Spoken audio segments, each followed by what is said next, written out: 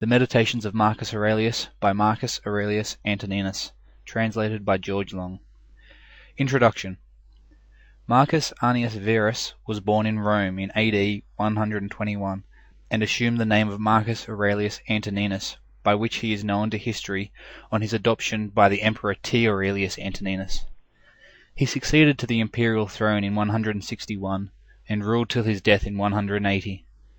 His reign, though marked by justice and moderation at home, was troubled by constant warfare on the frontiers of the empire, and Aurelius spent much of his later years in the uncongenial task of commanding armies that no longer proved irresistible against the barbarian hordes. M. Aurelius was educated by the orator Fronto, but turned aside from rhetoric to study of the Stoic philosophy, of which he was the last distinguished representative. The Meditations, which he wrote in Greek, are among the most noteworthy expressions of this system, and exhibit it favourably on its practical side. His own precepts he carried out with singular consistency, and both in his public and his private life he was in the highest degree conscientious. He and his predecessor are noted as the only Roman emperors who can be said to have ruled with a single eye to the welfare of their subjects. During his reign Rome was visited by a severe pestilence, and this, with reverses suffered by his armies, threw the populace into a panic, and led them to demand the sacrifice of the Christians, whom they regarded as having brought down the anger of the gods. Aurelius seems to have shared the panic, and his record is stained by his sanction of the cruel persecution. This incident in the career of the last and one of the loftiest of the pagan moralists may be regarded as symbolic of the dying effort of heathenism to check the advancing tide of Christianity. The Meditations picture with faithfulness the mind and character of this noblest of the emperors. Simple in style and sincere in tone, they record for all time the height reached by pagan aspirations in its effort to solve the problem of conduct, and the essential agreement of his practice with his teaching proved that even in a palace life may be led well. End of introduction. Chapter 1. 1. From my grandfather Verus I learned good morals and the government of my temper. 2. From the reputation and remembrance of my father, modesty and a manly character. 3. From my mother, piety and beneficence and abstinence, not only from evil deeds, but even from evil thoughts, and further simplicity in my way of living, far removed from the habits of the rich. 4. From my great-grandfather not to have frequented public schools, and to have had good teachers at home, and to know that on such things a man should spend liberally. 5. From my governor to be neither of the green nor of the blue party at the games and the circus, nor a partisan either of the Parmularius or the Scutarius at the gladiators' fights. From him too I learned endurance of labour, and to want little, and to work with my own hands, and not to meddle with other people's affairs, and not to be ready to listen to slander. 6. From Dignatus not to busy myself about trifling things, and not to give credit to what was said by miracle workers and jugglers about incantations and the driving away of demons and such things, and not to breed quails for fighting, nor to give myself up passionately to such things, and to endure freedom of speech, and to have become intimate with philosophy, and to have been a hearer, first of Bacchius, then of Tandasus and Marcianus, and to have written dialogues in my youth, and to have desired a plank, bed, and skin, and whatever else of the kind belongs to the Grecian discipline. From Rusticus I received the impression that my character required improvement and discipline, and from him I learned not to be led astray to sophistic emulation, nor to writing on speculative matters, nor to delivering little hortatory orations, nor to showing myself off as a man who practises much discipline, or does benevolent acts in order to make a display, and to abstain from rhetoric, and poetry, and fine writing, and not to walk about in the house in my outdoor dress, nor to do other things of the kind, and to write my letters with simplicity, like the letter which Rusticus wrote from Sinuessa to my mother, and with respect to those who have offended me by words, or done me wrong, to be easily disposed to be pacified and reconciled, as soon as they have shown a readiness to be reconciled, and to read carefully, and not to be satisfied with a superficial understanding of a book, nor hastily to give my assent to those who talk overmuch. And I am indebted to him for being acquainted with the discourses of Epictetus, which he communicated to me out of his own collection. 8. From Apollonius I learned freedom of will and undeviating steadiness of purpose, and to look to nothing else, not even for a moment, except to reason, and to be always the same in sharp pains, on the occasion of the loss of a child, and in long illness, and to see clearly in a living example that the same man can be both most resolute and yielding, and not peevish in giving his instruction, and to have had before my eyes a man who clearly considered his experience and his skill in expounding philosophical principles as the smallest of his merits. And from him I learned how to receive from friends what are esteemed favors, without being either humbled by them or letting them pass unnoticed. From Sextus, a benevolent disposition, and the example of a family governed in a fatherly manner, and the idea of living conformably to nature, and gravity without affectation, and to look carefully after the interests of friends, and to tolerate ignorant persons, and those who form opinions without consideration. He had the power of readily accommodating himself to all, so that intercourse with him was more agreeable than any flattery, and at the same time he was most highly venerated by those who associated with him, and he had the faculty both of discovering and ordering, in an intelligent and methodical way, the principles necessary for life, and he never showed anger or any other passion, but was entirely free from passion, and also most affectionate, and he could express approbation without noisy display, and he possessed much knowledge without ostentation. 10. From Alexander, the grammarian, to refrain from fault-finding, and not in a reproachful way to chide those who uttered any barbarous, or solecistic, or strange-sounding expression, but dexterously to introduce the very expression which ought to have been used, and in the way of answer or giving confirmation, or joining in an inquiry about the thing itself, not about the word, or by some other fit suggestion. 11. From Fronto the first I learned to observe what envy and duplicity and hypocrisy are in a tyrant, and that generally those among us who are called patricians are rather deficient in paternal affection. 12.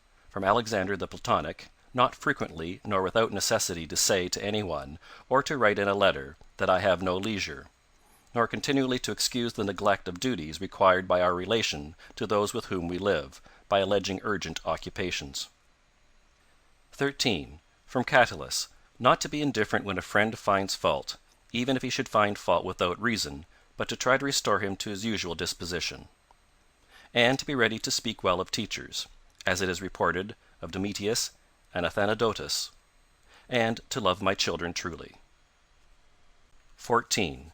From my brother Severus, to love my kin, and to love truth, and to love justice, and through him I learned to know Thrasea, Helvidius, Cato, Dion, Brutus, and from him I received the idea of a polity in which there is the same law for all, a polity administered with regard to equal rights and equal freedom of speech, and the idea of a kingly government which respects most of all the freedom of the governed. I learned from him also consistency and undeviating steadiness in my regard for philosophy, and a disposition to do good, and to give to others readily, and to cherish good hopes, and to believe that I am loved by my friends. And in him I observed no concealment of his opinions with respect to those whom he condemned, and that his friends had no need to conjecture what he wished or did not wish, but it was quite plain. 15. From Maximus I learned self-government, and not to be led aside by anything, and cheerfulness in all circumstances, as well as in illness, and a just admixture in the moral character of sweetness and dignity, and to do what was set before me without complaining. I observed that everybody believed that he thought as he spoke, and that in all that he did he never had any bad intention, and he never showed amazement and surprise, and was never in a hurry, and never put off doing a thing, nor was perplexed nor dejected, nor did he ever laugh to disguise his vexation, nor on the other hand was he ever passionate or suspicious. He was accustomed to do acts of beneficence, and was ready to forgive, and was free from all falsehood, and he presented the appearance of a man who could not be diverted from right rather than of a man who had been improved. I observed too that no man could ever think that he was despised by Maximus, or ever venture to think himself a better man. He had also the art of being humorous in an agreeable way. 16. In my father I observed mildness of temper, and unchangeable resolution in the things which he had determined after due deliberation. and no vainglory in those things which men call honours, and a love of labour and perseverance, and a readiness to listen to those who had anything to propose for the common weal, an undeviating firmness in giving to every man according to his deserts, and a knowledge derived from experience of the occasions for vigorous action and for remission. And I observed that he had overcome all passion for joys, and he considered himself no more than any other citizen, and he released his friends from all obligation to sup with him or to attend him of a necessity when he went abroad, and those who failed to accompany him by reason of any urgent circumstances always found him the same. I observed, too, his habit of careful inquiry in all matters of deliberation, and his persistency, and that he never stopped his investigation through being satisfied with appearances which first present themselves, and that his disposition was to keep his friends, and not to be soon tired of them, nor yet to be extravagant in his affection, and to be satisfied on all occasions and cheerful, and to foresee things a long way off, and to provide for the smallest without display, and to check immediately popular applause and flattery, and to be ever watchful over the things which were necessary for the administration of the empire, and to be a good manager of the expenditure, and patiently to endure the blame which he got for such conduct. And he was neither superstitious with respect to the gods, nor did he court men by gifts or by trying to please them, or by flattering the populace, but he showed sobriety in all things, and firmness, and never any mean thoughts or action, nor love of novelty. And the things which conduce in any way to the commodity of life, and of which fortune gives an abundant supply, he used without arrogance and without excusing himself, so that when he had them he enjoyed them without affectation, and when he had them not he did not want them. No one could ever say of him that he was either a sophist or a home-bred flippant slave or pedant, but every one acknowledged him to be a man ripe, perfect, above flattery, able to manage his own and other men's affairs. Besides this, he honoured those who were true philosophers, and he did not reproach those who pretended to be philosophers, nor yet was he easily led by them. He was also easy in conversation, and he made himself agreeable without any offensive affectation. He took a reasonable care of his body's health, not as one who was greatly attached to life, nor out of regard to personal appearance, nor yet in a careless way, but so that, through his own attention, he very seldom stood in need of the physician's art, or of medicine or external applications.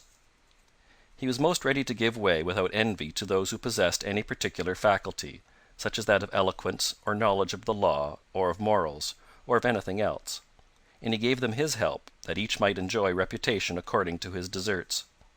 And he always acted conformably to the institutions of his country, without showing any affectation of doing so. Further, he was not fond of change, nor unsteady, but he loved to stay in the same places, and to employ himself about the same things, and after his paroxysms of headache he came immediately fresh and vigorous to his usual occupations. His secrets were not many, but very few and very rare, and these only about public matters, and he showed prudence and economy in the exhibition of the public spectacles and the construction of public buildings, his donations to the people, and in such things, for he was a man who looked to what ought to be done, not to the reputation which is got by a man's act. He did not take the bath at unseasonable hours. He was not fond of building houses, nor curious about what he eat, nor about the texture and colour of his clothes, nor about the beauty of his slaves. His dress came from Lorium, his villa on the coast, and from Lanuvium generally. We know how he behaved to the toll collector at Tusculum, who asked his pardon, and such was all his behaviour. There was in him nothing harsh, nor implacable, nor violent, nor, as one may say, anything carried to the sweating point. But he examined all things severally as if he had abundance of time, and without confusion, in an orderly way, vigorously and consistently. And that might be applied to him which is recorded of Socrates, that he was able both to abstain from and to enjoy those things which many are too weak to abstain from, and cannot enjoy without excess. But to be strong enough both to bear the one and to be sober in the other is the mark of a man who has a perfect and invincible soul, such as he showed in the illness of Maximus. 17. To the gods I am indebted for having good grandfathers, good parents, a good sister, good teachers, good associates, good kinsmen and friends, nearly everything good. Further, I owe it to the gods that I was not hurried into any offence against any of them, though I had a disposition which, if opportunity had offered, might have led me to do something of this kind. But, through their favour, there never was such a concurrence of circumstances as put me to the trial. Further, I am thankful to the gods that I was not longer brought up with my grandfather's concubine, and that I preserved the flower of my youth, and that I did not make proof of my virility before the proper season, but even deferred the time. That I was subjected to a ruler and a father who was able to take away all pride from me, and to bring me to the knowledge that it is possible for a man to live in a palace without wanting either guards, or embroidered dresses, or torches and statues, and such like show. But it is in such a man's power to bring himself very near to the fashion of a private person, without being for this reason either meaner in thought or more remiss in action, with respect to the things which must be done for the public interest in a manner that befits a ruler. I thank the gods for giving me such a brother, who was able by his moral character to rouse me to vigilance over myself, and who, at the same time, pleased me by his respect and affection. That my children have not been stupid nor deformed in body. That I did not make more proficiency in rhetoric, poetry, and the other studies in which I should perhaps have been completely engaged, if I had seen that I was making progress in them. That I made haste to place those who brought me up in the station of honour which they seemed to desire, without putting them off with hope of my doing it some time after, because they were then still young. That I knew Apollonius, Rusticus, Maximus. That I received clear and frequent impressions about living according to nature, and what kind of a life that is, so that, so far as depended on the gods, and their gifts and help, and inspirations, nothing hindered me from forthwith living according to nature, though I still fall short of it through my own fault, and through not observing the admonitions of the gods, and I may almost say their direct instructions. That my body is held out so long in such a kind of life. That I never touched either Benedicta or Theodotus, and that, after having fallen into amatory passions, I was cured. And though I was often out of humour with Rusticus, I never did anything of which I had occasion to repent. That, though it was my mother's fate to die young, she spent the last years of her life with me. That, whenever I wished to help any man in his need, or on any other occasion, I was never told that I had not the means of doing it. And that to myself the same necessity never happened, to receive anything from another. That I have such a wife, so obedient and so affectionate and so simple. That I had abundance of good masters for my children. And that remedies have been shown to me by dreams, both others and against blood spitting and giddiness. And that, when I had an inclination to philosophy, I did not fall into the hands of any sophist, and that I did not waste my time on writers of histories, or on the resolution of syllogisms, or occupy myself about the investigation of appearances in the heavens, for all these things require the help of the gods and fortune. Among the Caedi at the Granua. Chapter 2. 1. Begin the morning by saying to thyself, I shall meet with the busybody, the ungrateful, arrogant, deceitful, envious, unsocial. All these things happen to them by reason of their ignorance of what is good and evil. But I who have seen the nature of the good that is beautiful, and of the bad that it is ugly, and the nature of him who does wrong, that it is akin to me, not only of the same blood or seed, but that it participates in the same intelligence and the same portion of the divinity, I can neither be injured by any of them, for no one can fix on me what is ugly, nor can I be angry with my kinsman, nor hate him. For we are made for cooperation, like feet, like hands, like eyelids, like the rows of the upper and lower teeth. To act against one another then is contrary to nature, and it is acting against one another to be vexed and to turn away. 2. Whatever this is that I am, it is a little flesh and breath, and the ruling part. Throw away thy books, no longer distract thyself. It is not allowed. But as if thou wast now dying, despise the flesh. It is blood and bones and a network, a conjecture of nerves, veins, and arteries. See the breath also, what kind of a thing it is, air, and not always the same, but every moment sent out and again sucked in. The third then is the ruling part. Consider thus: thou art an old man, no longer let this be a slave, no longer be pulled by the strings like a puppet to unsocial movements, no longer be either dissatisfied with thy present lot or shrink from the future. 3. All that is from the gods is full of providence. That which is from fortune is not separated from nature or without an interweaving and involution with the things which are ordered by providence. From thence all things flow, and there is besides necessity, and that which is for the advantage of the whole universe, of which thou art a part. But that is good for every part of nature which the nature of the whole brings, and what serves to maintain this nature. Now the universe is preserved, as by the changes of the elements, so by the changes of things compounded of the elements. Let these principles be enough for thee. Let them always be fixed opinions. But cast away the thirst after books, that thou mayest not die murmuring, but cheerfully, truly, and from thy heart thankful to the gods. 4. Remember how long thou hast been putting off these things, and how often thou hast received an opportunity from the gods, and yet dost not use it. Thou must now at last perceive of what universe thou art a part, and of what administrator of the universe thy existence is in a flux, and that a limit of time is fixed for thee, which if thou dost not use for clearing away the clouds from thy mind, it will go, and thou wilt go, and it will never return. 5. Every moment think steadily as a Roman, and a man to do what thou hast in hand with perfect and simple dignity, and feeling of affection, and freedom, and justice, and to give thyself relief from all other thoughts. And thou wilt give thyself relief if thou doest every act of thy life as if it were the last, laying aside all carelessness and passionate aversion from the commands of reason, and all hypocrisy, and self-love, and discontent with the portion which has been given to thee.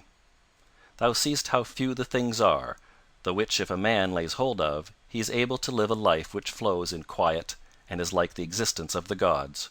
For the gods in their part will require nothing more from him who observes these things. 6. Do wrong to thyself, my soul, but thou wilt no longer have the opportunity of honoring thyself. Every man's life is sufficient, but thine is nearly finished, though thy soul reverences not itself, but places thy felicity in the souls of others. 7. Do the things external which fall upon thee distract thee? Give thyself time to learn something new and good, and cease to be whirled about. But then thou must also avoid being carried about the other way, for those too are triflers who have wearied themselves in life by their activity, and yet have no object to which to direct every movement, and in a word, all their thoughts. 8. Through not observing what is in the mind of another man, has seldom been seen to be unhappy. But those who do not observe the movements of their own minds must of necessity be unhappy. 9.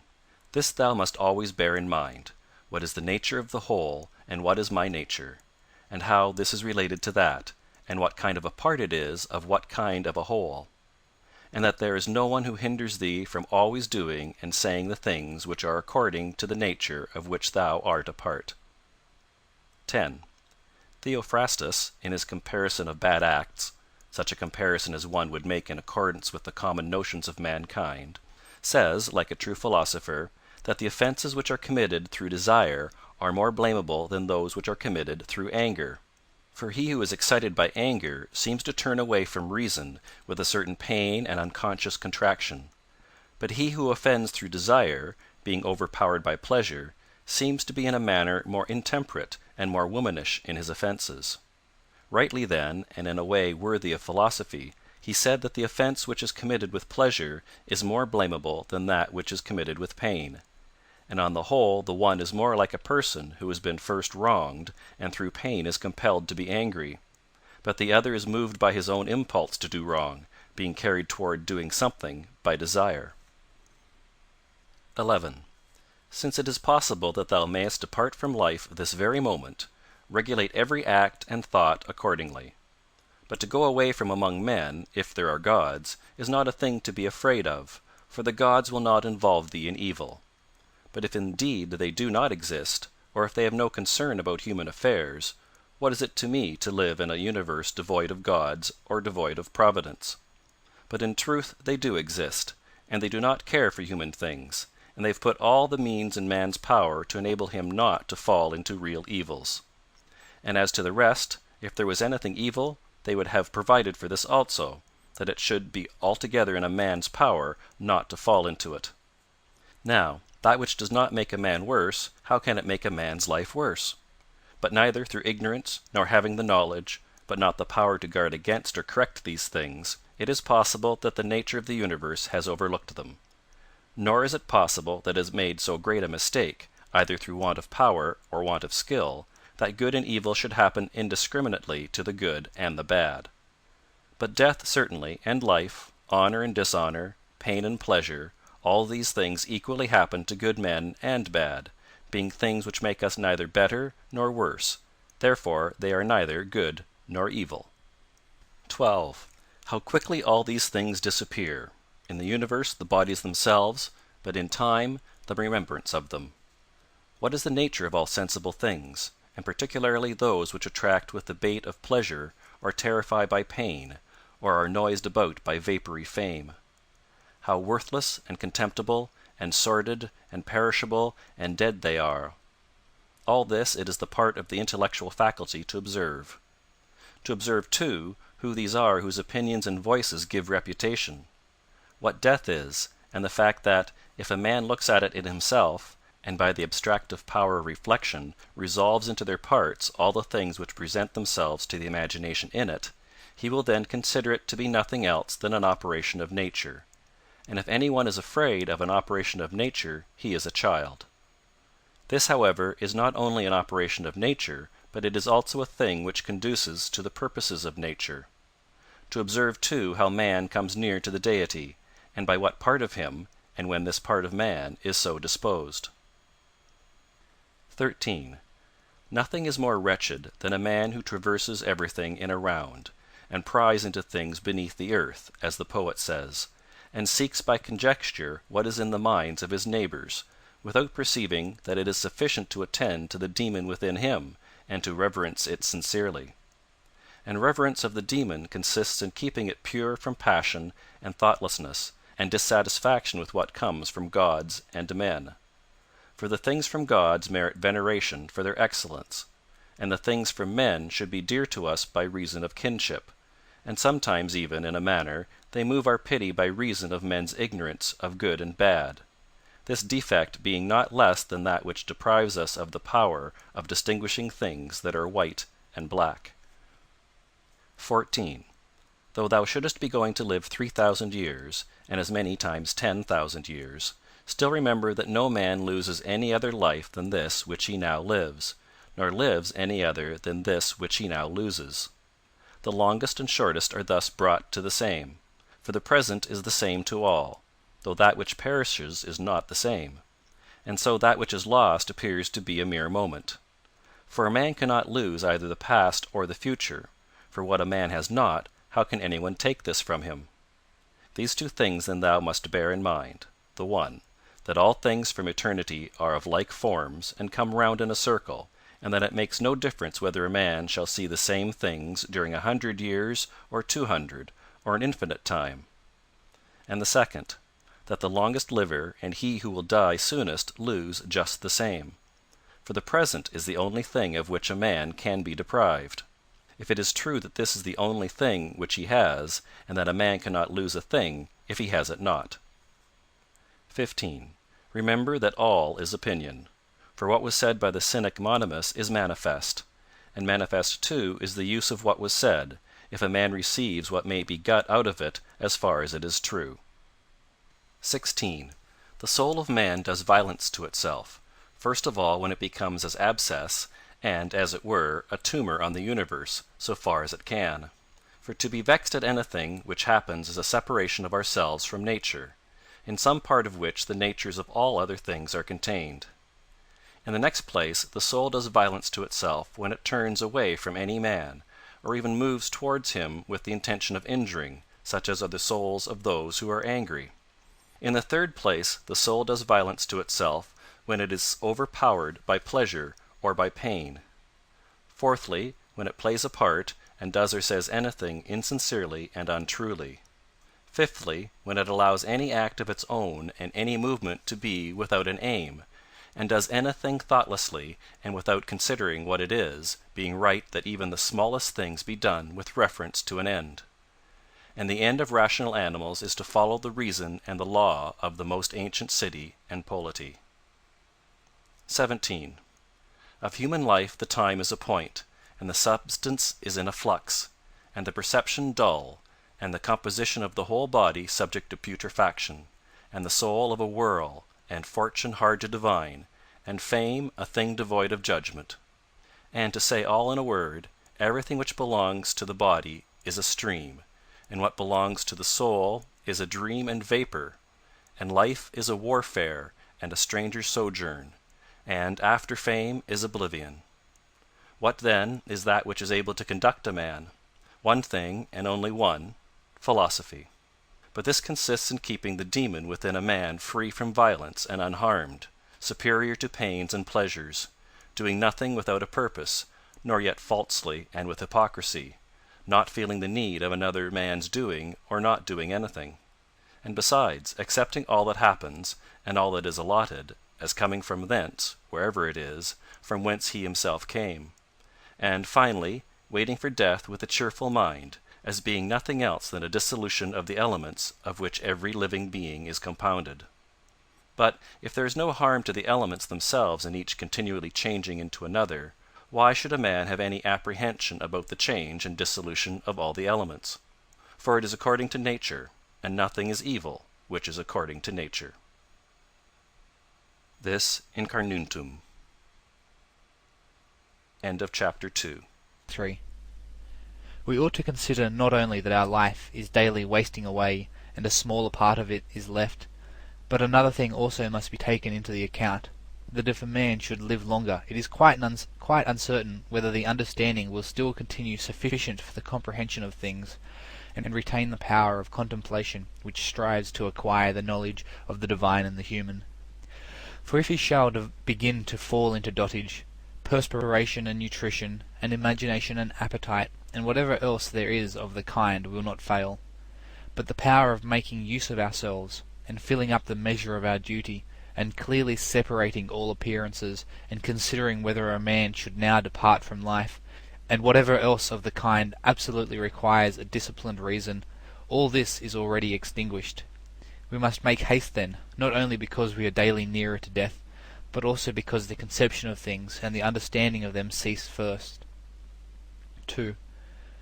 We ought to observe also that even the things which follow after the things which are produced according to nature contain something pleasing and attractive.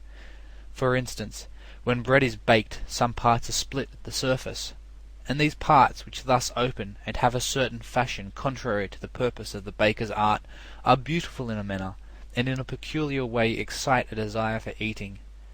And again figs, when they are quite ripe, gape open, and in the ripe olives the very circumstance of their being near to rottenness adds a peculiar beauty to the fruit.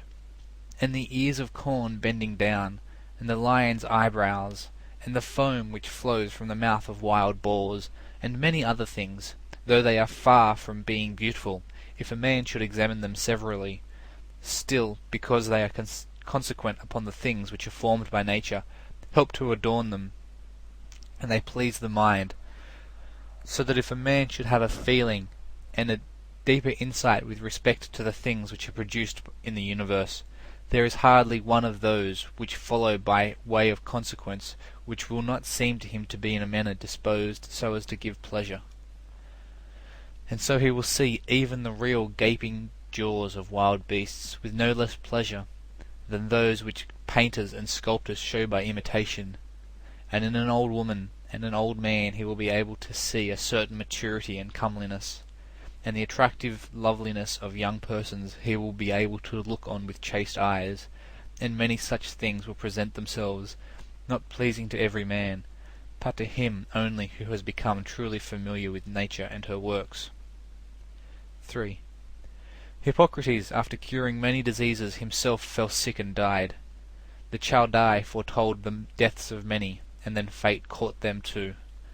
Alexander and Pompeius and Caius Caesar, after so often completely destroying whole cities, and in battle cutting to pieces many tens of thousands of cavalry and infantry, themselves too at last departed from life. Heraclitus, after so many speculations on the conflagration of the universe, was filled with water internally, and died smeared all over with mud. And lice destroyed Democritus, and other lice killed Socrates. What means all this? Thou hast embarked, thou hast made the voyage, thou art come to shore, get out.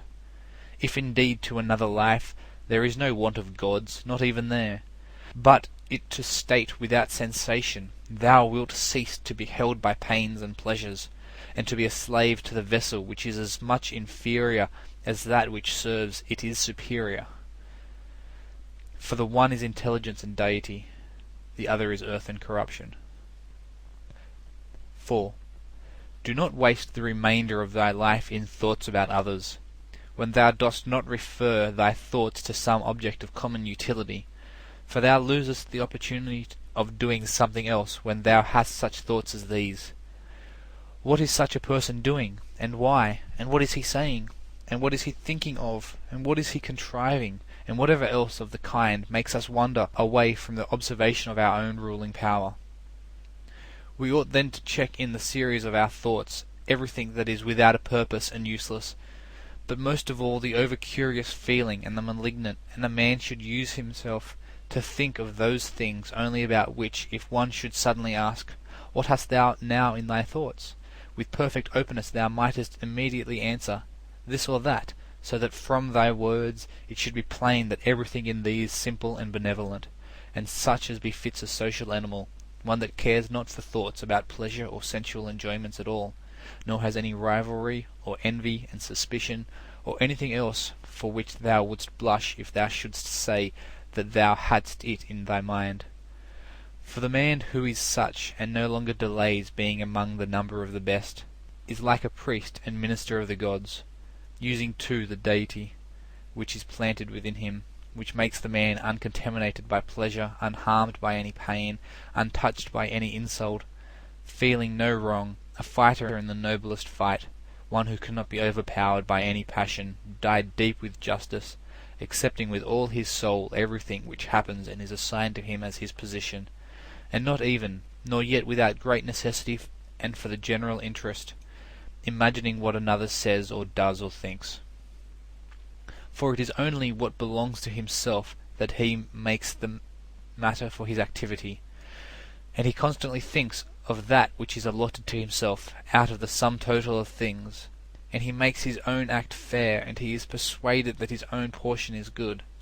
For the lot which is assigned to each man is carried along with him, and carries him along with it, and he remembers also that every rational animal is his kinsman, and that to care for all men is according to man's nature, and a man should hold on to the opinion, not of all, but of those only who confessedly live according to nature. But as to those who live not so, he always bears in mind what kind of men they are both at home and from home, both by night and by day, and what they are, and with what men they live an impure life. Accordingly he does not value at all the praise which comes from such men, since they are not even satisfied with themselves. 5. Labour not unwillingly, nor without regard to common interest, nor without due consideration, nor with distraction, nor let studied ornament set off thy thoughts, and be not either a man of many words, or busy about too many things. And further, let the deity which is in thee be the guardian of a living being, manly and of ripe age, and engaged in matter political, and a Roman and a ruler, who has taken his post like a man waiting for the signal which summons him from life, and ready to go, having need neither of oath nor of any man's testimony. Be cheerful also, and seek not external help, nor the tranquillity which others give. A man must stand erect, not be kept erect by others. 6. If thou findest in human life anything better than justice, truth, temperance, fortitude, and in a word, anything better than thy own mind's self-satisfaction in the things which it enables thee to do according to right reason, and in the condition that is assigned to thee without thy own choice. If, I say, thou seest anything better than this, turn to it with all thy soul, and enjoy that which thou hast found to be the best. But if nothing appears to be better than the deity which is planted in thee, which has subjected to itself all thy appetites, and carefully examines all the impressions, and, as Socrates said, has detached itself from the persuasions of sense, and has submitted itself to the gods, and cares for mankind, if thou findest everything else smaller and of less value than this, give place to nothing else. For if thou dost once diverge and incline to it, thou wilt no longer without distraction be able to give the preference to that good thing which is thy proper possession and thy own. For it is not right that anything of any other kind, such as praise from the many, or power, or enjoyment of pleasure, should come into competition with that which is rationally and politically or practically good.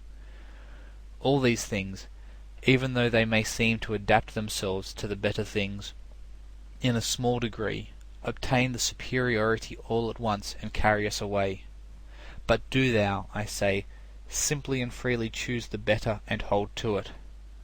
But that which is useful is better. Well then, if it is only useful to thee as a rational being, keep to it. But if it is only useful to thee as an animal, say so, and maintain thy judgment without arrogance. Only take care that thou makest the inquiry by a sure method. 7. Never value anything as profitable to thyself which shall compel thee to break thy promise. To lose thy self-respect, to hate any man, to suspect, to curse, to act the hypocrite, to desire anything which needs walls and curtains. For he who has preferred to everything else his own intelligence and demon and the worship of its excellence, acts no tragic part, does not groan, will not need either solitude or much company. And what is chief of all, he will live without either pursuing or flying from death. But whether for a longer or a shorter time he shall have the soul enclosed in the body, he cares not at all. For even if he must depart immediately, he will go as readily as if he were going to do anything else which can be done with decency and order, taking care of this only all through life, that his thoughts turn not away from anything which belongs to an intelligent animal and a member of a civil community. 8. In the mind of one who is chastened and purified, thou wilt find no corrupt matter, no impurity, nor any sore-skinned over. Nor is his life incomplete when fate overtakes him, as one may say of an actor who leaves the stage before ending and finishing the play. Besides, there is in him nothing servile, nor affected, nor too closely bound to other things, nor yet detached from other things. Nothing worthy of blame, nothing which seeks a hiding place. 9. Reverence the faculty which produces opinion. On this faculty it entirely depends whether there shall exist in thy ruling part any opinion inconsistent with nature and the constitution of the rational animal. And this faculty promises freedom from hasty judgment, and friendship towards men, and obedience to the gods. 10. Throwing away then all things, hold to these only which are few, and besides bear in mind that every man lives only his present time, which is an indivisible point, and that all the rest of his life is either past or it is uncertain. Short then is the time which every man lives, and small the nook of the earth where he lives, and short too the longest posthumous fame, and even this only continued by a succession of poor human beings who will very soon die, and who know not even themselves, much less him who died long ago. 11. To the aids which have been mentioned, let this one still be added. Make for thyself a definition or description of the thing which is presented to thee, so as to see distinctly what kind of a thing it is in its substance, in its nudity, in its complete entirety, and tell thyself its proper name, and the names of the things of which it has been compounded, and into which it will be resolved. For nothing is so productive of elevation of mind as to be able to examine methodically and truly every object which is presented to thee in life, and always to look at things so as to see at the same time what kind of universe this is, and what kind of use everything performs in it, and what value everything has with reference to the whole, and what with reference to man, who is a citizen of the highest city, of which all other cities are like families, what each thing is, and of what it is composed, and how long it is the nature of this thing to endure which now makes an impression on me, and what virtue I have need of with respect to it, such as gentleness, manliness, truth, fidelity, simplicity, contentment, and the rest. Wherefore on every occasion a man should say, This comes from God, and this is according to the appointment and spinning of the thread of destiny, and such like coincidence and chance, and this is from one of the same stock, and a kinsman and partner, one who knows not however what is according to his nature. But I know for this reason I behave towards him according to the natural law of fellowship with benevolence and justice. At the same time, however, in things indifferent, I attempt to ascertain the value of each. 12. If thou workest at that which is before thee, following right reason seriously, vigorously, calmly, without allowing anything else to distract thee, but keeping thy divine part pure, as if thou shouldst be bound to give it back immediately. If thou holdest to this, expecting nothing, fearing nothing, but satisfied with thy present activity according to nature, and with heroic truth in every word and sound which thou utterest, thou wilt live happy, and there is no man who is able to prevent this. 13. As physicians have always their instruments and knives ready for cases which suddenly require their skill, so do thou have principles ready for the understanding of things divine and human, and doing everything, even the smallest, with a recollection of the bond which unites the divine and human to one another. For neither wilt thou do anything well which pertains to man without at the same time having a reference to things divine, nor the contrary. 14. No longer wander at hazard, for neither wilt thou read thy own memoirs, nor the acts of the ancient Romans and the Hellenes, and the selections from books which thou wast reserving for thy old age. Hasten then to the end which thou hast before thee, and throwing away idle hopes, come to thy own aid, if thou carest at all for thyself, while it is in thy power. 15. They know not how many things are signified by the words stealing, sowing, buying, keeping quiet, seeing what ought to be done, for this is not affected by the eyes, but by another kind of vision. 16. Body, soul, intelligence. To the body belong sensations, to the soul appetites, to the intelligence principles. To receive the impressions of forms by means of appearances belongs even to animals. To be pulled by the strings of desires belongs both to wild beasts and to men, who have made themselves into women. And to a Phalaris and a Nero, and to have the intelligence that guides to the things which appear suitable belongs also to those who do not believe in the gods, and who betray their country, and do their impure deeds when they have shut the doors. If then everything else is common to all that I have mentioned, there remains that which is peculiar to the good man, to be pleased and content with what happens and with the thread which is spun for him, and not to defile the divinity which is planted in his breast, nor disturb it by a crowd of images, but to preserve it tranquil, following it obediently as a god, neither saying anything contrary to the truth, nor doing anything contrary to justice. And if all men refuse to believe that he lives a simple, modest, and contented life, he is neither angry with any of them, nor does he deviate from the way which leads to the end of life, to which a man ought to come pure, tranquil, ready to depart, and without any compulsion perfectly reconciled to his lot. End of Chapter 3. Chapter 4. That which rules within, when it is according to nature, is so affected with respect to the events which happen, that it always easily adapts itself to that which is possible and is presented to it, for it requires no definite material, but it moves towards its purpose, under certain conditions, however, and it makes a material for itself out of that which opposes it, as fire lays hold of what falls into it, but which a small light would have been extinguished. But when the fire is strong, it soon appropriates to itself the matter which is heaped on it, and consumes it, and rises higher by means of this very material. Let no act be done without a purpose, nor otherwise than according to the perfect principles of art. Men seek retreats for themselves, houses in the country, seashores, and the mountains, and thou too art wont to desire such things very much. But this is altogether a mark of the most common sort of men. For it is in thy power whenever thou shalt choose to retire into thyself. For nowhere, either with more quiet or more freedom from trouble, does a man retire than into his own soul, particularly when he has within him such thoughts that by looking into them he is immediately in perfect tranquillity. And I affirm that tranquillity is nothing else than the good ordering of the mind.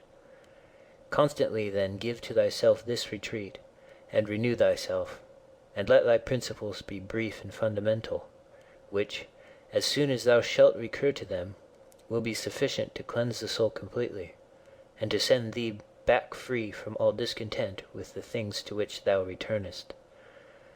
For with what art thou discontented? With the badness of men? Recall to thy mind this conclusion, that rational animals exist for one another, and that to endure is a part of justice, and that men do wrong involuntarily. And consider how many already, after mutual enmity, suspicion, hatred, and fighting, have been stretched dead, reduced to ashes, and be quiet at last. But perhaps thou art dissatisfied with that which is assigned to thee out of the universe. Recall to thy recollection this alternative: either there is providence or atoms, fortuitous concurrence of things. Or remember the arguments by which it has been proved that the world is a kind of political community, and be quiet at last. But perhaps corporeal things will still fasten upon thee. Consider then further that the mind mingles not with the breath, whether moving gently or violently, when it has once drawn itself apart and discovered its own power. And think also of all that thou hast heard and assented to about pain and pleasure, and be quiet at last. But perhaps the desire of the thing called fame will torment thee. See how soon everything is forgotten, and look at the chaos of infinite time on each side of the present, and the emptiness of applause, and the changeableness and want of judgment in those who pretend to give praise, and the narrowness of the space within which it is circumscribed, and be quiet at last.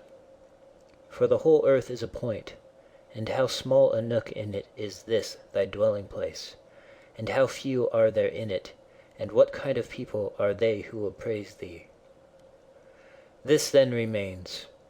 Remember to retire into this little territory of thy own, and, above all, do not distract or strain thyself, but be free, at look and things as a man, as a human being, as a citizen, as a mortal. But among the things readiest to thy hand to which thou shalt return, let there be these, which are two. One is that things do not touch the soul, for they are external and remain immovable, but our perturbations come only from the opinion which is within. The other is that all these things, which thou seest, change immediately and will no longer be, and constantly bear in mind how many of these changes thou hast already witnessed. The universe is transformation. Life is opinion. If our intellectual part is common, the reason also, in respect of which we are rational beings, is common. If this is so, common also is the reason which commands us what to do and what not to do. If this is so, there is a common law also. If this is so, we are fellow citizens. If this is so, we are members of some political community. If this is so, the world is in a manner a state. For of what other common political community will anyone say that the whole human race are members? And from thence, from this common political community comes also our very intellectual faculty and reasoning faculty and our capacity for law. Or whence do they come? For as my earthly part is a portion given to me from certain earth, and that which is watery from another element, and that which is hot and fiery from some peculiar source, for nothing comes out of that which is nothing, as nothing also returns to non-existence. So also the intellectual part comes from some source. Death is such as generation is, a mystery of nature, a composition out of the same elements, and a decomposition into the same. and altogether not a thing of which any man should be ashamed. For it is not contrary to the nature of a reasonable animal, and not contrary to the reason of our constitution. It is natural that these things should be done by such persons. It is a matter of necessity, and if a man will not have it so, he will not allow the fig tree to have juice. But by all means bear this in mind, that within a very short time both thou and he will be dead, and soon not even your names will be left behind. Take away thy opinion, and then there is taken away the complaint, I have been harmed. Take away the complaint, I have been harmed, and the harm is taken away. That which does not make a man worse than he was, also does not make his life worse, nor does it harm him either from without or from within. The nature of that which is universally useful has been compelled to do this. Consider that everything which happens, happens justly, and if thou observest carefully, thou wilt find it to be so. I do not say only with respect to the continuity of the series of things, but with respect to what is just, and as if it were done by one who assigns to each thing its value. Observe then that thou hast begun, and whatever thou doest, do it in conjunction with this, the being good, and in the sense in which a man is properly understood to be good. Keep to this in every action. Do not have such an opinion of things as he has who does thee wrong, or such as he wishes thee to have, but look at them as they are in truth. A man should always have these two rules in readiness: the one, to do only whatever the reason of the ruling and legislating faculty may suggest for the use of men; the other, to change thy opinion, if there is anyone at hand who sets thee right and moves thee from any opinion. But this change of opinion must proceed only from a certain persuasion, as of what is just or of common advantage, and the like, not because it appears pleasant or brings reputation. Hast thou reason? I have. Why then dost not thou use it? For if this does its own work, what else dost thou wish? Thou hast existed as a part. Thou shalt disappear in that which produced thee, but rather thou shalt be received back into its seminal principle by transmutation. Many grains of frankincense on the same altar. One falls before, another falls after, but it makes no difference. Within 10 days thou wilt seem a god to those to whom thou art now a beast and an ape, if thou wilt return to thy principles and to worship of reason.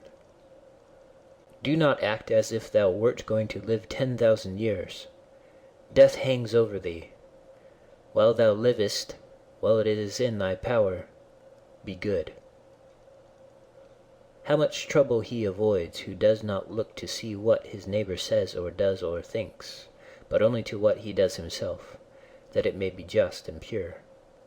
Or as Agathon says, look not round at the depraved morals of others, but run straight along the line without deviating from it. He who has a vehement desire for posthumous fame does not consider that every one of those who remember him will himself also die very soon. Then again also they who have succeeded them, until the whole remembrance shall have been extinguished as it is transmitted through men who foolishly admire and perish. Suppose that those who will remember are even immortal, and that the remembrance will be immortal. What then is this to thee? And I say not, what is it to the dead, but what is it to the living? What is praise, except indeed so far as it has a certain utility? For thou now rejectest unseasonably the gift of nature, clinging to something else. Everything which is in any way beautiful is beautiful in itself, and terminates in itself, not having praise as a part of itself. Neither worse then nor better is a thing made by being praised. I affirm this also of the things which are called beautiful by the vulgar, for example, material things and works of art. That which is really beautiful has no need of anything, not more than law, not more than truth, not more than benevolence or modesty. Which of these things is beautiful because it is praised, or spoiled by being blamed? Is such a thing as an emerald made worse than it was, if it is not praised? Or gold, ivory, purple, a lyre, a little knife, a flower, a shrub? If souls continue to exist, how does the air contain them from eternity? But how does the earth contain the bodies of those who have been buried from times so remote? For as here the mutation of these bodies, after a certain continuance, whatever it may be, and their dissolution make room for other dead bodies, so the souls which are removed into the air after subsisting for some time are transmuted and diffused, and assume a fiery nature by being received into the seminal intelligence of the universe, and in this way make room for the fresh souls which come to dwell there. And this is the answer which a man might give on the hypothesis of souls continuing to exist. But we must not only think of the number of bodies which are thus buried, but also of the number of animals which are daily eaten by us and the other animals. For what a number is consumed, and thus in a manner buried in the bodies of those who feed on them. And nevertheless this earth receives them by reason of the changes of these bodies into blood, and the transformations into the aerial or the fiery element. What is the investigation into the truth of the matter? The division into that which is material, and that which is the cause of form, the formal. Do not be whirled about, but in every movement have respect to justice, and on the occasion of every impression maintain the faculty of comprehension or understanding. Everything harmonizes with me which is harmonious to thee, O universe. Nothing for me is too early nor too late, which is in due time for thee. Everything is fruit to me which thy seasons bring, O nature. From thee are all things, in thee are all things, to thee all things return. The poet says, dear city of sea crops, and wilt not thou say, dear city of Zeus? Occupy thyself with few things, says the philosopher, if thou wouldst be tranquil. But consider if it would not be better to say, do what is necessary, and whatever the reason of the animal which is naturally social requires, and as it requires. For this brings not only the tranquility which comes from doing well, but also that which comes from doing few things. For the greatest part of what we say and do being unnecessary, if a man takes this away, he will have more leisure and less uneasiness. Accordingly, on every occasion a man should ask himself, is this one of the unnecessary things? Now a man should take away not only unnecessary acts, but also unnecessary thoughts, for thus superfluous acts will not follow after.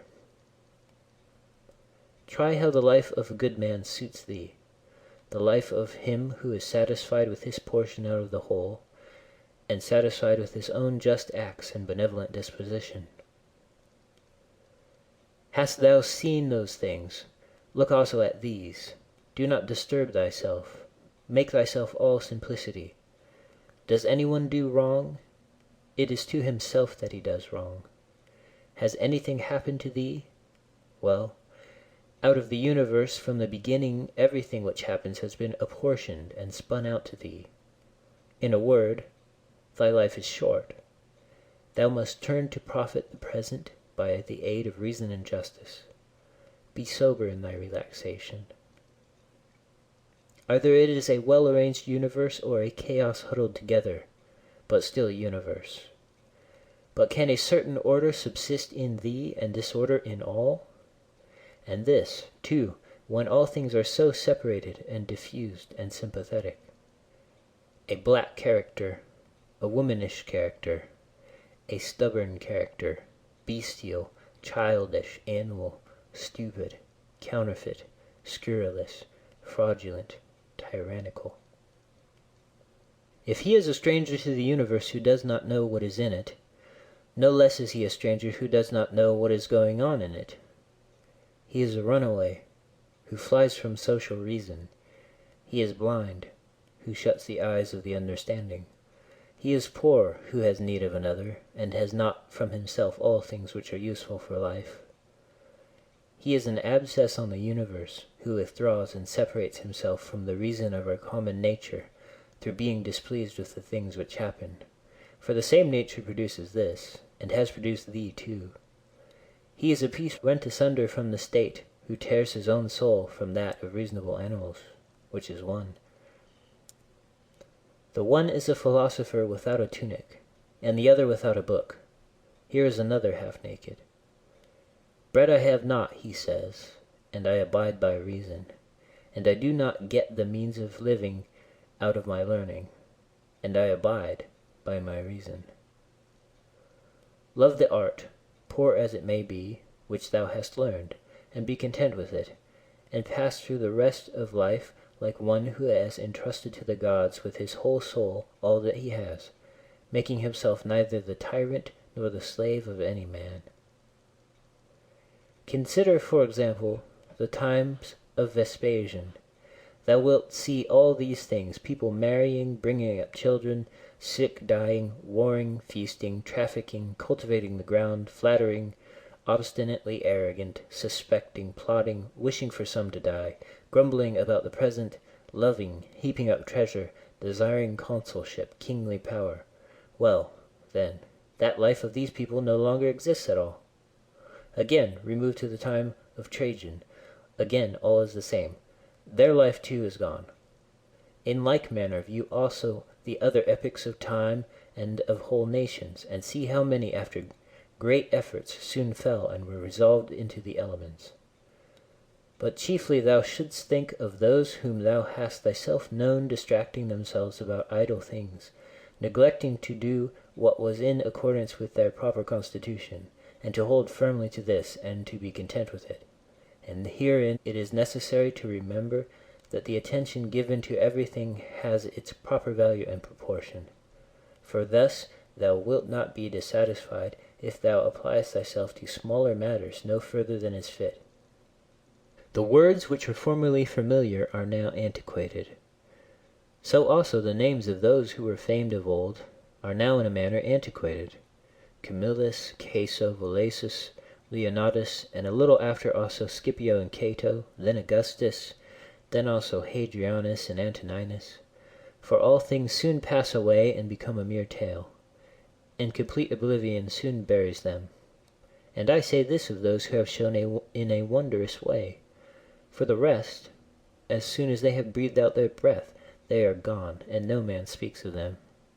And to conclude the matter, what is even an eternal remembrance? A mere nothing. What, then, is that about which we ought to employ our serious pains? This one thing: thoughts just, and acts social, and words which never lie, and a disposition which gladly accepts all that happens as necessary, as usual, as flowing from a principle and a source of the same kind. Willingly give thyself up to Clotho, one of the Fates, allowing her to spin thy thread into whatever things she pleases. Everything is only for a day, both that which remembers and that which is remembered. Observe constantly that all things take place by change, and accustom thyself to consider that the nature of the universe loves nothing so much as to change the things which are, and to make new things like them. For everything that exists is in a manner the seed of that which will be, but thou art thinking only of seeds which are cast into the earth or into a womb. But this is a very vulgar notion. Thou wilt soon die, and thou art not yet simple, not free from perturbations, not without suspicion of being hurt by external things, nor kindly disposed toward all, nor dost thou yet place wisdom only in acting justly. Examine men's ruling principles, even those of the wise, what kind of things they avoid, and what kind they pursue. What is evil to thee does not subsist in the ruling principle of another, nor yet in any turning and mutation of thy corporeal covering. Where is it then? It is in that part of thee in which subsists the power of forming opinions about evils. Let this power then not form such opinions, and all is well. And if that which is nearest to it, the poor body, is cut, burnt, filled with matter and rottenness, nevertheless let the part which forms opinions about these things be quiet. That is, let it judge that nothing is either bad or good which can happen equally to the bad man and the good. For that which happens equally to him who lives contrary to nature, and to him who lives according to nature, is neither according to nature nor contrary to nature. Constantly regard the universe as one living being, having one substance and one soul, and observe how all things have reference to one perception, the perception of this one living being, and how all things act with one movement, and how all things are the cooperative causes of all things which exist. Observe, too, the continuous spinning of the thread and the contexture of the web. Thou art a little soul bearing about a corpse, as Epictetus used to say. It is no evil for things to undergo change, and no good for things to subsist in consequence of change. Time is like a river made up of the events which happen, and a violent stream, for as soon as a thing has been seen, it is carried away, and another comes in its place, and this will be carried away too. Everything which happens is as familiar and well known as the rose in spring and the fruit in summer. For such is disease and death and calumny and treachery and whatever else delights fools or vexes them. In the series of things, those which follow are always aptly fitted to those which have gone before. For this series is not like a mere enumeration of disjointed things, which only has a necessary sequence, but it is a rational connection. And as all existing things are arranged together harmoniously, so the things which come into existence exhibit no mere succession, but a certain wonderful relationship. Always remember the saying of Heraclitus, that the death of earth is to become water, and the death of water is to become air, and the death of air is to become fire, and reversely. And think too of him who forgets whither the way leads, and that men quarrel with that with which they are most constantly in communion, the reason which governs the universe. And the things which they daily meet with seem to them strange, and consider that we ought not to act and speak as if we were asleep, for even in sleep we seem to act and speak, and that we ought not, like children who learn from their parents, simply to act and speak as we have been taught. If any god told thee that thou shalt die tomorrow, or certainly on the day after tomorrow, thou wouldst not care much whether it was on the third day or on the morrow, unless thou wast in the highest degree mean-spirited, for how small is the difference? So think, it is no great thing to die after as many years as thou canst name, rather than tomorrow. Think continually how many physicians are dead after often contracting their eyebrows over the sick, and how many astrologers after predicting with great pretensions the deaths of others, and how many philosophers after endless discourses on death or immortality, how many heroes after killing thousands, and how many tyrants who have used their power over men's lives with terrible insolence as if they were immortal, and how many cities are entirely dead, so to speak, Hellas and Pompeii and Herculaneum, and others innumerable. Add to the reckoning all whom thou hast known, one after another. One man, after burying another, has been laid out dead, and another buries him, and all this in a short time. To conclude, always observe how ephemeral and worthless human things are, and what was yesterday a little mucus, tomorrow will be a mummy or ashes. Pass then through this little space of time conformably to nature, and end thy journey in content, just as an olive falls off when it is ripe, blessing nature who produced it, and thanking the tree on which it grew. Be like the promontory against which the waves continually break, but it stands firm and tames the fury of the water around it. Unhappy am I because this has happened to me. Not so, but happy am I, though this has happened to me, because I continue free from pain, neither crushed by the present nor fearing the future. For such a thing as this might have happened to every man, but every man would not have continued free from pain on such an occasion. Why then, is that rather a misfortune than this a good fortune? And dost thou in all cases call that a man's misfortune, which is not a deviation from man's nature? And does a thing seem to thee to be a deviation from man's nature, when it is not contrary to the will of man's nature? Well, thou knowest the will of nature. Will then this which has happened prevent thee from being just, magnanimous, temperate, prudent, secure against inconsiderate opinions and falsehoods? Will it prevent thee from having modesty, freedom, and everything else, by the presence of which man's nature obtains all that is its own? Remember, too, and every occasion which leads thee to vexation, to apply this principle, not that this is a misfortune, but that to bear it nobly is good fortune. It is a vulgar but still a useful help towards contempt of death, to pass in review those who have tenaciously stuck to life. What more then have they gained than those who have died early? Certainly they lie in their tombs somewhere at last. Cadicianus, Fabius Julianus Lepidus, or anyone else like them, who have carried out many to be buried, and then were carried out themselves. Altogether the interval is small between birth and death. And consider with how much trouble, and in company with what sort of people, and in what a feeble body this interval is laboriously passed.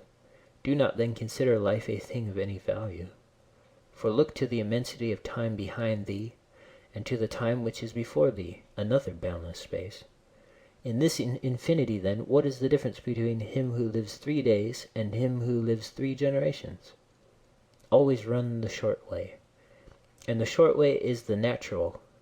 Accordingly say and do everything in conformity with the soundest reason, for such a purpose frees a man from trouble, and warfare, and all artifice, and ostentatious display. Chapter 5. In the morning, when thou risest unwillingly, let this thought be present: I am rising to the work of a human being. Why then am I dissatisfied if I am going to do the things for which I exist, and for which I was brought into the world? Or have I been made for this, to lie in the bedclothes and keep myself warm? But this is more pleasant. Dost thou exist, then, to take thy pleasure, and not at all for action or exertion? Dost thou not see the little plants, the little birds, the ants, the spiders, the bees, working together to put in order their several parts of the universe? And art thou unwilling to do the work of a human being? And dost thou not make haste to do that which is according to thy nature? But it is necessary to take rest also. It is necessary. However, nature has fixed bounds to this too. She has fixed bounds both to eating and drinking, and yet thou goest beyond these bounds, beyond what is sufficient. Yet in thy acts it is not so, but thou stoppest short of what thou canst do. So thou lovest not thyself, for if thou didst, thou wouldst love thy nature and her will.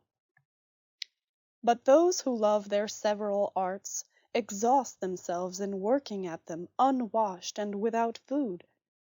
But thou valuest thine own nature less than the turner values the turning art, or the dancer the dancing art, or the lover of money values his money, or the vainglorious man his little glory.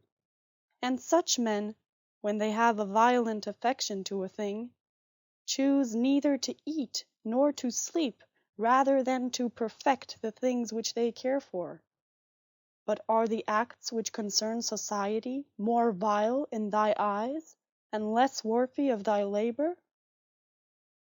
How easy it is to repel and to wipe away every impression which is troublesome or unsuitable, and immediately to be in all tranquillity.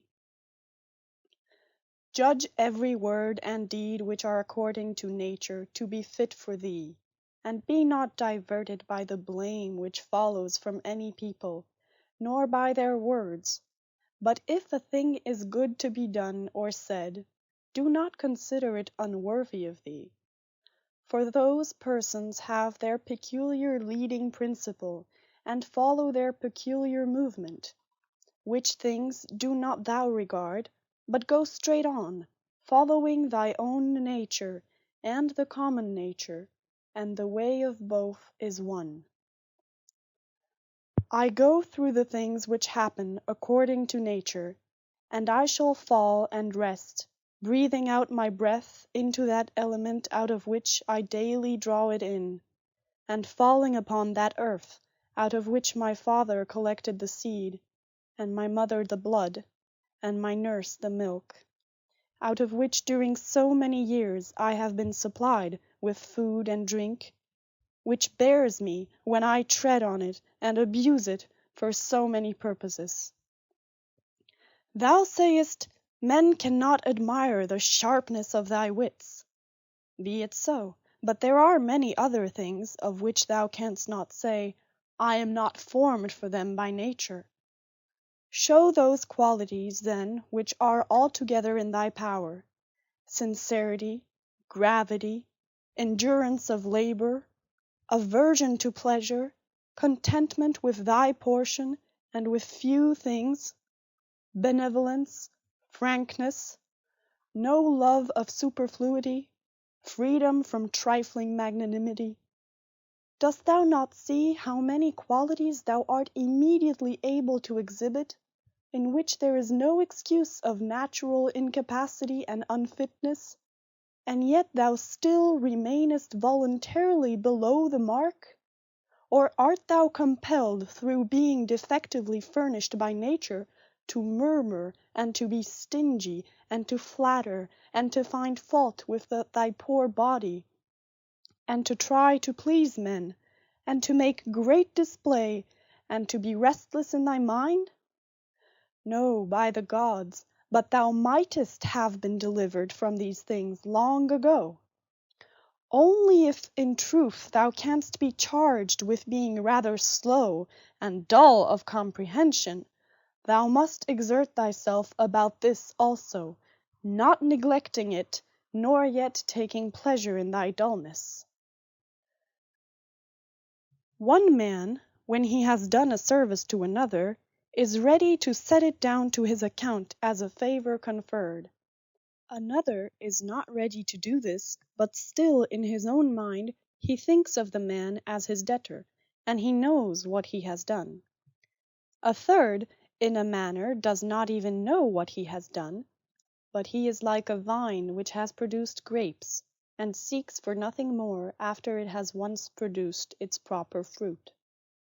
As a horse when he has run, a dog when he has tracked the game, a bee when it has made the honey, so a man when he has done a good act does not call out for others to come and see, but he goes on to another act, as a vine goes on to produce again the grapes in season. Must a man then be one of these, who in a manner act thus without observing it? Yes. But this very thing is necessary, the observation of what a man is doing. For it may be said, it is characteristic of the social animal to perceive that he is working in a social manner, and indeed to wish that his social partner also should perceive it. It is true what thou sayest, but thou dost not rightly understand what is now said, and for this reason thou wilt become one of those of whom I spoke before, for even they are misled by a certain show of reason. But if thou wilt choose to understand the meaning of what is said, do not fear that for this reason thou wilt omit any social act. A prayer of the Athenians. Rain, rain, O dear Zeus, down on the ploughed fields of the Athenians and on the plains. In truth we ought not to pray at all, or we ought to pray in this simple and noble fashion.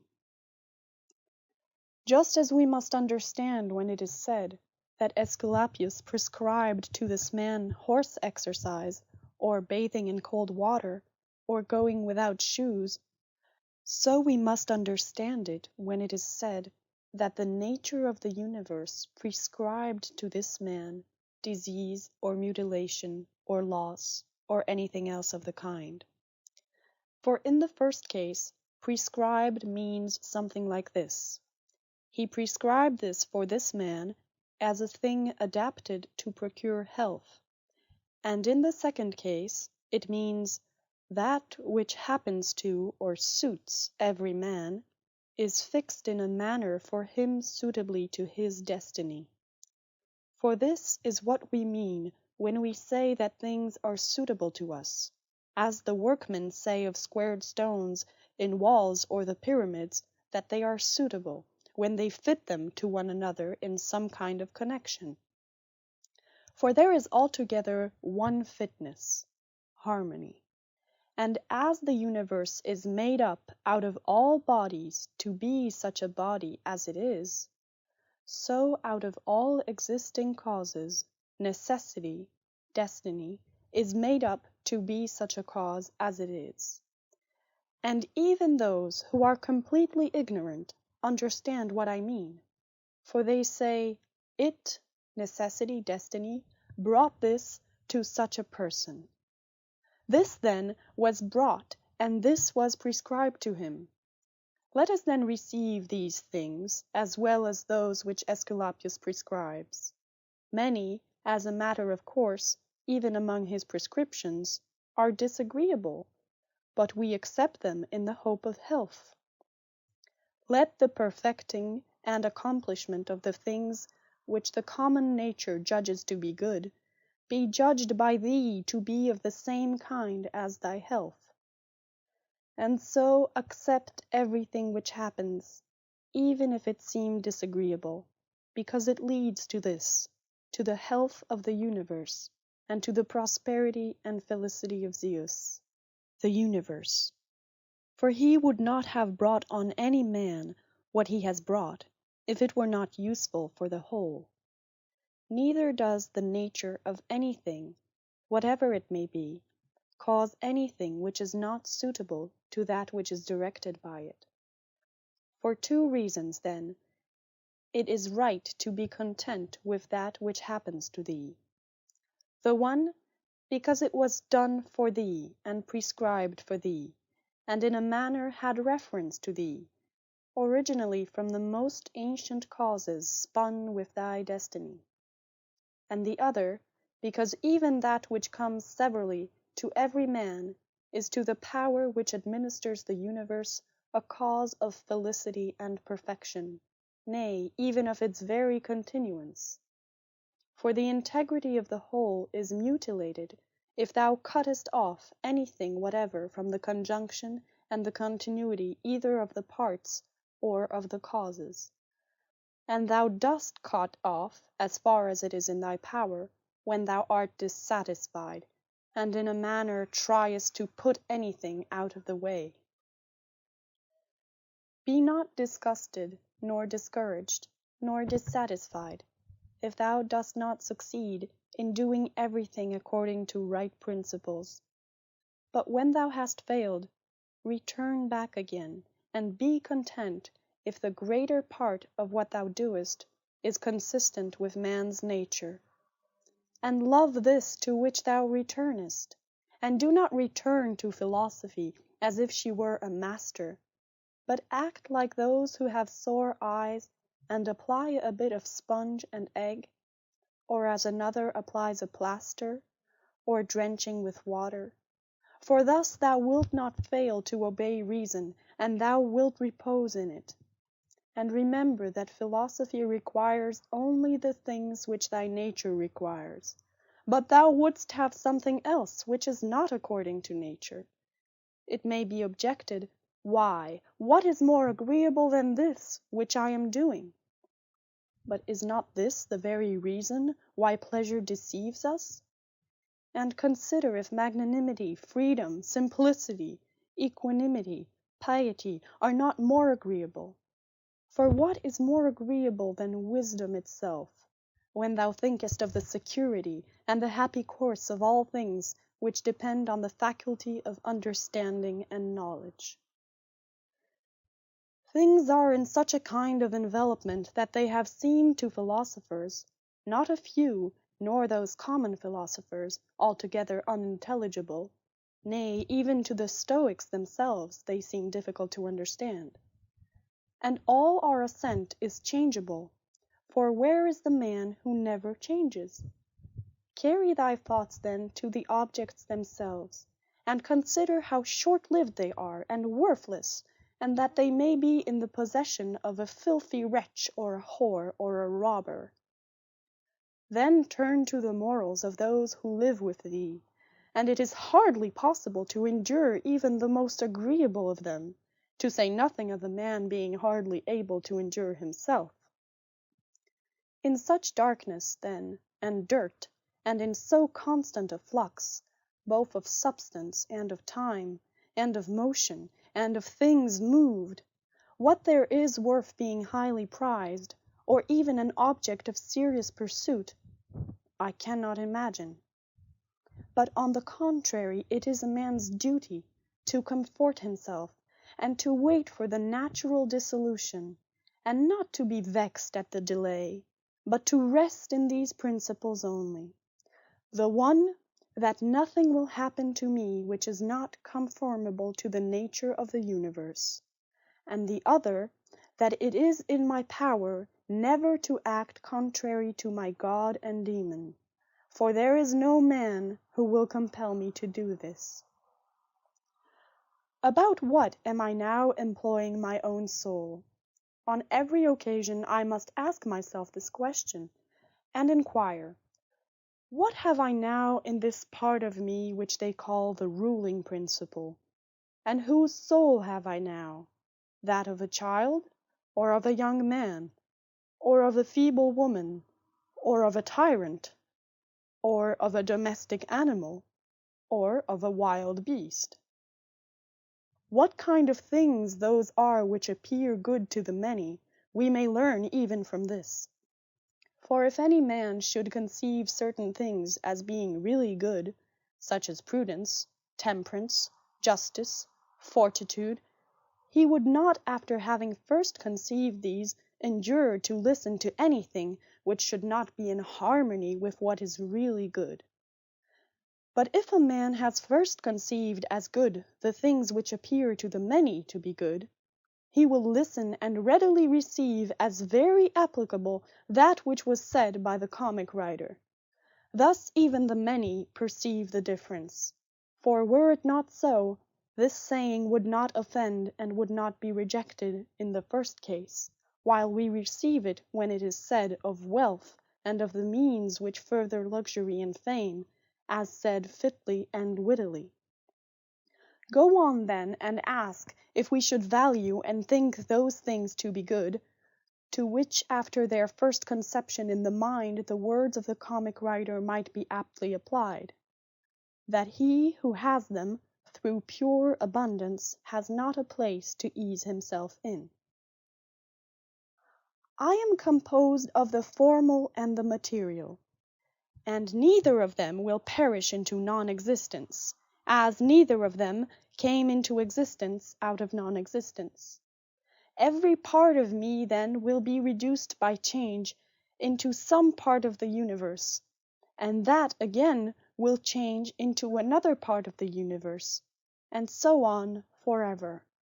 And by consequence of such a change I too exist, and those who begot me, and so on forever in the other direction. For nothing hinders us from saying so, even if the universe is administered according to definite periods of revolution. Reason and the reasoning art, philosophy, are powers which are sufficient for themselves and for their own works. They move then from a first principle which is their own, and they make their way to the end which is proposed to them. And this is the reason why such acts are named katorthoseis, or right acts, which word signifies that they proceed by the right road. None of these things ought to be called a man's which do not belong to a man, as man. They are not required of a man, nor does man's nature promise them, nor are they the means of man's nature attaining its end. Neither then does the end of man lie in these things, nor yet that which aids to the accomplishment of this end, and that which aids toward this end is that which is good. Besides, if any of these things did belong to man, it would not be right for a man to despise them and to set himself against them, nor would a man be worthy of praise who showed that he did not want these things, nor would he who stinted himself in any of them be good, if indeed these things were good. But now the more of these things a man deprives himself of, or of other things like them, or even when he is deprived of any of them, the more patiently he endures the loss, just in the same degree he is a better man. Such as are thy habitual thoughts, such also will be the character of thy mind. For the soul is dyed by the thoughts. Dye it then with a continuous series of such thoughts as these. For instance, that where a man can live, there he can also live well. But he must live in a palace. Well then, he can also live well in a palace. And again, consider that for whatever purpose each thing has been constituted, for this it has been constituted, and toward this it is carried, and its end is in that toward which it is carried. And where the end is, there also is the advantage and the good of each thing. Now the good for the reasonable animal is society, for that we are made for society has been shown above. Is it not plain that the inferior exist for the sake of the superior? But the things which have life are superior to those which have not life, and of those which have life, the superior are those which have reason. To seek what is impossible is madness, and it is impossible that the bad should not do something of this kind. Nothing happens to any man which he is not formed by nature to bear. The same things happen to another, and either because he does not see that they have happened, or because he would show a great spirit, he is firm and remains unharmed. It is a shame, then, that ignorance and conceit should be stronger than wisdom. Things themselves touch not the soul, not in the least degree, nor have they admission to the soul, nor can they turn or move the soul. But the soul turns and moves itself alone, and whatever judgments it may think proper to make, such it makes for itself the things which present themselves to it. In one respect man is the nearest thing to me, so far as I must do good to men, and endure them. But so far as some men make themselves obstacles to my proper acts, man becomes to me one of the things which are indifferent, no less than the sun, or wind, or a wild beast. Now it is true that these may impede my action, but they are no impediments to my affects and disposition, which have the power of acting conditionally and changing.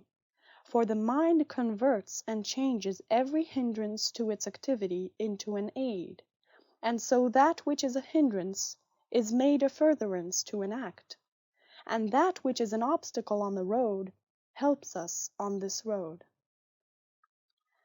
Reverence that which is best in the universe, and this is that which makes use of all things and directs all things. And in like manner also reverence that which is best in thyself, and this is of the same kind as that. For in thyself also that which makes use of everything else is this, and thy life is directed by this. That which does no harm to the state does no harm to the citizen. In the case of every appearance of harm apply this rule: if the state is not harmed by this, neither am I harmed. But if the state is harmed, thou must not be angry with him who does harm to the state. Show him where his error is. Often think of the rapidity with which things pass by and disappear, both the things which are and the things which are produced. For substance is like a river in a continual flow, and the activities of things are in constant change, and the causes work in infinite varieties, and there is hardly anything which stands still. And consider this which is near to thee, this boundless abyss of the past and of the future, in which all things disappear. How then is he not a fool who is puffed up with such things, or plagued about them, or makes himself miserable? For they vex him only for a time, and a short time. Think of the universal substance, of which thou hast a very small portion, and of universal time, of which a short and indivisible interval has been assigned to thee, and of that which is fixed by destiny, and how small a part of it thou art. Does another do me wrong? Let him look to it. He has his own disposition, his own activity. I now have what the universal nature wills me to have, and I do what my nature now wills me to do. Let the part of thy soul which leads and governs be undisturbed by the movements in the flesh, whether of pleasure or of pain, and let it not unite with them, but let it circumscribe itself, and limit those effects to their parts. But when these effects rise up to the mind by virtue of that other sympathy that naturally exists in a body which is all one, then thou must not strive to resist the sensation, for it is natural, but let not the ruling part of itself add to the sensation the opinion that it is either good or bad. Live with the gods. And he does live with the gods who constantly shows to them that his own soul is satisfied with that which is assigned to him, and that it does all that the demon wishes, which Zeus have given to every man for his guardian and guide, a portion of himself. And this is every man's understanding and reason. Art thou angry with him whose armpits stink? Art thou angry with him whose mouth smells foul? What good will this anger do thee? He has such a mouth, he has such armpits. It is necessary that such an emanation must come from such things. But the man has reason, it will be said, and he is able, if he takes pains, to discover wherein he offends. I wish thee well of thy discovery. Well then, and thou hast reason, by thy rational faculty stir up his rational faculty, show him his error, admonish him. For if he listens, thou wilt cure him, and there is no need of anger. As thou intendest to live when thou art gone out, so it is in thy power to live here. But if men do not permit thee, then get away out of life, yet so as if thou wert suffering no harm. The house is smoky, and I quit it. Why dost thou think that this is any trouble? But so long as nothing of the kind drives me out, I remain, am free, and no man shall hinder me from doing what I choose, and I choose to do what is according to the nature of the rational and social animal. The intelligence of the universe is social. Accordingly, it has made the inferior things for the sake of the superior, and it has fitted the superior to one another. Thou seest how it has subordinated, coordinated, and assigned to everything its proper portion, and has brought together into concord with one another the things which are the best. How hast thou behaved hitherto to the gods, thy parents, brethren, children, teachers, to those who looked after thy infancy, to thy friends, kinsfolk, to thy slaves? Consider if thou hast hitherto behaved to all in such a way that this may be said of thee, Never has wronged a man in deed or word. And call to recollection both how many things thou hast passed through, and how many things thou hast been able to endure, and that the history of thy life is now complete.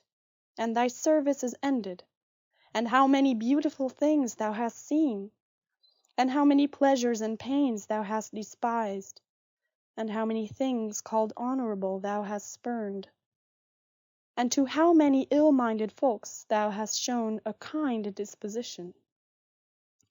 Why do unskilled and ignorant souls disturb him who has skill and knowledge? What soul then has skill and knowledge? That which knows beginning and end, and knows the reason which pervades all substance, and through all time by fixed periods administers the universe. Soon, very soon, thou wilt be ashes, or a skeleton, and either a name or not even a name.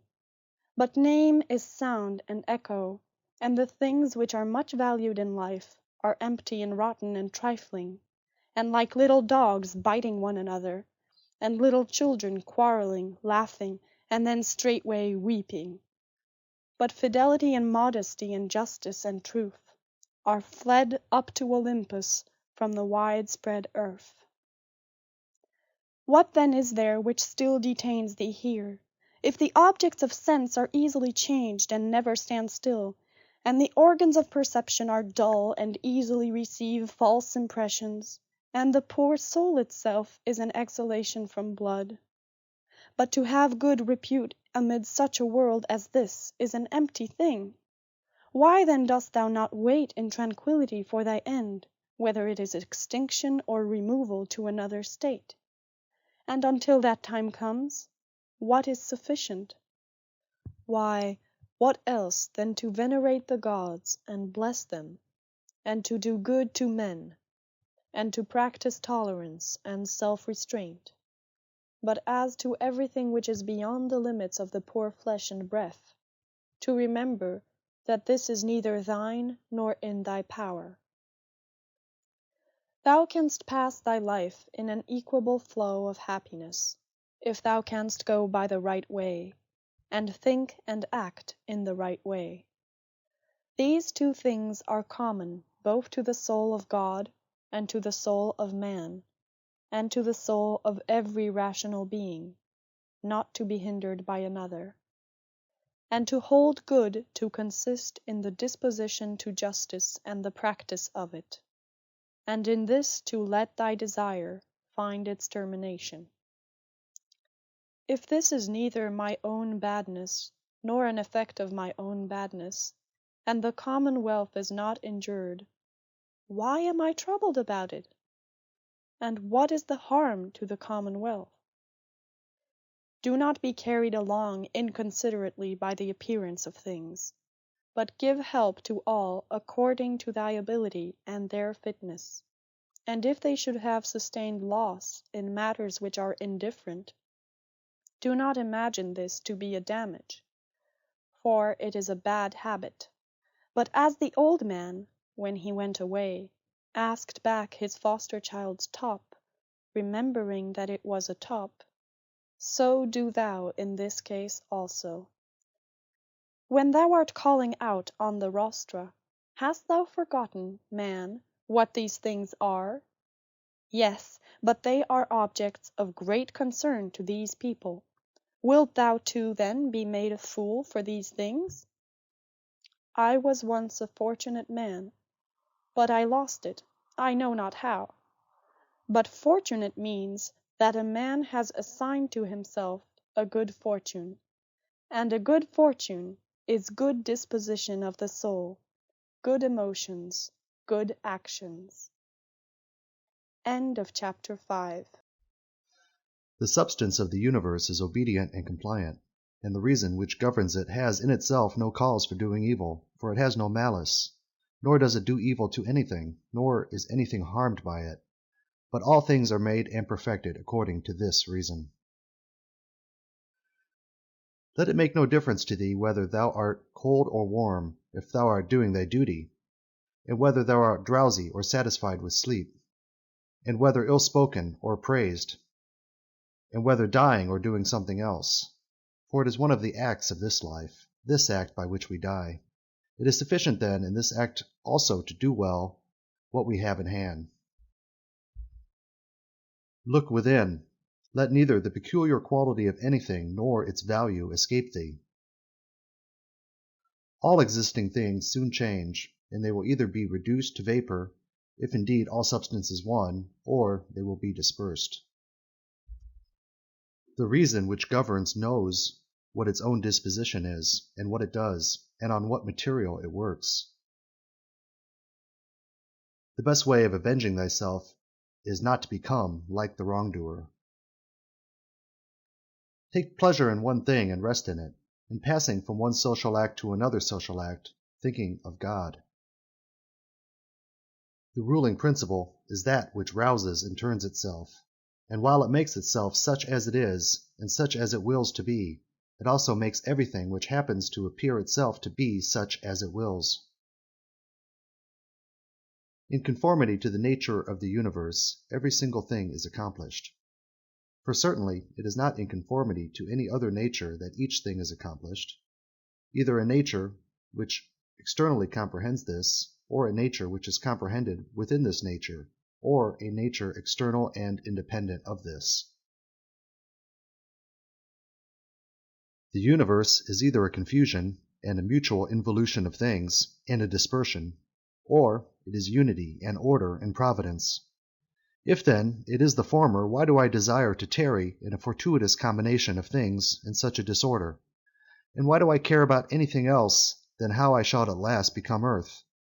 And why am I disturbed? For the dispersion of my elements will happen whatever I do. But if the other supposition is true, I venerate, and I am firm, and I trust in him who governs.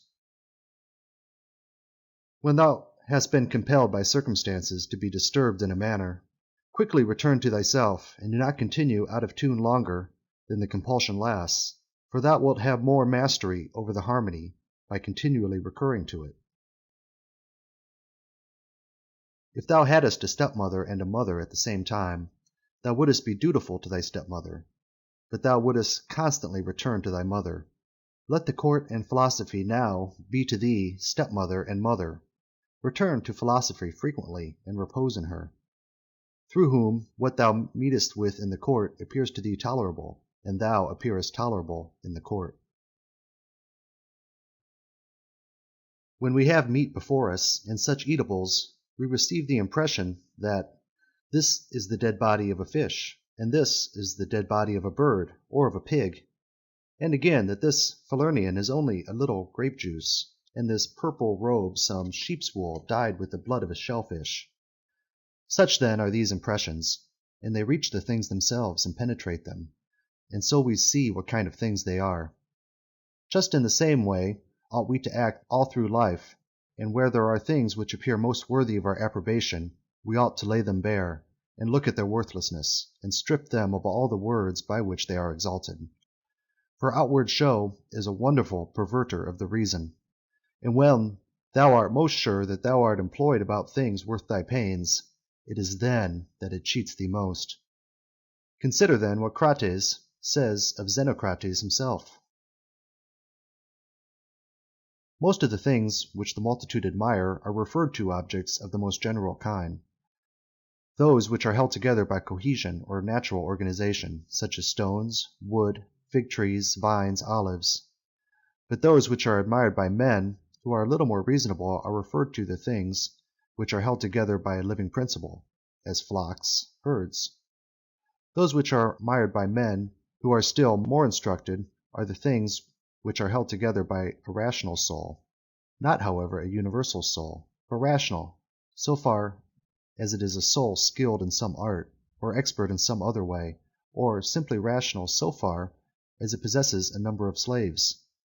But he who values a rational soul, a soul universal, and fitted for political life, regards nothing else except this, and above all things he keeps his soul in a condition and in an actively conformable to reason and social life, and he cooperates to this end with those who are of the same kind as himself. Some things are hurrying into existence, others are hurrying out of it, and of that which is coming into existence, part is already extinguished.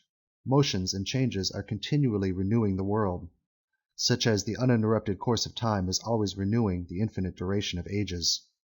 In this flowing stream, then, on which there is no abiding, what is there of the things which hurry by on which a man would set a high price? It would be just as if a man should fall in love with one of the sparrows which fly by, but it has already passed out of sight. Something of this kind is the very life of every man, like the exhalation of the blood and the respiration of the air. Such as it is to once have drawn in the air and to have given it back, which we do every moment, just the same is it with the whole respiratory power, which thou didst receive at thy birth yesterday, and the day before, to give it back to the elemental from which thou didst first draw it. Neither is transpiration, as in plants, a thing to be valued, nor respiration, as in domesticated animals and wild beasts, nor the receiving of impressions by the appearances of things, nor being moved by desires, as puppets by strings, nor assembling in herds, nor being nourished by food. For this is just like the act of separating and parting with the useless part of the food. What, then, is worth being valued? To be received with clapping of hands? No. Neither must we value the clapping of tongues, for the praise which comes from the many is the clapping of tongues. Suppose, then, that thou hast given up this worthless thing called fame. What remains that is worth valuing? This, in my opinion, to move thyself and to restrain thyself in conformity to thy proper constitution, to which end both all employments and arts lead. For every art aims at this, that the thing which has been made should be adapted to the work for which it has been made. And both the vine planter who looks after the vine, and the horse breaker, and he who trains the dog, seeks this end. But the education and the teaching of youth aim at something. And this, then, is the value of the education and the teaching. And if this is well, thou wilt not seek anything else. Wilt thou not cease to value many other things too? Then thou wilt neither be free nor sufficient for thy own happiness, nor without passion. For of necessity thou must be envious, jealous, and suspicious of those who can take away those things and plot against those who have that which is valued by thee. Of necessity a man must be altogether in a state of perturbation who wants any of these things, and besides he must often find fault with the gods. But to reverence and honor thy own mind will make thee content with thyself, and in harmony with society, and agreement with the gods, that is, praising all that they give and have ordered. Above, below, all around are the movements of the elements, but the motion of virtue is in none of these. It is something more divine, and advancing by a way hardly observed, it goes happily on its road. How strangely men act! They will not praise those who are living at the same time and living with themselves, but to be themselves praised by posterity, by those whom they have never seen or will ever see, this they set much value on. But this is very much the same as if thou shouldest be grieved because those who have lived before thee did not praise thee. If a thing is difficult to be accomplished by thyself, do not think that it is impossible for man. But if anything is possible for man, and conformable to his nature, think that this can be attained by thyself too. In the gymnastic exercises, suppose that a man has torn thee with his nails, and by dashing against thy head has inflicted a wound. Well, we neither show any signs of vexation, nor are we offended, nor do we suspect him afterward as a treacherous fellow. And yet we are on our guard against him, not however as an enemy, nor with suspicion, but we quietly get out of his way. Something like this let their behavior be in all other parts of life. Let us overlook many things in those who are like antagonists in the gymnasium. For it is in our power, as I said, to get out of the way, and to have no suspicion or hatred. If a man is able to convince me and show me that I do not think or act right, I will gladly change, for I seek the truth by which no man was ever injured, but he is injured who abides in his error and ignorance. I do my duty. Other things trouble me not, for they are either things without life, or things without reason, or things that have rambled and know not the way. As to the animals which have no reason, and generally all things and objects, Do thou, since thou hast reason, and they have none, make use of them with a generous and liberal spirit. But towards human beings, as they have reason, behave in a social spirit. And on all occasions call on the gods, and do not perplex thyself about the length of time in which thou shalt do this, for even 3 hours so spent are sufficient. Alexander the Macedonian and his groom by death were brought to the same state. For either they were received among the same seminal principles of the universe, or they were alike dispersed among the atoms. Consider how many things in the same indivisible time take place in each of us, things which concern the body, and things which concern the soul. And so, thou wilt not wonder if many more things, or rather all things which come into existence in that which is the one and all, which we call cosmos, exist in it at the same time. If any man should propose to thee the question, how the name Antoninus is written, wouldest thou with a straining of the voice utter each letter? What then if they grow angry? Wilt thou grow angry too? Wilt thou not go on with composure and number every letter? Just so, then, is this life. Also remember that every duty is made up of certain parts. These it is thy duty to observe, and without being disturbed or showing anger towards those who are angry with thee, to go on thy way and finish that which is set before thee. How cruel it is not to allow men to strive after the things which appear to them to be suitable to thy nature and profitable. Yet in a manner thou dost not allow them to do this, when thou art vexed because they do wrong. For they are certainly moved towards the things which they suppose them to be suitable to their nature and profitable to them. But it is not so. Teach them then, and show them without being angry. Death is the cessation of the impression through the senses, and of the pulling of the strings which move the appetites, and of the discursive movements of the thoughts, and of the service to the flesh. It is a shame for the soul to be the first to give way in this life, when thy body does not give way. Take care that thou art not made into a Caesar, that thou art not dyed with this dye, for such things happen. Keep thyself then simple, good, pure, serious, free from affectation, a friend of justice, a worshipper of the gods, kind, affectionate, strenuous in all proper acts. Strive to continue to be such as philosophy wished to make thee. Reverence the gods and help men. Short is life. There is only one fruit in this terrene life, a pious disposition and social acts. Do everything as a disciple of Antoninus. Remember his constancy in every act which was conformable to reason, and his evenness in all things, and his piety, and the serenity of his countenance, and his sweetness, and his disregard of empty fame, and his efforts to understand things, and how he would never let anything pass without having first most carefully examined it and clearly understood it, and how he bore with those who blamed him unjustly without blaming them in return, and how he did nothing in a hurry, and how he listened not to calumnies, and how exact an examiner of manners and actions he was, and not given to reproach people, nor timid, nor suspicious, nor a sophist.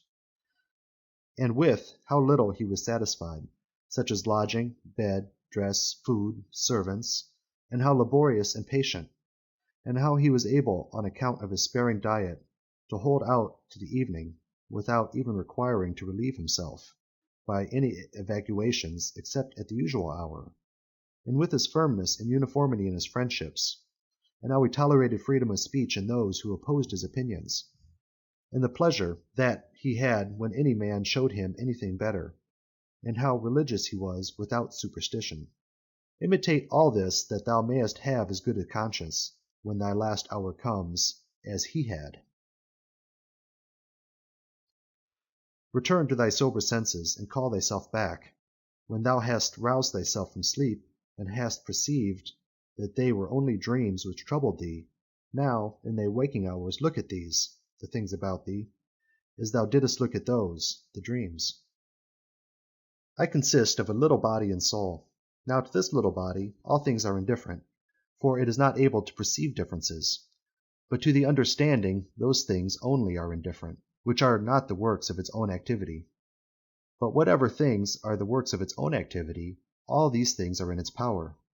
And of these, however, only those which are done with reference to the present. For as to the future and the past activities of the mind, even these are for the present indifferent. Neither the labor which the hand does, nor that of the foot is contrary to nature, so long as the foot does the foot's work, and the hand the hand's. So then neither to a man is his labor contrary to nature, as long as he does the things of a man. But if the labor is not contrary to his nature, neither is it an evil to him. How many pleasures have been enjoyed by robbers, patricides, tyrants? Dost thou not see how the handicraftsmen accommodate themselves up to a certain point to those which are not skilled in their craft? Nevertheless they cling to the reason, the principles of their art, and do not endure to depart from it. Is it not strange if the architect and the physician shall have more respect to the reason, the principles of their own arts, than man to his own reason, which is common to him and the gods? Asia, Europe, are corners of the universe. All the sea a drop in the universe. Athos, a little clod in the universe. All the present time is a point in eternity. All things are little, changeable, perishable. All things come from thence, from that universal ruling power, either directly proceeding or by way of sequence. And accordingly the lion's gaping jaws, and that which is poisonous, and every harmful thing, as a thorn, as mud, are after products of the grand and beautiful. Do not imagine, then, that they are of another kind from that which thou dost venerate, but form a just opinion of the source of all. He who has seen present things has seen all, both everything which has taken place from all eternity, and everything which will be for time without end. For all things are of one kin and of one form. Frequently consider the connection of all things in the universe and their relation to one another. For in a manner all things are implicated with one another, and all, in this way, are friendly to one another.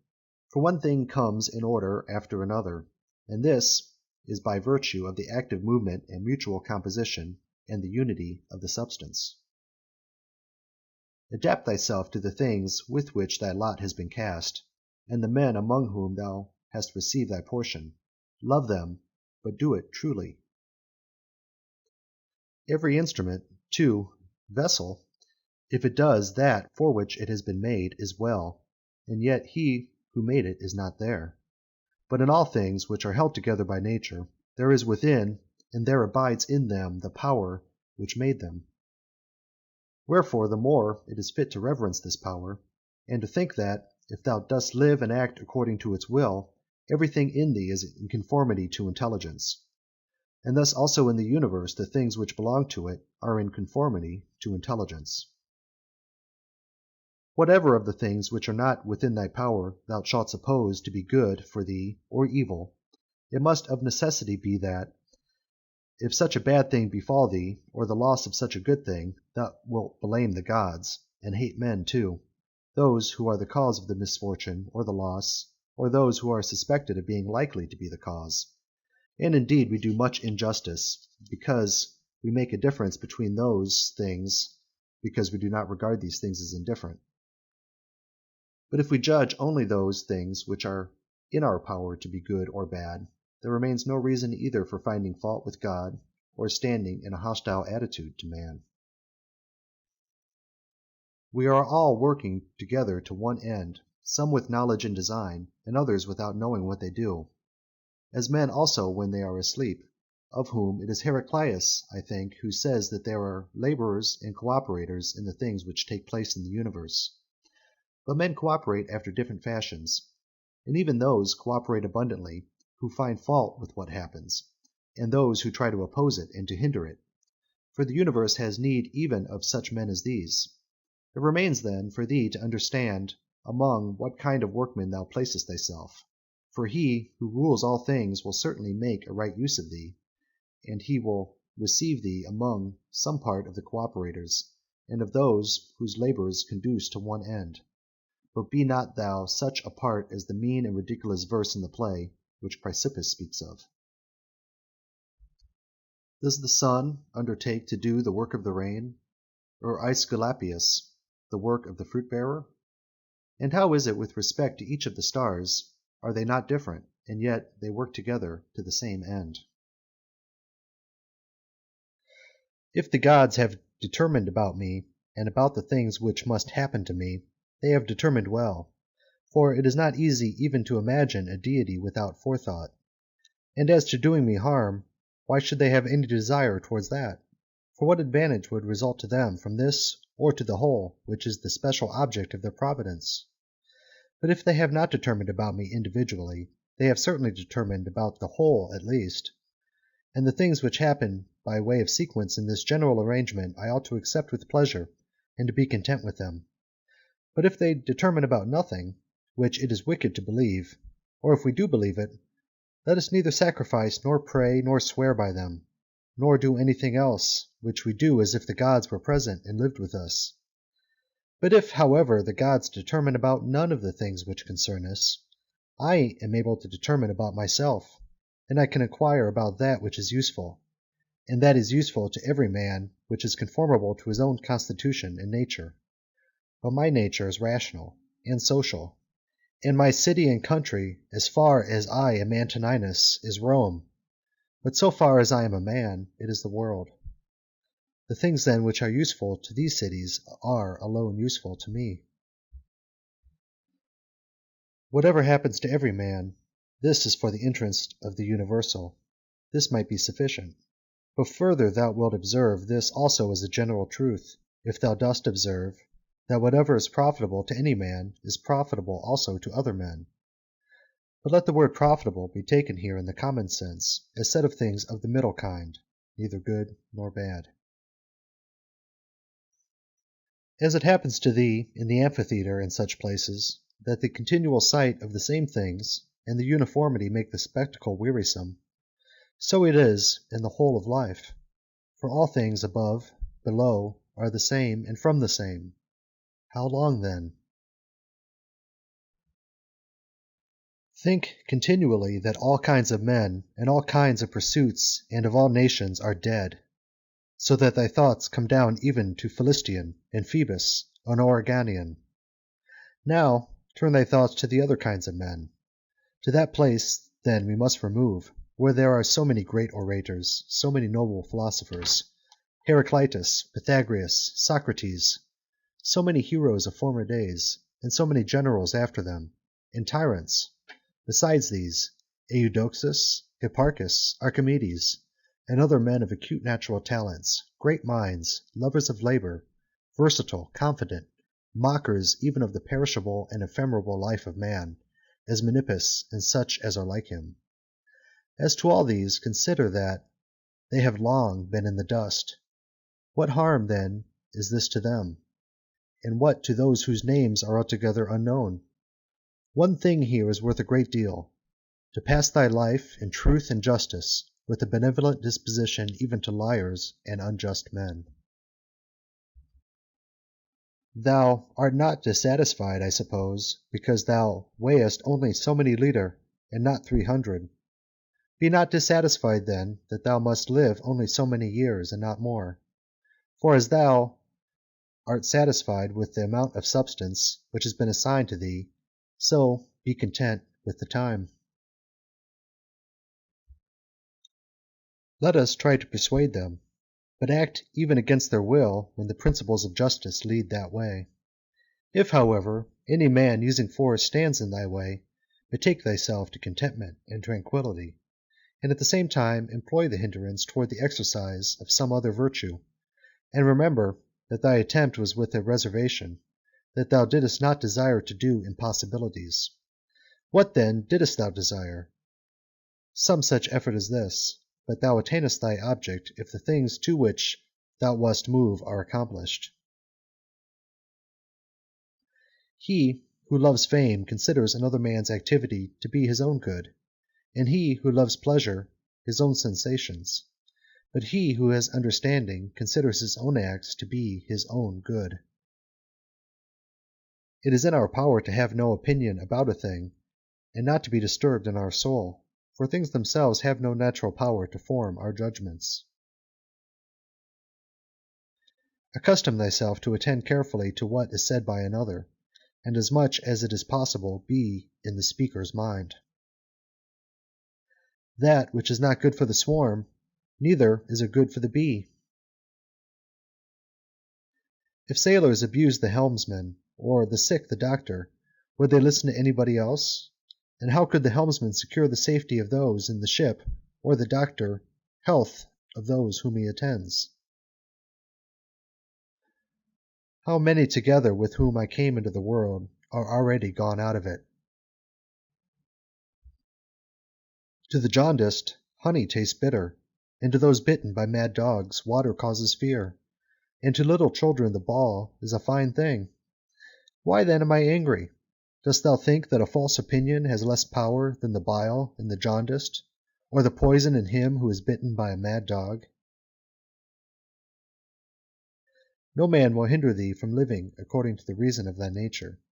Nothing will happen to thee contrary to the reason of the universal nature.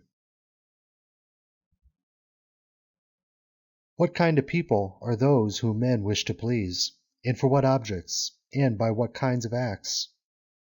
How soon time will cover all things, and how many it has covered already.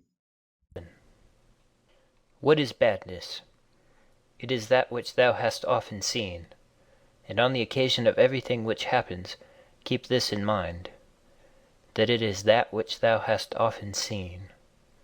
Everywhere up and down thou wilt find the same things, with which the old histories are filled, those of the Middle Ages and those of our own day, with which cities and houses are filled now. There is nothing new. All things are both familiar and short-lived. 2. How can our principles become dead, unless the impressions, thoughts, which correspond to them are extinguished? But it is in thy power continuously to fan these thoughts into a flame. I can have that opinion about anything which I ought to have. If I can, why am I disturbed? The things which are external to my mind have no relation at all to my mind. Let this be the state of thy effects, and thou standest erect. To recover thy life is in thy power. Look at things again as thou didst used to look at them, for in this consists the recovery of thy life. 3. The idle business of show, plays on the stage, flocks of sheep, herds, exercises with spears, a bone to cast to little dogs, a bit of bread into fish ponds, laborings of ants and burden carrying, runnings about of frightened little mice, puppets pulled by strings, all alike. It is thy duty then in the midst of such things to show good humor, and not a proud air, to understand, however, that every man is worth just so much as the things are worth about which he busies himself. 4. In discourse thou must attend to what is said, and in every movement thou must observe what is doing, and in the one thou shouldst see immediately to what end it refers, but in the other watch carefully what is the thing signified. 5. Is my understanding sufficient for this or not? If it is sufficient, I use it for the work as an instrument given by the universal nature. But if it is not sufficient, then either I retire from the work and give way to him who is able to do it better, unless there be some reason why I ought not to do so, or I do it as well as I can, taking to help me the man who, with the aid of my ruling principle, can do what is now fit and useful for the general good. For whatsoever, either by myself or with another, I can do, ought to be directed to this only, to that which is useful and well suited to society. 6. How many after being celebrated by fame have been given up to oblivion, and how many who have celebrated the fame of others have long been dead? 7. Be not ashamed to be helped, for it is thy business to do thy duty like a soldier in the assault on a town. How then, if being lame thou canst not mount up on the battlements alone, but with the help of another, it is possible? 8. Let not future things disturb thee, for thou wilt come to them, if it shall be necessary, having with thee the same reason which now thou usest for present things. 9. All things are implicated with one another, and the bond is holy, and there is hardly anything unconnected with any other thing, for things have been coordinated, and they combine to form the same universe, order. For there is one universe made up of all things, and one God who pervades all things, and one substance, and one law, one common reason in all intelligent animals, and one truth. If indeed there is also one perfection for all animals, which are of the same stock, and participate in the same reason. 10.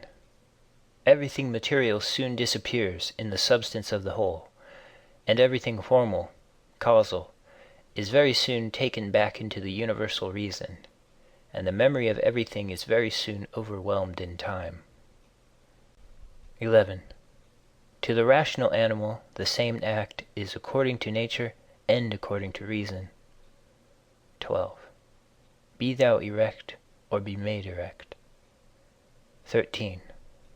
Just as it is with the members in those bodies which are united in one, so it is with rational beings which exist separate, for they have been constituted for one cooperation, and the perception of this will be more apparent to thee, if thou often sayest to thyself, that I am a member of the system of rational beings.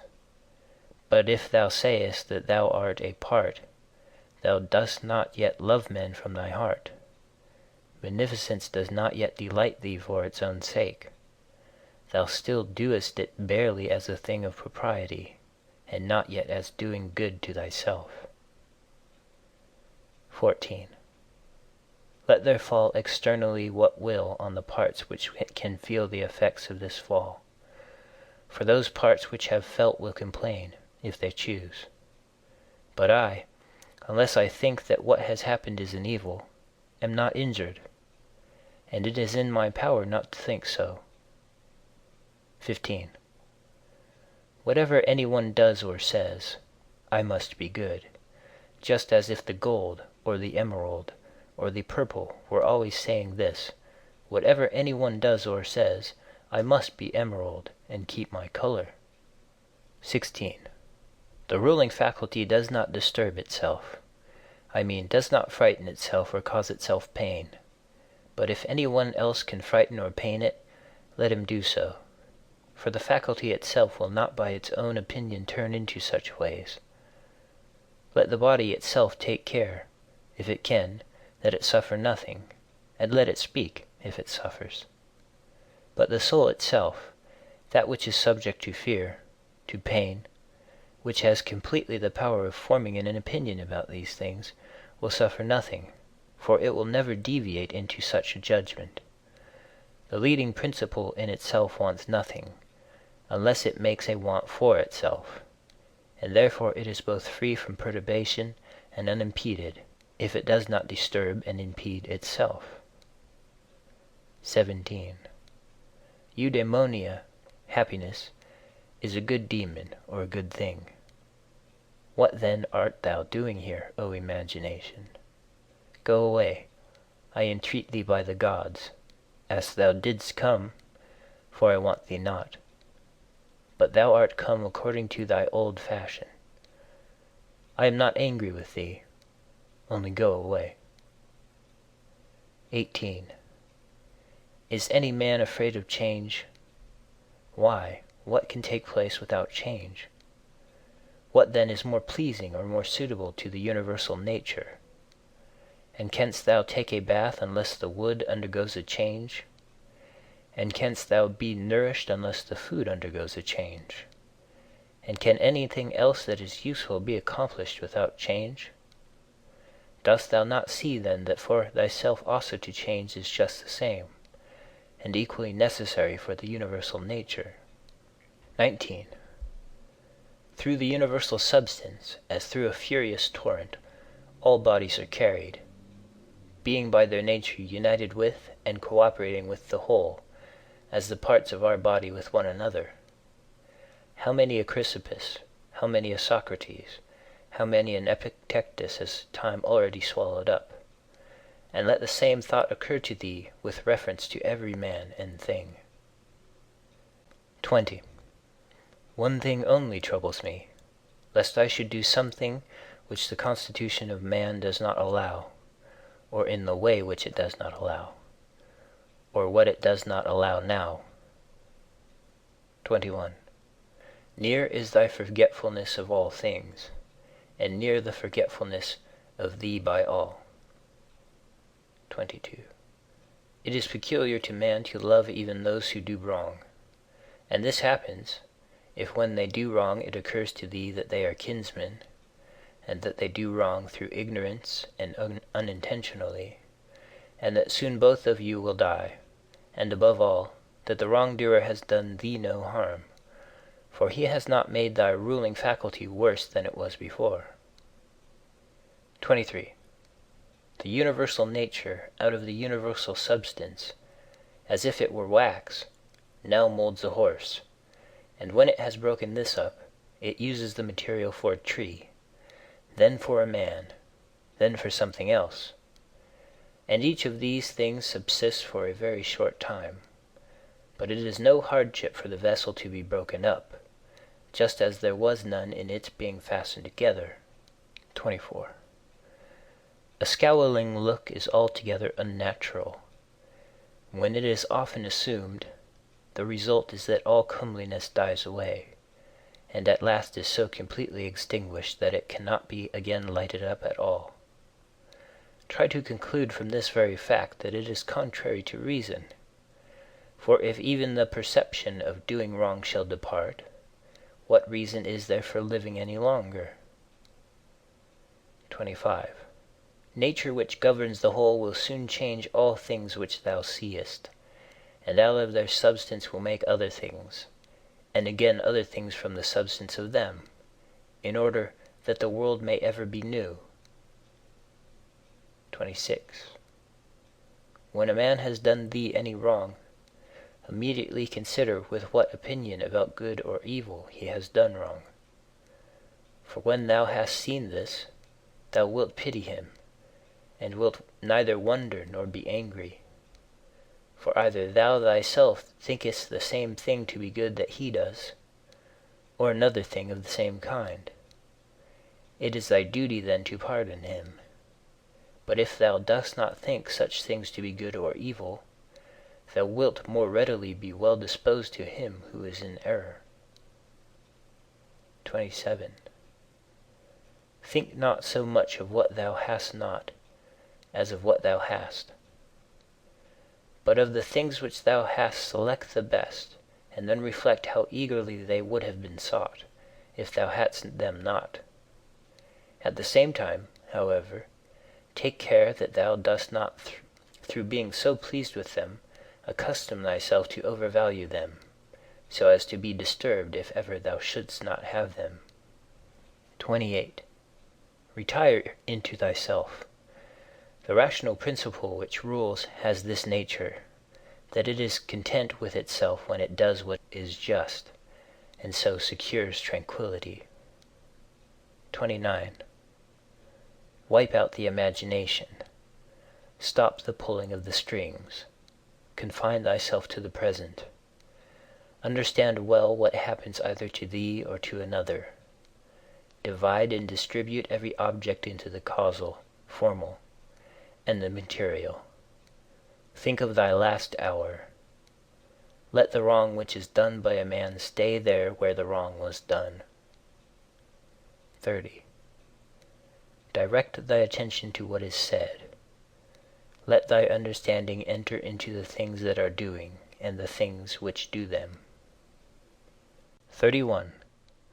Adorn thyself with simplicity and modesty, and with indifference toward the things which lie between virtue and vice. Love mankind. Follow God. The poet says that law rules all, and it is enough to remember that law rules all. 32. About death. Whether it is a dispersion, or a resolution into atoms, or annihilation, It is either extinction or change. 33. About pain. The pain which is intolerable carries us off, but that which lasts a long time is tolerable, and the mind maintains its own tranquillity by retiring into itself, and the ruling faculty is not made worse. But the parts which are harmed by pain, let them, if they can, give their opinion about it. 34. About fame. Look at the minds of those who seek fame.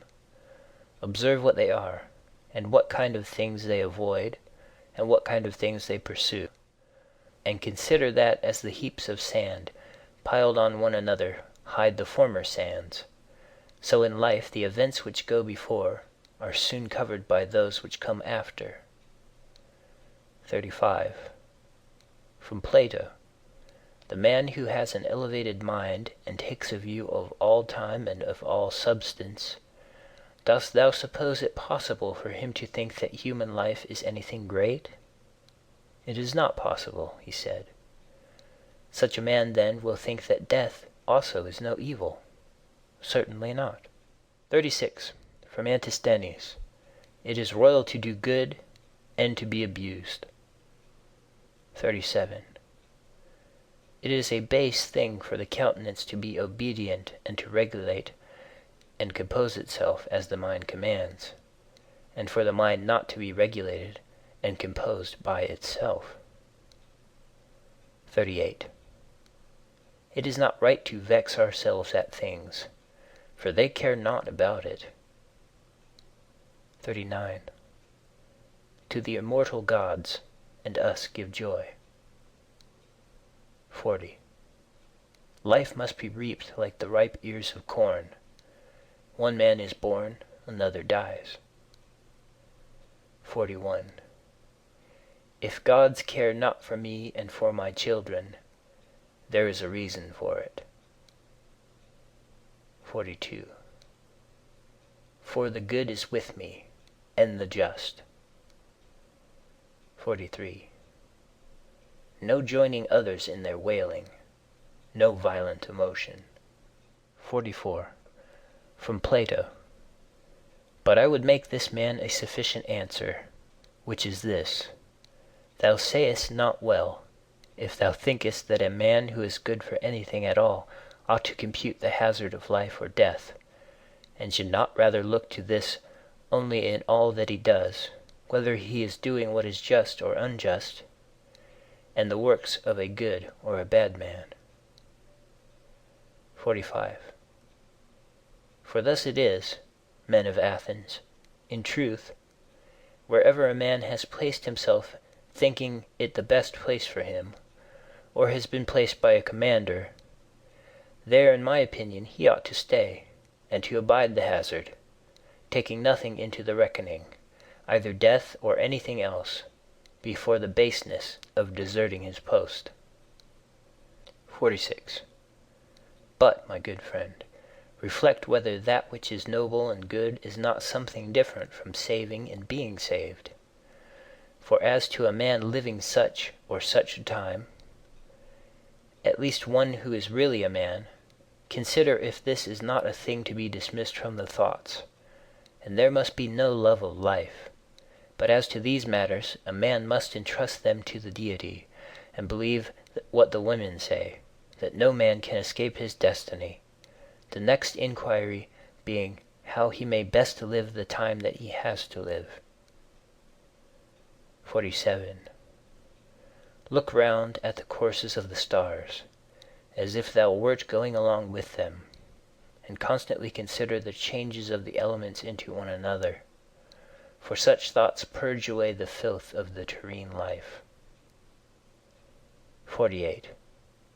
This is a fine saying of Plato, that he who is discoursing about men should look also at earthly things as if he viewed them from some higher place, should look at them in their assemblies, armies, agricultural labors, marriages, treaties, births, deaths, noise of the courts of justice, desert places, various nations of barbarians, feasts, lamentations, markets, a mixture of all things, and an orderly combination of contraries. 49. Consider the past, such great changes of political supremacies. Thou mayest foresee also the things which will be, for they will certainly be of like form, and it is not possible that they should deviate from the order of the things which take place now. Accordingly, to have contemplated human life for 40 years is the same as to have contemplated it for 10,000 years. For what more wilt thou see? 50. That which has grown from the earth to the earth, but that which has sprung from heavenly seed back to the heavenly realms returns. This is either a dissolution of the mutual involution of the atoms, or a similar dispersion of the insentient elements. 51. With food and drinks and cunning magic arts, turning the channel's course to scape from death, the breeze which heaven has sent, we must endure, and toil without complaining. 52. Another may be more expert in casting his opponent, but he is not more social, nor more modest, nor better disciplined to meet all that happens, nor more considerate with respect to the faults of his neighbors. 53. Where any work can be done conformably to the reason which is common to gods and men, there we have nothing to fear. For where we are able to get profits by means of the activity which is successful and proceeds according to our constitution, there no harm is to be suspected. 54. Everywhere and at all times it is in thy power piously to acquiesce in thy present condition, and to behave justly to those who are about thee, and to exert thy skill upon thy present thoughts, that nothing shall steal into them without being well examined. 55. Do not look around thee to discover other men's ruling principles, but look straight to this, to what nature leads thee, both the universal nature through the things which happen to thee, and thy own nature through the acts which must be done by thee. But every being ought to do that which is according to its constitution, and all other things have been constituted for the sake of rational beings, just as among irrational things the inferior for the sake of the superior, but the rational for the sake of one another. The prime principle, then, in man's constitution is the social, and the second is not to yield to the persuasions of the body, for it is the peculiar office of the rational and intelligent motion to circumscribe itself, and never to be overpowered either by the motion of the senses or of the appetites, for both are animal. But the intelligent motion claims superiority, and does not permit itself to be overpowered by the others, and with good reason, for it is formed by nature to use all of them. The third thing in the rational constitution is freedom from error and from deception. Let, then, the ruling principle holding fast to these things go straight on, and it has what is its own. 56. Consider thyself to be dead, and to have completed thy life up to the present time, and live according to nature the remainder which is allowed to thee. 57. Love that only which happens to thee and is spun with the thread of thy destiny, for what is more suitable? 58. In everything which happens, keep before thy eyes those to whom the same things happened, and how they were vexed, and treated them as strange things, and found fault with them. And now where are they? Nowhere. Why then dost thou too choose to act in the same way? And why dost thou not leave these agitations which are foreign to nature, and those who cause them, and those who are moved by them? And why art thou not altogether intent upon the right way of making use of the things which happen to thee? For then thou wilt use them well, and they will be a material for thee to work on. Only attend to thyself, and resolve to be a good man in every act which thou doest. and remember. 59. Look within. Within is the fountain of good, and it will ever bubble up, if thou wilt ever dig. 60.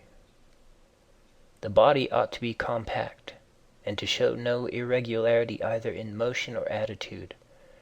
For what the mind shows in the face by maintaining in it the expression of intelligence and propriety, that ought to be required also in the whole body. But all these things should be observed without affectation. 61. The art of life is more like the wrestler's art than the dancer's, in respect of this, that it should stand ready and firm to meet onsets which are sudden and unexpected. 62. Constantly observe who those are whose approbation thou wishest to have, and what ruling principles they possess. For then thou wilt neither blame those who offend involuntarily, nor wilt thou want their approbation, if thou lookest to the sources of their opinions and appetites. 63. Every soul, the philosopher says, is involuntarily deprived of truth. Consequently, in the same way, it is deprived of justice and temperance and benevolence and everything of the kind. It is most necessary to bear this constantly in mind, for thus thou wilt be more gentle towards all. 64. In every pain let this thought be present, that there is no dishonor in it, nor does it make the governing intelligence worse, for it does not damage the intelligence either so far as the intelligence is rational, or so far as it is social. Indeed, in the case of most pains, let this remark of Epicurus aid thee, that pain is neither intolerable nor everlasting, if thou bearest in mind that it has limits, and if thou addest nothing to it in imagination. And remember this too, that we do not perceive that many things which are disagreeable to us are the same as pain, such as excessive drowsiness, and the being scorched by heat, and the having no appetite. When then thou art discontented about any of these things, say to thyself that thou art yielding to pain. 65. Take care not to feel towards the inhuman as they feel towards men. 66. How do we know if Teleologus was not superior in character to Socrates? For it is not enough that Socrates dies a more noble death, and disputed more skillfully with the sophists, and passed the night in the cold with more endurance, and that when he was bid to arrest Leon of Salamis, he considered it more noble to refuse, and that he walked in a swaggering way in the streets, though as to this fact one may have great doubts if it was true. But we ought to inquire what kind of a soul it was that Socrates possessed, and if he was able to be content with being just towards men, and pious towards the gods, neither idly vexed on account of men's villainy, nor yet making himself a slave to any man's ignorance, nor receiving as strange anything that fell to his share out of the universal, nor enduring it as intolerable, nor allowing his understanding to sympathize with the effects of the miserable flesh. 67. Nature has not so mingled the intelligence with the composition of the body, as not to have allowed thee the power of circumscribing thyself, and of bringing under subjection to thyself all that is thy own. For it is very possible to be a divine man, and to be recognized as such by no one. Always bear this in mind. And another thing too, that very little indeed is necessary for living a happy life, and because thou hast despaired of becoming a dialectician and skilled in the knowledge of nature, do not for this reason renounce the hope of being both free and modest, and social and obedient to God. 68.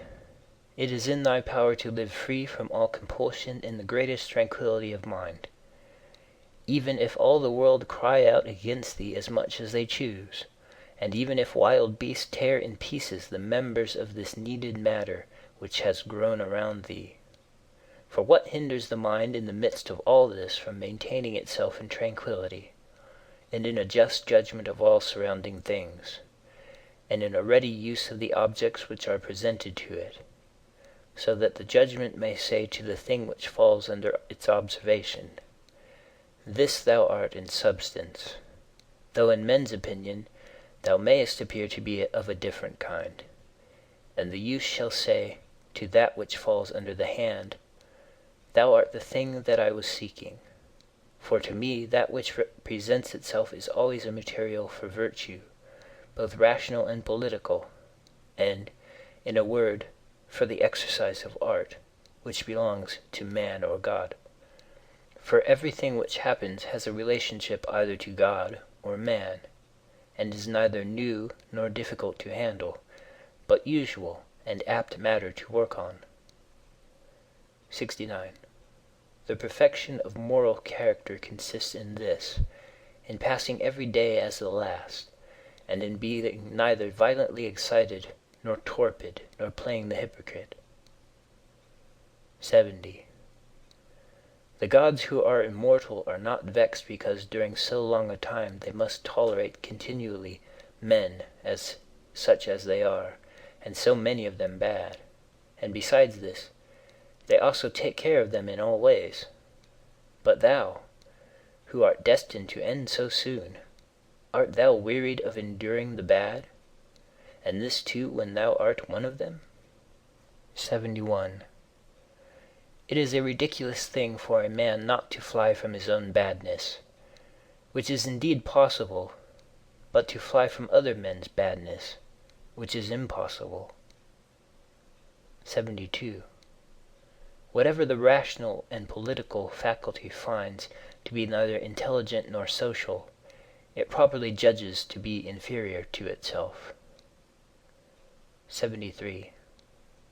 When thou hast done a good act, and another hast received it, why dost thou still look for a third thing besides these, as fools do, either to have the reputation of having done a good act, or to obtain a return?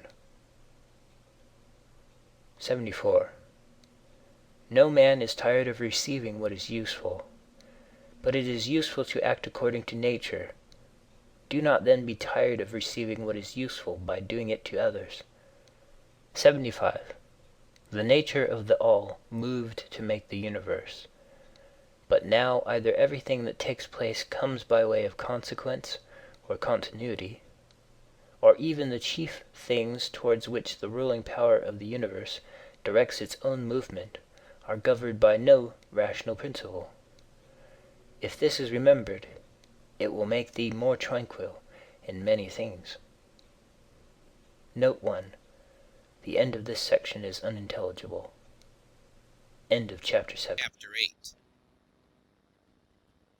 This reflection also tends to the removal of the desire of empty fame, that it is no longer in thy power to have lived the whole of thy life, or at least thy life from thy youth upwards, like a philosopher. But both to many others and to thyself it is plain that thou art far from philosophy. Thou hast fallen into disorder then, so that it is no longer easy for thee to get the reputation of a philosopher, and thy plan of life also opposes it. If then thou hast truly seen where the matter lies, throw away the thought. How thou shalt seem to others, and be content if thou shalt live the rest of thy life in such wise as thy nature wills. Observe then what it wills, and let nothing else distract thee. For thou hast had experience of many wanderings without having found happiness anywhere, not in syllogisms, nor in wealth, nor in reputation, nor in enjoyment, nor anywhere. Where is it then? In doing what man's nature requires. How then shall a man do this? If he has principles from which come his effects and his acts. What principles? Those which relate to good and bad. The belief that there is nothing good for man which does not make him just, temperate, manly, free, and that there is nothing bad which does not do the contrary to what has been mentioned. On the occasion of every act, ask thyself, how is this with respect to me? Shall I repent of it? A little time and I am dead, and all is gone. What more do I seek, if what I am doing now is the work of an intelligent living being, and a social being, and one who is under the same law with God? Alexander and Caius and Pompeius, what are they in comparison with Diogenes and Heraclitus and Socrates? For they were acquainted with things, and their causes, forms, and their matter, and the ruling principles of these men were the same, or conformable to their pursuits. But as to the others, how many things had they to care for, and to how many things were they slaves?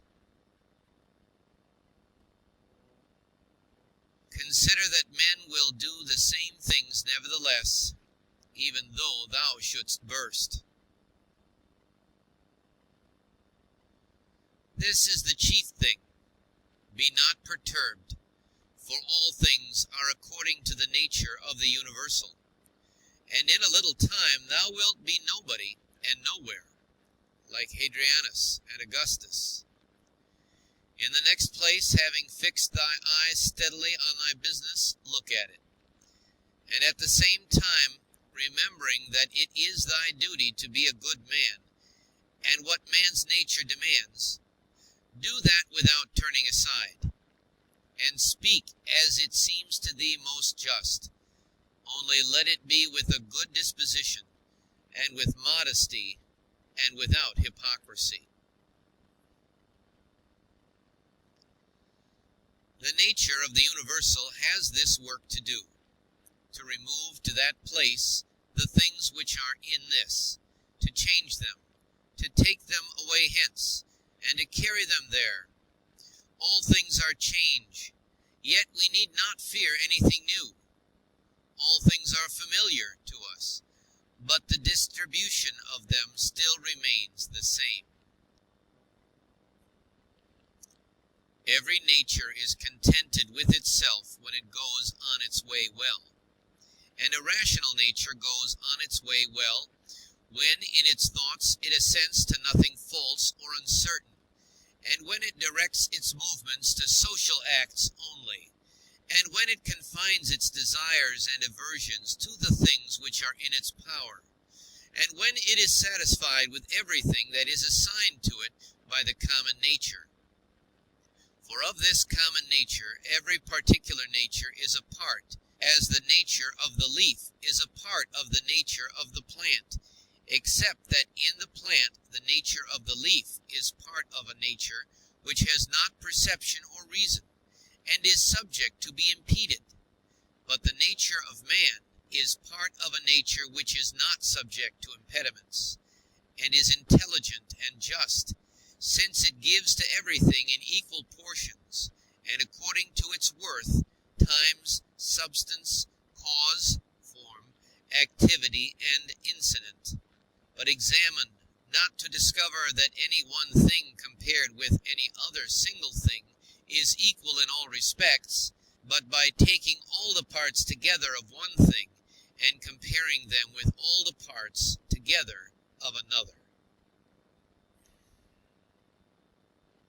Thou hast not leisure or ability to read, but thou hast leisure or ability to check arrogance.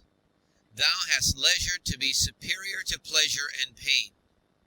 Thou hast leisure to be superior to love of fame, and not to be vexed at stupid and ungrateful people, nay, even to care for them.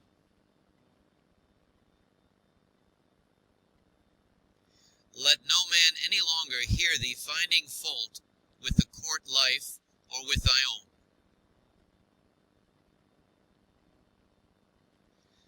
Repentance is a kind of self-reproof for having neglected something useful, but that which is good must be something useful, and the perfect good man should look after it. But no such man would ever repent of having refused any sensual pleasure. Pleasure, then, is neither good nor useful. This thing, what is it in itself, in its own constitution? What is its substance and material? And what its causal nature or form? And what is it doing in the world? And how long does it subsist? When thou risest from sleep with reluctance, remember that it is according to thy constitution and according to human nature to perform social acts. But sleeping is common also to irrational animals. But that which is according to each individual's nature is also more peculiarly its own, and more suitable to its nature, and indeed also more agreeable. Constantly, and, if it be possible, on the occasion of every impression on the soul, apply to it the principles of physic, of ethic, of dialectic. Whatever man thou meetest with, immediately say to thyself, what opinions has this man about good and bad? For it with respect to pleasure and pain and the causes of each, and with respect to famine and ignominy, death and life, he has such and such opinions. It will seem nothing wonderful or strange to me if he does such and such things, and I shall bear in mind that he is compelled to do so.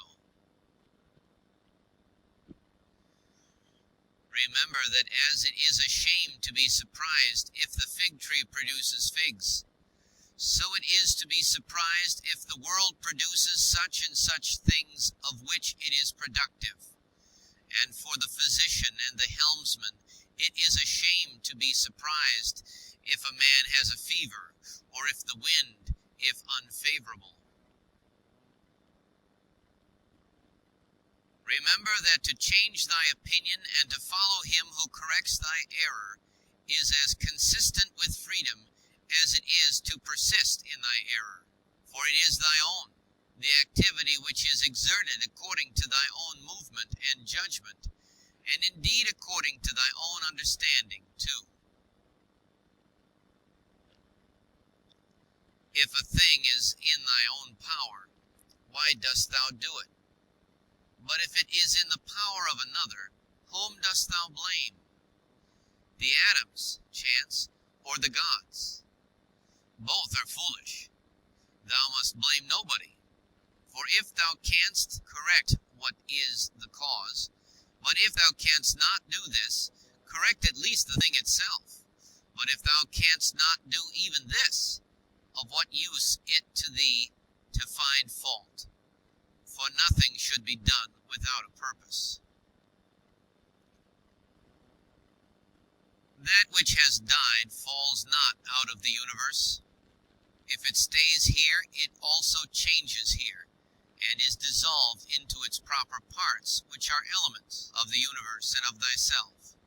And these too change, and they murmur not. Everything exists for some end, a horse, a vine. Why dost thou wonder? Even the sun will say, I am for some purpose, and the rest of the gods will say the same. For what purpose then art thou? To enjoy pleasure? See if common sense allows this. Nature has had regard in everything no less to the end than to the beginning, and the continuance, just like the man who throws up a ball. What good is it then for the ball to be thrown up, or harm for it to come down, or even to have fallen? And what good is it to the bubble while it holds together, or what harm when it is burst? The same may be said of a light also. Turn it, the body, inside out, and see what kind of thing it is, and when it has grown old, what kind of thing it becomes, and when it is diseased. Short-lived are both the praiser and the praised, and the rememberer and the remembered. And all this in a nook of this part of the world, and not even here do all agree, no, not any one with himself, and the whole earth too is a point. Attend to the matter which is before thee, whether it is an opinion or an act or a word. Thou sufferest this justly, for thou choosest rather to become good tomorrow than to be good today. Am I doing anything? I do it with reference to the good of mankind. Does anything happen to me? I receive it and refer it to the gods, and the source of all things, from which all that happens is derived. Such as bathing appears to thee, oil, sweat, dirt, filthy water, all things disgusting, so is every part of life and everything. Lucilla saw Verus die, and then Lucilla died. Secunda saw Maximus die, and then Secunda died. Epictetus saw Diotimus die, and then Epictetus died. Antoninus saw Faustina die, and then Antoninus died. Such is everything. Caelus saw Hadrianus die, and then Caelus died. And those sharp-witted men, either seers or men inflated with pride, where are they? For instance, the sharp-witted men, Charax and Demetrius, the Platonist, and Eudaimon, and anyone else like them, all ephemeral, dead long ago. Some indeed have not been remembered even for a short time, and others have become the heroes of fables, and again others have disappeared even from fables. Remember this, then, that this little compound, thyself, must either be dissolved, or thy poor breath must be extinguished, or be removed and placed elsewhere. It is satisfaction to a man to do the proper works of a man. Now it is a proper work of a man to be benevolent to his own kind, to despise the movements of the senses, to form a just judgment of plausible appearances, and to take a survey of the nature of the universe and of the things which happen in it. There are three relations between thee and other things, the one to the body which surrounds thee, the other to the divine cause from which all things come to all, and the third to those who live with thee. Pain is either an evil to the body, then let the body say what it thinks of it, or to the soul. But it is in the power of the soul to maintain its own serenity and tranquility, and not to think that pain is an evil. For every judgment and movement and desire and aversion is within, and no evil ascends so high. Wipe out thy imaginations by often saying to thyself, now it is in my power to let no badness be in this soul, nor desire, nor any perturbation at all. But looking at all things, I see what is their nature, and I use each according to its value. Remember this power which thou hast from nature. Speak both in the Senate and to every man, whoever he may be, appropriately, not with any affectation. Use plain discourse. Augustus' court, wife, daughter, descendants, ancestors, sister, Agrippa, kinsmen, intimates, friends, Arius, Maecenas, physicians, and sacrificing priests. The whole court is dead.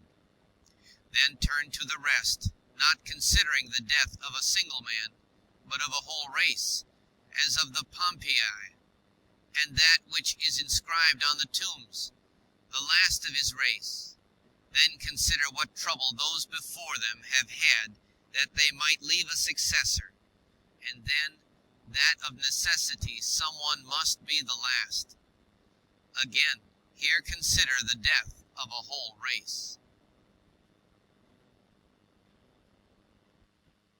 It is thy duty to order thy life well in every single act, and if every act does its duty, as far as is possible, be content, and no one is able to hinder thee, so that each act shall not do its duty. But something external will stand in the way. Nothing will stand in the way of thy acting justly and soberly and considerately, but perhaps some other active power will be hindered. Well, but by acquiescing in the hindrance, and by being content to transfer thy efforts to that which is allowed, another opportunity of action is immediately put before thee in place of that which was hindered, and one will adapt itself to this ordering of which we are speaking. Receive wealth or prosperity without arrogance, and be ready to let it go.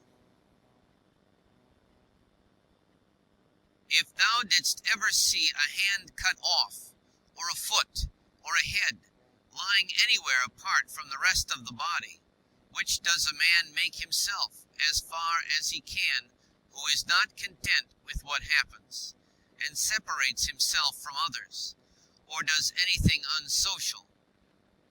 Suppose that thou hast detached thyself from the natural unity, for thou wast made by nature apart, but now thou hast cut thyself off. Yet here there is this beautiful provision, that it is in thy power again to unite thyself. God has allowed this to no other part, after it has been separated and cut asunder, to come together again. But consider the kindness by which he has distinguished man, for he has put it in his power not to be separated at all from the universal, and when he has been separated, he has allowed him to return and to be united, and to resume his place as a part. As the nature of the universal has given to every rational being all the other powers that it has, so we have received from it this power also. For as the universal nature converts and fixes in its predestined place everything which stands in the way and opposes it, and makes such things a part of itself, so also the rational animal is able to make every hindrance its own material, and to use it for such purposes as it may have designed. Do not disturb thyself by thinking of the whole of thy life. Let not thy thoughts at once embrace all the various troubles which thou mayest expect to befall thee, but on every occasion ask thyself, what is there in this which is intolerable and past bearing? For thou wilt be ashamed to confess. In the next place, remember that neither the future nor the past pains thee, but only the present. But this is reduced to a very little, if thou only circumscribest it, and chidest thy mind, if it is unable to hold out against even this. Does Panthea or Pergamus now sit by the tomb of Varus? Does Chaurias or Diometus sit by the tomb of Hadrianus? That would be ridiculous. Well, suppose they did sit there. Would the dead be conscious of it? And if the dead were conscious, would they be pleased? And if they were pleased, would that make them immortal? Was it not in the order of destiny that these persons should first become old women and old men, and then die? What then would those do after these were dead? All this is foul smell and blood in a bag. If thou canst see sharp, look and judge wisely. says the philosopher. In the constitution of the rational animal, I see no virtue which is opposed to justice, but I see a virtue which is opposed to love of pleasure, and that is temperance. If thou takest away thy opinion about that which appears to give thee pain, thou thyself standest in perfect security. Who is this self? The reason. But I am not reason. Be it so. Let then the reason itself not trouble itself. But if any other part of thee suffers, let it have its own opinion about itself. Hindrance to the perceptions of sense is an evil to the animal nature. Hindrance to the movements, desires, is equally an evil to the animal nature. And something else also is equally an impediment and evil to the constitution of plants. So then that which is a hindrance to the intelligence is an evil to the intelligent nature. Apply all these things to thyself. Does pain or sensuous pleasure affect thee? The senses will look to that.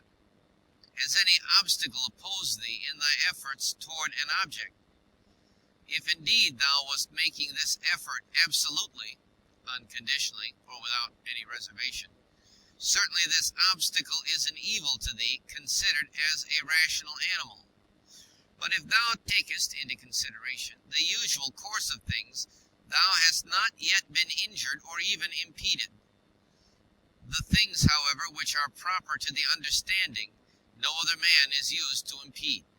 For neither fire, nor iron, nor tyrant, nor purse touches it in any way.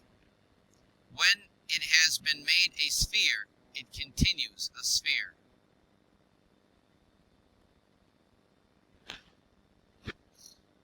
It is not fit that I should give myself pain, for I have never intentionally given pain even to another. Different things delight different people, but it is my delight to keep the ruling faculty sound without turning either from any man or from any of the things which happen to men, but looking at and receiving all with welcome eyes and using everything according to its nature. See that thou secure this present time to thyself. For those who rather pursue posthumous fame do not consider that the men of aftertime will be exactly such as these whom they cannot bear now, and both are mortal. And what is it in any way to thee if these men of aftertime utter this or that sound, or have this or that opinion about thee?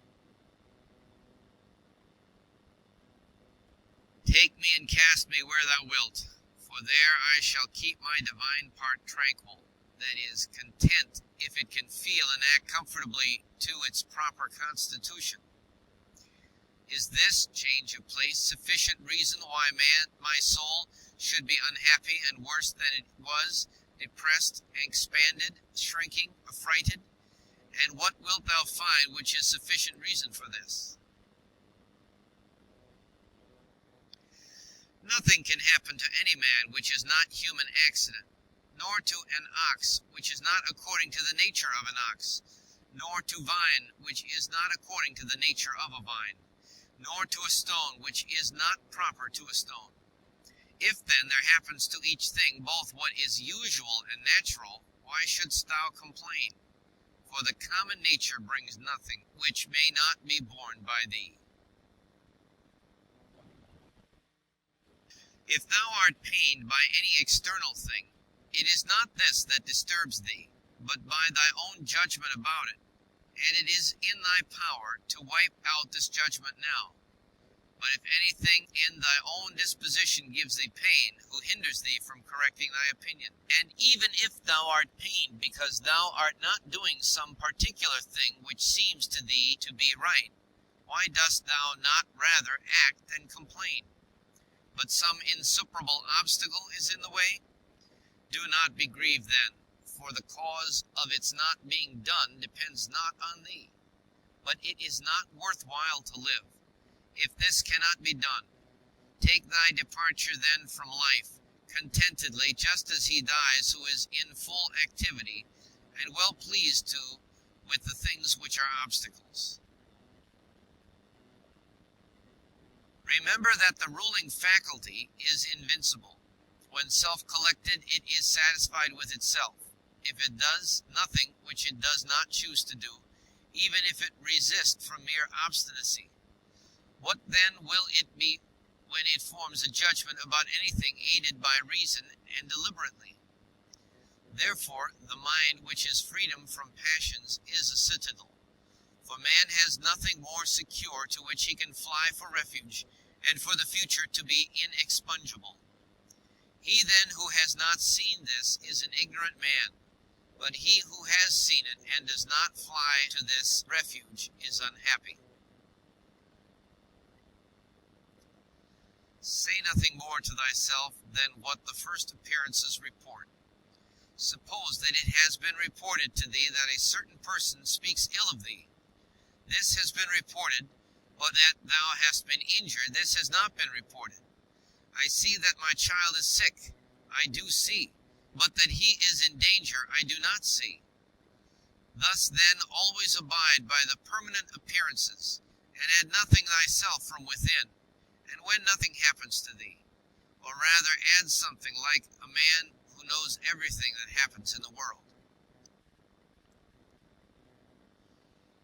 A cucumber is bitter, throw it away. There are briars in the road, turn aside from them. This is enough. Do not add, and why were such things made in the world? For thou wilt be ridiculed by a man who is acquainted with nature, as thou wouldst be ridiculed by a carpenter and a shoemaker if thou didst find fault because thou seest in their workshops savings and cuttings from which they make. And yet they have places into which they can throw these shavings and cuttings, and the universal nature has no external space. But the wondrous part of her art is that though she has circumscribed herself, everything within her which appears to decay and to grow old and to be useless, she changes into herself, and again makes new things from these very same, so that she requires neither substance from without, nor wants a place into which she may cast that which delays. She is content then with her own space, and her own matter, and her own heart. Neither in thy actions be sluggish, nor in thy conversation without method, nor wandering in thy thoughts, nor let there be in thy soul inward contention or external effusion, nor in life be so busy as to leave no pleasure. Suppose that men kill thee, cut thee in pieces, curse thee. What then can these things do to prevent thy mind from remaining pure, wise, sober, just? For instance, if a man should stand by a limpid, pure spring and curse it, the spring never ceases setting up potable water. And if he should cast clay into it, or filth, it will speedily disperse them and wash them out, and will not be at all polluted. How then shalt thou possess a perpetual fountain, and not a mere wall? By forming thyself hourly to freedom conjoined with contentment, simplicity, and modesty. He who does not know what the world is, does not know where he is. And he who does not know for what purpose the world exists, does not know who he is, nor what the world is. But he who has failed in any of these things could not even say for what purpose he exists himself. What then dost thou think of him who avoids or seeks the praise of those who applaud, of men who know not either where they are or who they are? Dost thou wish to be praised by a man who curses himself thrice every hour? Wouldst thou wish to please a man who does not please himself? Does a man please himself who repents of nearly everything that he does? No longer let thy breathing only act in concert with the air which surrounds thee. But let thy intelligence also now be in harmony with the intelligence which embraces all things. For the intelligent power is no less diffused in all parts, and pervades all things from him who is willing to draw it to him, than the aerial power for him who is able to respire it. Generally, wickedness does no harm at all to the universe, and particularly the wickedness of one man does no harm or another. It is only harmful to him who has it in his power to be released from it as soon as he shall choose. To my own free will, the free will of my neighbor is just as indifferent as his poor health and flesh.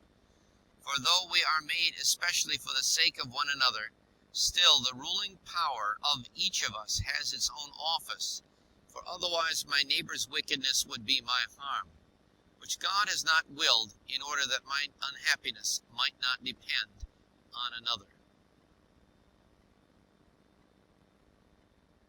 The sun appears to be poured down, and in all directions indeed it is diffused, yet it is not diffused. For this diffusion is extension. Accordingly its rays are called extensions, Greek, because they are extended, Greek. But one may judge what kind of a thing a ray is if he looks at the night's light passing through a narrow opening into a darkened room. For it is extended in a right line, and as it were is divided when it meets with any solid body which stands in the way and intercepts the air beyond. But there the light remains fixed and does not glide or fall. Such then ought to be the outpouring and affection of the understanding, and it should in no way be an effusion, but an extension. And it should make no violent or impetuous collision with the obstacles which are in its way, nor yet fall down, but be fixed and enlighten that which receives it. For a body will deprive itself of the illumination if it does not admit it. He who fears death either fears the loss of sensation or a different kind of sensation. But if thou shalt have no sensation, neither wilt thou feel any harm. And if thou shalt acquire another kind of sensation, thou wilt be a kind of living being who will not cease. Chapter 9. He who acts unjustly acts impiously.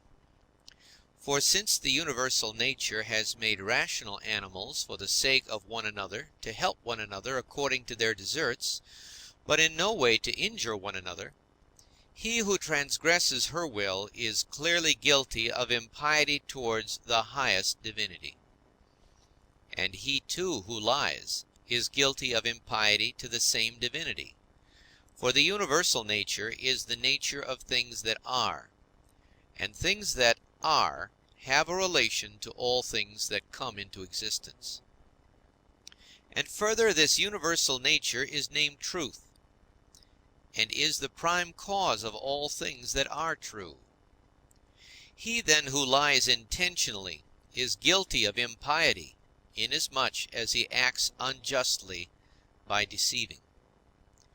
And he who also lies unintentionally, inasmuch as he is at variance with the universal nature, and inasmuch as he disturbs the order by fighting against the nature of the world, for he fights against it who is moved of himself to that which is contrary to truth, for he had received powers from nature through the neglect of which he is not able now to distinguish falsehood from truth.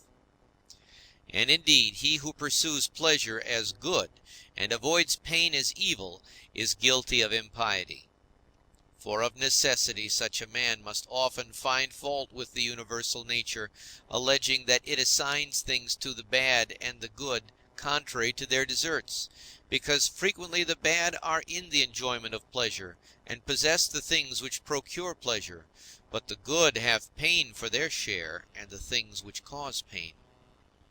And further, he who is afraid of pain will sometimes also be afraid of some things which will happen in the world, and even this is impiety.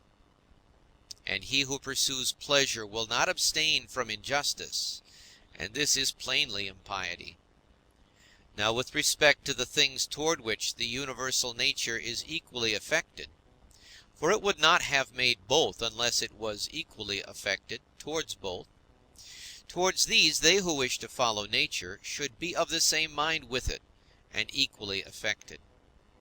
With respect to pain, then, and pleasure, or death and life, or honor and dishonor, which the universal nature employs equally, whoever is not equally affected is manifestly acting impiously.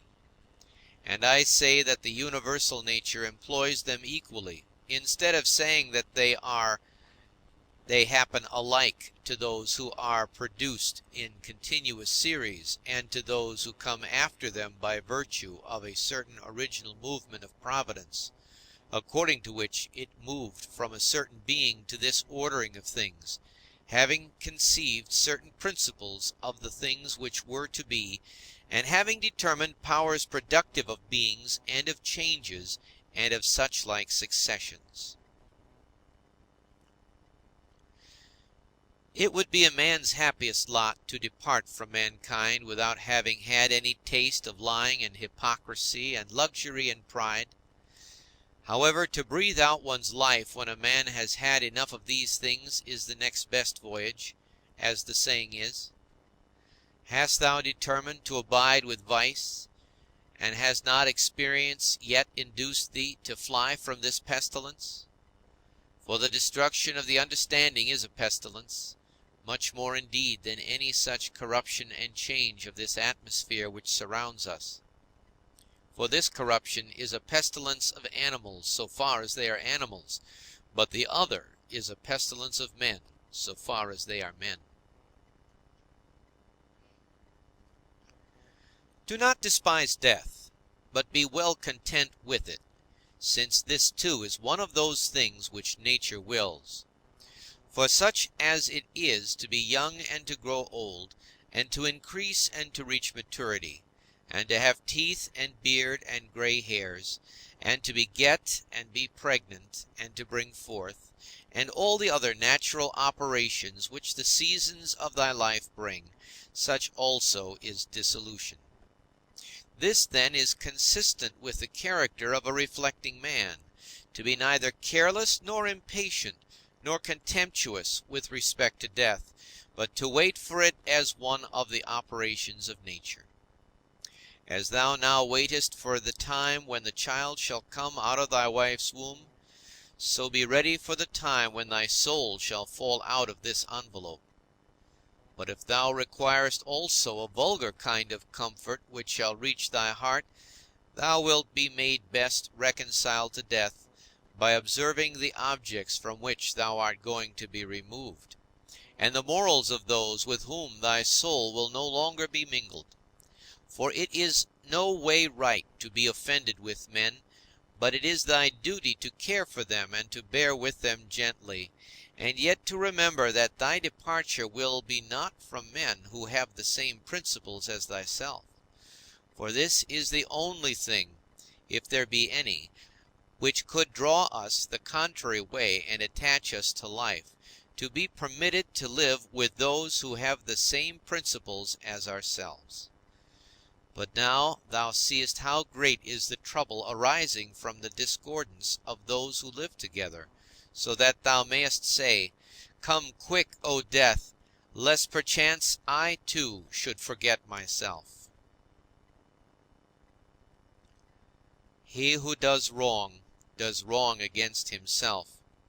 He who acts unjustly to himself, because he makes himself bad. He often acts unjustly who does not do a certain thing, not only he who does a certain thing.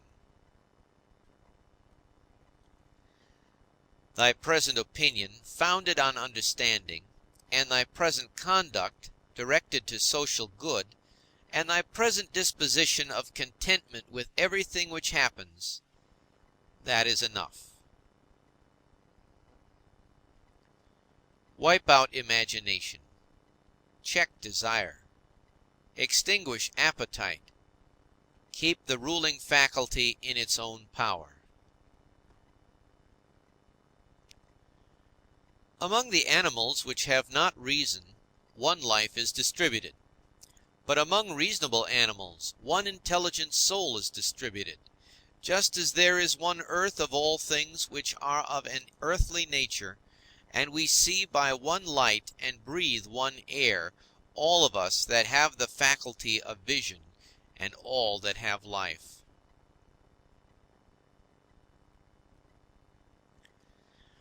All things which participate in anything which is common to them all move towards that which is of the same kind with themselves. Everything which is earthly turns toward the earth, everything which is liquid flows together, and everything which is of an aerial kind does the same, so that they require something to keep them asunder, and the application of force. Fire indeed moves upwards on account of the elemental fire, but it is so ready to be kindled together with all the fire which is here, that even every substance which is somewhat dry is easily ignited, because there is less mingled with it of that which is a hindrance to ignition. Accordingly, then, everything also which participates in the common intelligent nature moves in like manner towards that which is of the same kind with itself, or moves even more. For so much as it is superior in comparison with all other things, in the same degree also it is more ready to mingle with and to be fused with that which is akin to it. Accordingly, among animals devoid of reason, we find swarms of bees and herds of cattle, and the nurture of young birds, and in a manner loves. For even in animals there are souls, and that power which brings them together is seen to exert itself in the superior degree, and in such a way as never has been observed in plants or in stones nor in trees. But in rational animals there are political communities and friendships, and families and meetings of people, and in wars, treaties, and armistices. But in the things which are still superior, even though they are separated from one another, unity in a manner exists, as in the stars. Thus the ascent to the higher degree is able to produce a sympathy even in things which are separated. See then what now takes place. For only intelligent animals have now forgotten this mutual desire and inclination, and in them alone the property of flowing together is not seen. But still, though men strive to avoid this union, they are caught and held by it, for their nature is too strong for them, and thou wilt see what I say, if thou only observest. Sooner then will one find anything earthy which comes in contact with no earthy thing, than a man altogether separated from other men. Both man and God and the universe produce fruit. At the proper seasons each produces it. But if usage has especially fixed these terms to the vine and like things, this is nothing.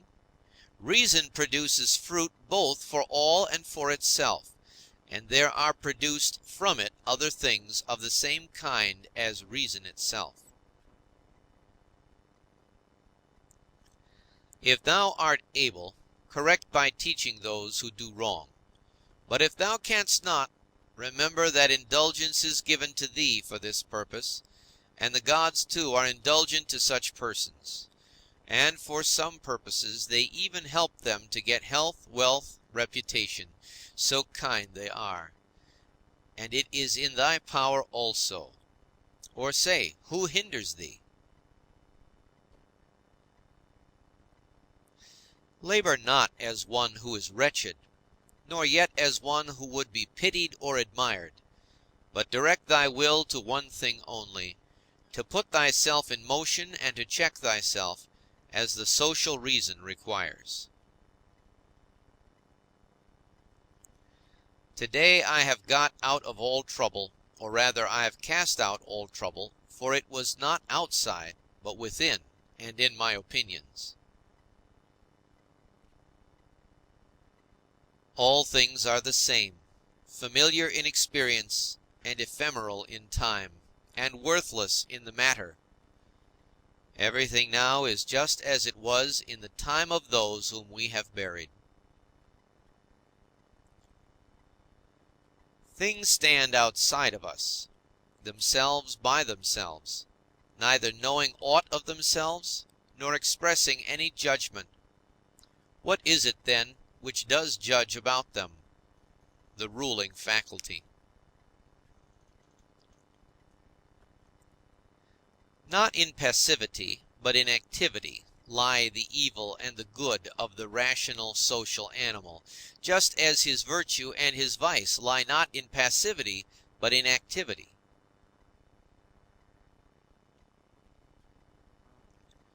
For the stone which has been thrown up, it is no evil to come down, nor indeed any good to have been carried up.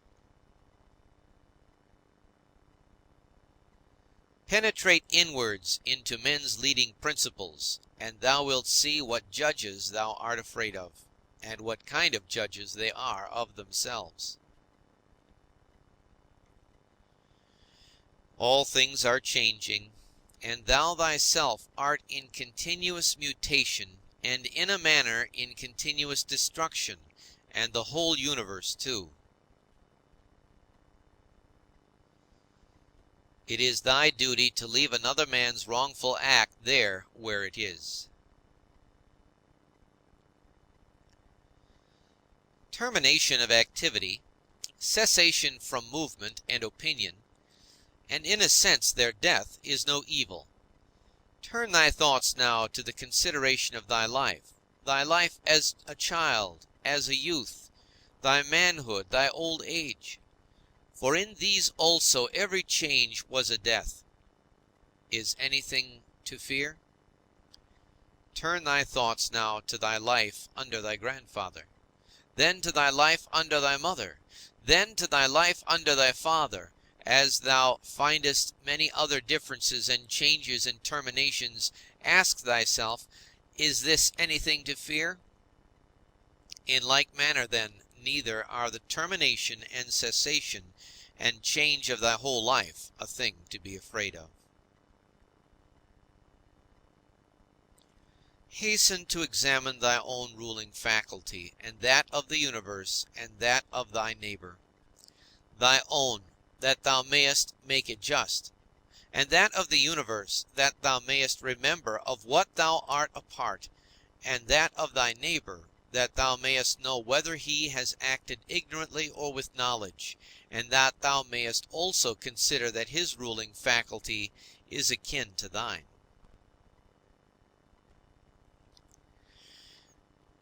As thou art thyself a component part of a social system, so let every act of thine be a component part of social life. Whatever act of thine, then, has no reference, either immediately or remotely, to a social end, this tears asunder thy life, and does not allow it to be one, and is of the nature of a mutiny, just as when in a popular assembly a man acting by himself stands apart from the general agreement. Quarrels of little children and their sports, and poor spirits carrying about dead bodies, such is everything. And so what is exhibited in the representation of the mansions of the dead strikes our eyes more clearly. Examine into the quality of the form of an object, and detach it altogether from its material part, and then contemplate it. Then determine the time, the longest which a thing of this peculiar form is naturally made to endure.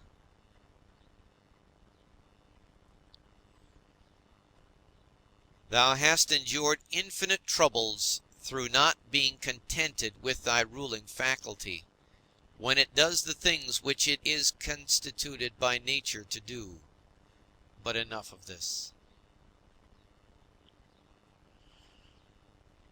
When another blames thee or hates thee, or when men say about thee anything injurious, approach their poor souls, penetrate within, and see what kind of men they are. thou wilt discover that there is no reason to take any trouble that these men may have this or that opinion about thee. However, thou must be well disposed towards them, for by nature they are friends,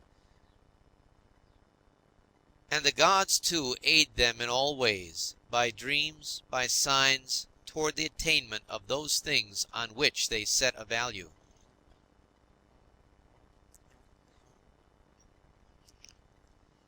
The periodic movements of the universe are the same up and down from age to age, and either the universal intelligence puts itself in motion for every separate effect, and if this is so, be thou content with that which is the result of its activity, or it puts itself in motion once, and everything else comes by way of sequence in a manner, where indivisible elements are the origin of all things.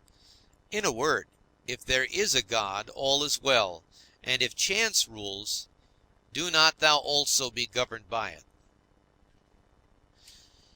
Soon will the earth cover us all.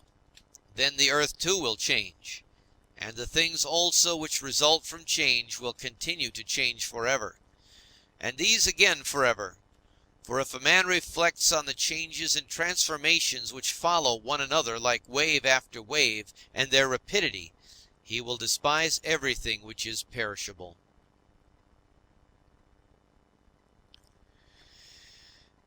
The universal cause is like a winter torrent. It carries everything along with it. But how worthless are all these poor people who are engaged in matters political, and, as they suppose, are playing the philosopher. All are drivellers. Well, then, man, do what nature now requires. Set thyself in motion, if it is in thy power, and do not look about thee to see if anyone will observe it, nor yet expect Plato's Republic. But be content if the smallest thing goes on well, and consider such an event to be no small matter. For who can change men's opinions? And without a change of opinions, what else is there than the slavery of men who groan while they pretend to obey? Come now and tell me of Alexander and Philippus and Demetrius and Phalerum. They themselves shall judge whether they discovered what the common nature required, and train themselves accordingly. But if they acted like tragedy heroes, no one has condemned me to imitate them. Simple and modest is the work of philosophy. Draw me not aside to insolence and pride. Look down from above on the countless herds of men and their countless solemnities, and the infinity varied voyagings into storms and calms, and the differences among those who are born, who live together and die. And consider too the life lived by others in olden time, and the life of those who will live after thee, and the life now lived among barbarous nations, and how many know not even thy name, and how many will soon forget it, and how they who perhaps now are praising thee will very soon blame thee, and that neither a posthumous name is of any value, nor reputation, nor anything else.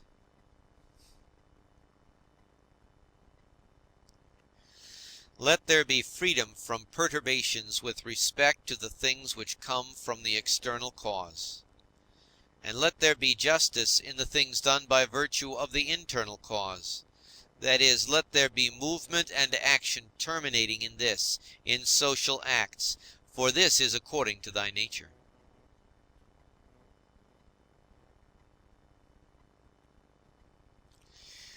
Thou canst remove out of the way many useless things among those which disturb thee, for they lie entirely in thy opinion. And thou wilt then gain for thyself ample space by comprehending the whole universe in thy mind, and by contemplating the eternity of time, and observing the rapid change of every several thing, how short is the time from birth to dissolution, and the illimitable time before birth, as well as the equally boundless time after dissolution. all that thou seest will quickly perish, and those who have been spectators of its dissolution will very soon perish too, and he who dies at the extremest old age will be brought into the same condition with him who died prematurely. What are these men's leading principles, and about what kind of things are they busy, and for what kind of reasons do they love and honor? Imagine that thou seest their poor souls laid bare, when they think that they do harm by their blame or good by their praise. What an idea! Loss is nothing else than change. But the universal nature delights in change, and in obedience to her all things are now done well, and from eternity have been done in like form, and will be done to such time without end.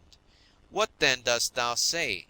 That all things have been, and all things always will be bad, and that no power has ever been found in so many gods to rectify these things, but the world has been condemned to be bound in never-ceasing evil? The rottenness of the matter which is the foundation of everything, water, dust, bones, filth, or again marble rocks, the callosities of the earth, and gold and silver and sediments and garments, only bits of hair and purple dye, blood and everything else is of the same kind, and that which is of the nature of breath is also another thing of the same kind, changing from this to that. Enough of this wretched life, and murmurings, and apish tricks. Why art thou disturbed? What is there new in this? What unsettles thee? Is it the form of the thing? Look at it. Or is it the matter? Look at it. But besides these there is nothing. Toward the gods, then, now become at last more simple and better, it is the same whether we examine these things for 100 years or 3. If any man has done wrong, the harm is his own. But perhaps he has not done wrong.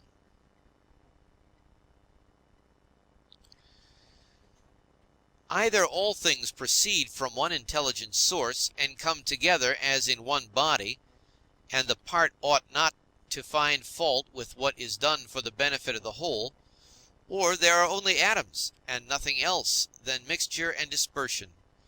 Why then art thou disturbed? Say to the ruling faculty, art thou dead? Art thou corrupted?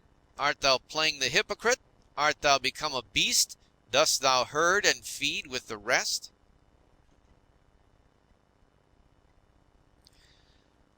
Either the gods have no power, or they have power. If then they have no power, why dost thou pray to them? But if they have power, why dost thou not pray for them to give thee the faculty of not fearing any of the things which thou fearest, or of not desiring any of the things which thou desirest, or not being pained at anything, rather than pray that any of these things should not happen or happen? For certainly if they can cooperate with men, they can cooperate for these purposes.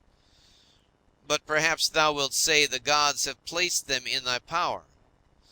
Well then, is it not better to use what is in thy power like a free man than to desire in a slavish and abject way what is not in thy power? And who has told thee that the gods do not aid us even in the things which are in our power? Begin then to pray for such things, and thou wilt see. One man prays thus: how shall I be able to lie with that woman? Do thou praise thus: how shall I not desire to lie with her? Another prays thus: how shall I be released from this? Another prays: how shall I not desire to be released? Another thus: how shall I not lose my little son? Thou thus: how shall I not be afraid to lose him? In turn thy prayers this way, and see what comes. Epicurus says, In my sickness, my conversation was not about my bodily sufferings, nor, says he, did I talk on such subjects to those who visited me, but I continued to discourse on the nature of things as before, keeping to this main point, how the mind, while participating in such movements as go on in the poor flesh, shall be free from perturbations and maintain its proper good. Nor did I, he says, give the physicians an opportunity of putting on solemn looks, as if they were doing something great, but my life went on well and happily. Do then the same that he did, both in sickness, if thou art sick, and in any other circumstances.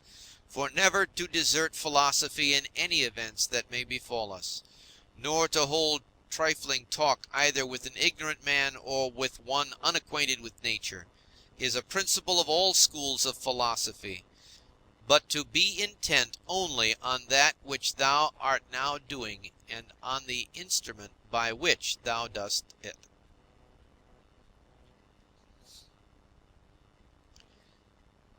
When thou art offended with any man's shameless conduct, immediately ask thyself, is it possible then that shameless men should not be in the world? It is not possible. Do then require what is impossible, for this man also is one of those shameless men who must of necessity be in the world. Let the same considerations be present to thy mind in the case of the knave, and the faithless man, and of every man who does wrong in any way. For at the same time that thou dost remind thyself that it is impossible that such kind of men should not exist, thou wilt become more kindly disposed toward every one individually. It is useful to perceive this too, immediately when the occasion arises, that virtue nature has given to man to oppose to every wrongful act. For she has given to man, as an antidote against the stupid man, mildness, and against another kind of man some other power. And in all cases it is possible for thee to correct thy teaching the man who is gone astray. For every man who errs misses his object and is gone astray. Besides, wherein hast thou been injured? For thou wilt find that no one among those against whom thou art irritated has done anything by which thy mind could be made worse. But that which is evil to thee and harmful has its foundation only in the mind. And what harm is done, or what is there strange, if the man who has not been instructed does the acts of an uninstructed man? Consider whether thou shouldest not rather blame thyself, because thou didst not expect such a man to err in such a way. For thou hast means given thee by thy reason to suppose that it was likely that he would commit this error, and yet thou hast forgotten and art amazed that he has erred. But most of all, when thou blamest him as a father or ungrateful, turn thyself, for the fault is manifestly thy own. Whether thou didst trust that a man who had such a disposition would keep his promise, or when conferring thy kindness thou didst not confer it absolutely, nor yet in such a way as to have received from thy very act all the profit. For what more dost thou want when thou hast done a man a service? Art thou not content that thou hast done something comfortable to thy nature, and dost thou seek to be paid for it? Just as if the eye demanded a recompense for seeing, or the feet for walking. For as these members are formed for a particular purpose, and by working according to their several constitutions obtain what is their own, so also as man is formed by nature to acts of benevolence, when he has done anything benevolent, or in any other way conducive to the common interest, he has acted conformably to his constitution, and he gets what is his own. Section 10. Wilt thou then, my soul, never be good and simple, and one and naked, more manifest than the body which surrounds thee? Wilt thou never enjoy an affectionate and contented disposition? Wilt thou never be full and without a want of any kind, longing for nothing more, nor desiring anything, either animate or inanimate, for the enjoyment of pleasures? nor yet desiring time wherein thou shalt have longer enjoyment, or place, or pleasant climate, or society of men with whom thou mayest live in harmony? But wilt thou be satisfied with thy present condition, and pleased with all that is about thee? And wilt thou convince thyself that thou hast everything, and that it comes from the gods, that everything is well for thee, and will be well whatever shall please them, and whatever they shall give for the conservation of perfect living being, the good, and just, and beautiful, which generates and holds together all things, and contains and embraces all things which are dissolved for the production of other like things? Wilt thou never be such that thou shalt so dwell in community with gods and men as neither to find fault with them at all, nor to be condemned by them? 2. Observe what thy nature requires, so far as thou art governed by nature only. Then do it and accept it. If thy nature, so far as thou art a living being, shall not be made worse by it. And next thou must observe what thy nature requires so far as thou art a living being. And all this thou mayest allow thyself, if thy nature, so far as thou art a rational animal, shall not be made worse by it. But the rational animal is consequently also a political animal. Use these rules then, and trouble thyself about nothing else. 3. Everything which happens, either happens in such wise as thou art formed by nature to bear it, or as thou art not formed by nature to bear it. If then it happens to thee in such a way as thou art formed by nature to bear it, do not complain, but bear it as thou art formed by nature to bear it. But if it happens in such wise as thou art not formed by nature to bear it, do not complain, for it will perish after it has consumed thee. Remember, however, that thou art formed by nature to bear everything, with respect to which it depends on thy own opinion to make it endurable and tolerable, by thinking that it is either thy interest or thy duty to do this. 4. If a man is mistaken, instruct him kindly and show him his error. But if thou art not able, blame thyself, or blame not even thyself. 5. Whatever may happen to thee, it was prepared for thee from all eternity, and the implication of causes was from eternity spinning the thread of thy being, and of that which is incident to it. 6. Whether the universe is a concourse of atoms, or nature is a system, let this first be established, that I am part of the whole which is governed by nature. Next, I am in a manner intimately related to the parts which are of the same kind with myself. For remembering this, inasmuch as I am a part, I shall be discontented with none of the things which are assigned to me out of the whole. For nothing is injurious to the part, if it is for the advantage of the whole. For the whole contains nothing which is not for its advantage. And all natures indeed have this common principle, but the nature of the universe has this principle besides, that it cannot be compelled even by any external cause to generate anything harmful to itself. By remembering, then, that I am part of such a whole, I shall be content with everything that happens, and inasmuch as I am in a manner intimately related to the parts which are of the same kind with myself, I shall do nothing unsocial, but I shall rather direct myself to the things which are of the same kind with myself, and I shall turn all my efforts to the common interest, and divert them from the contrary.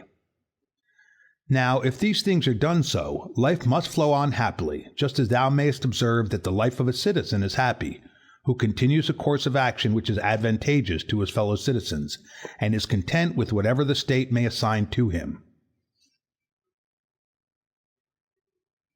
7. The parts of the whole, everything I mean, which is naturally comprehended in the universe, must of necessity perish. But let this be understood in this sense, that they must undergo change. But if this is naturally both an evil and a necessity for the parts, the whole would not continue to exist in a good condition, the parts being subject to change and constituted so as to perish in various ways. For whether did nature herself design to do evil to the things which are parts of herself, and to make them subject to evil and of necessity fall into evil, or have such results happened without her knowing it? Both these suppositions indeed are incredible, but if a man should ever drop the term nature as an efficient power, and should speak of these things as natural, even then it would be ridiculous to affirm at the same time that the parts of the whole are in their nature subject to change, and at the same time to be surprised or vexed as if something were happening contrary to nature, particularly as the dissolution of things into those things of which each thing is composed. For there is either a dispersion of the elements out of which everything has been compounded, or a change from the solid to the earthy, and from the airy to the aerial, so that these parts are taken back into the universal reason, whether this at certain periods is consumed by fire or renewed by eternal changes. And do not imagine that the solid and the airy part belong to thee from time of generation. For all this received its accretion only yesterday, and the day before, as one may say, from the food and the air which is inspired. This, then, which have received the accretion, changes not that which thy mother brought forth. But suppose that this, which thy mother brought forth, implicates thee very much with the other part, which has the peculiar quality of change. This is nothing, in fact, in the way of objection to what is said. 8. When thou hast assumed those names, good, modest, true, rational, a man of equanimity and magnanimous, take care thou dost not change these names, and if thou should lose them, quickly return to them.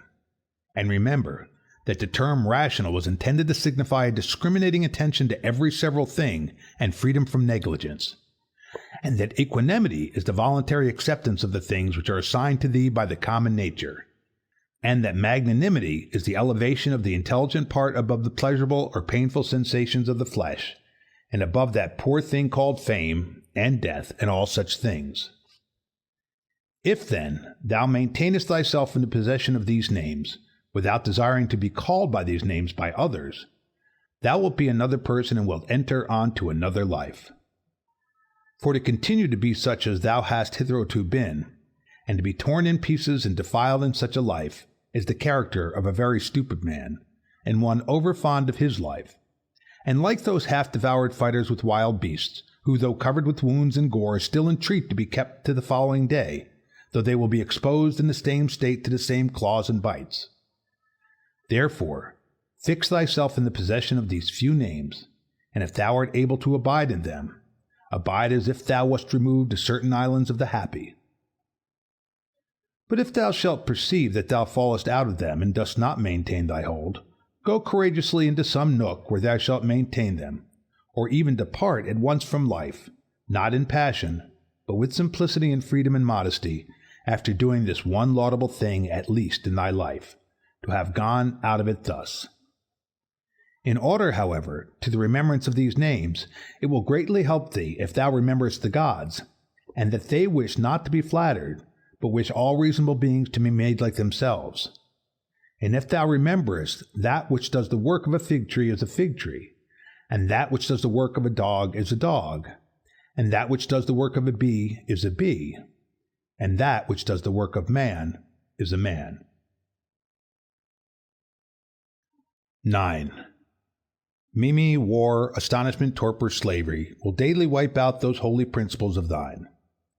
How many things without studying nature dost thou imagine, and how many dost thou neglect?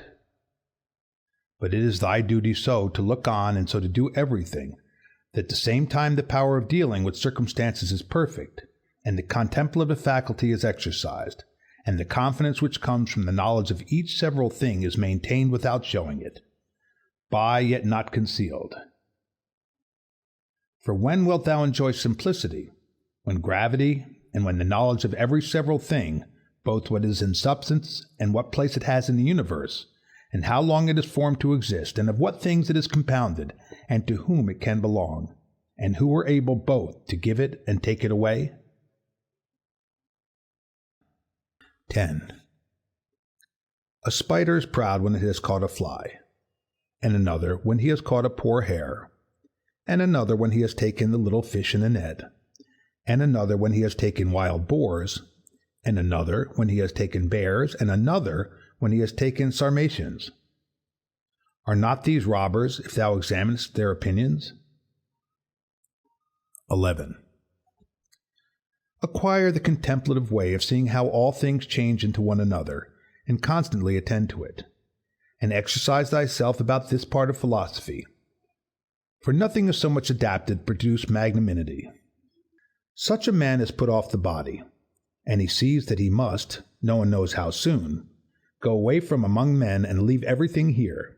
He gives himself up entirely to just doing in all his actions, and in everything else that happens he resigns himself to the universal nature.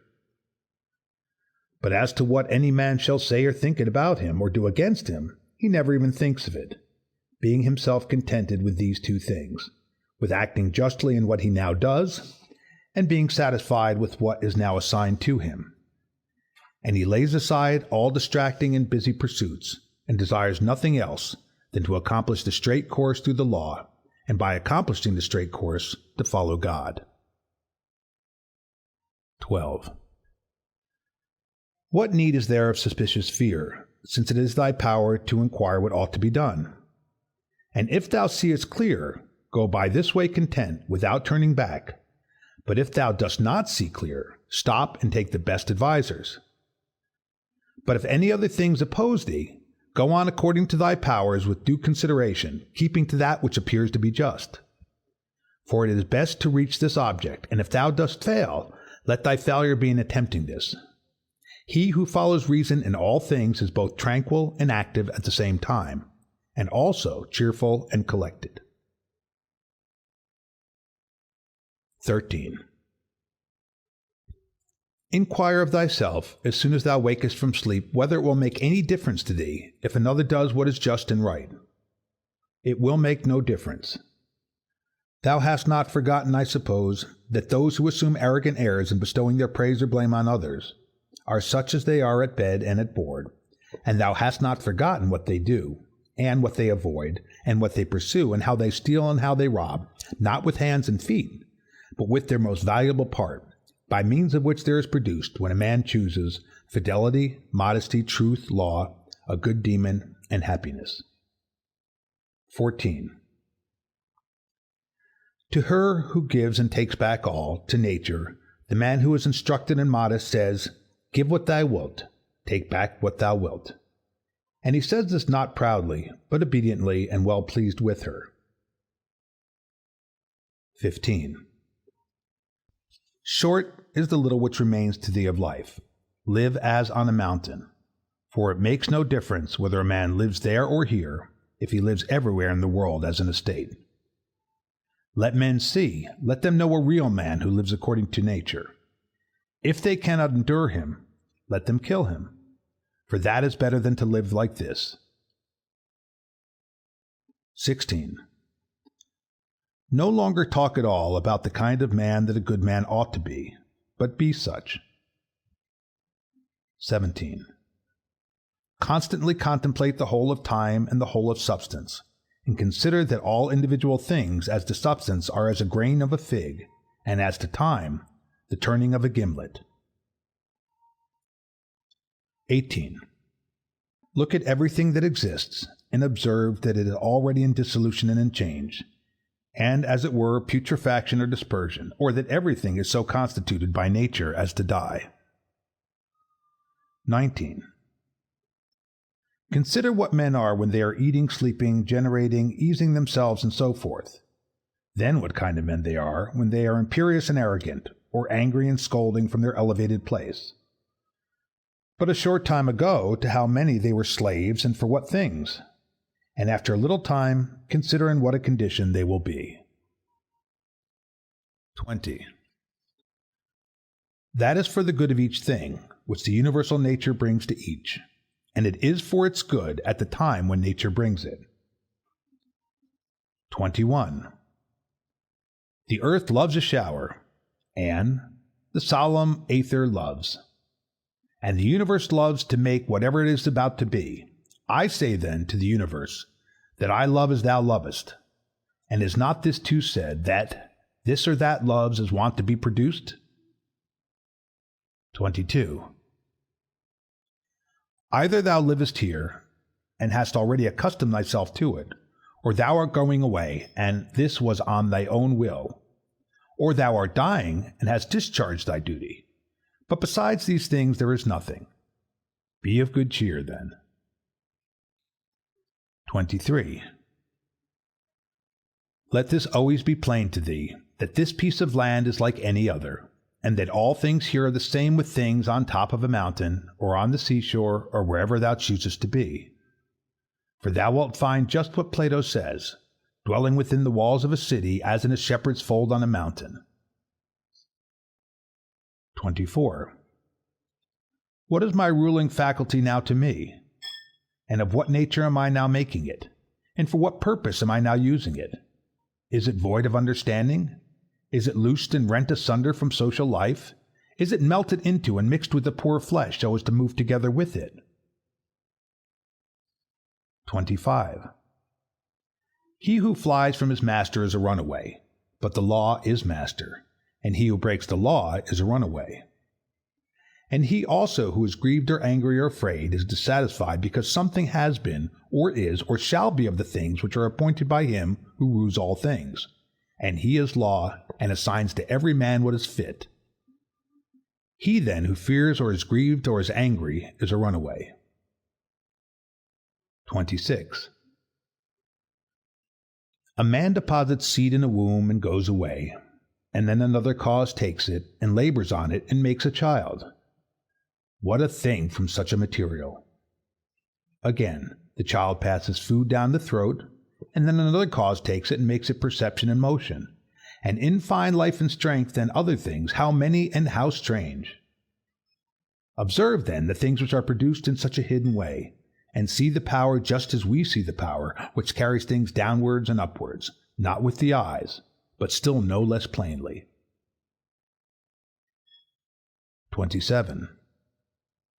Constantly consider how all things such as they now are in time past also were, and consider that they will be the same again.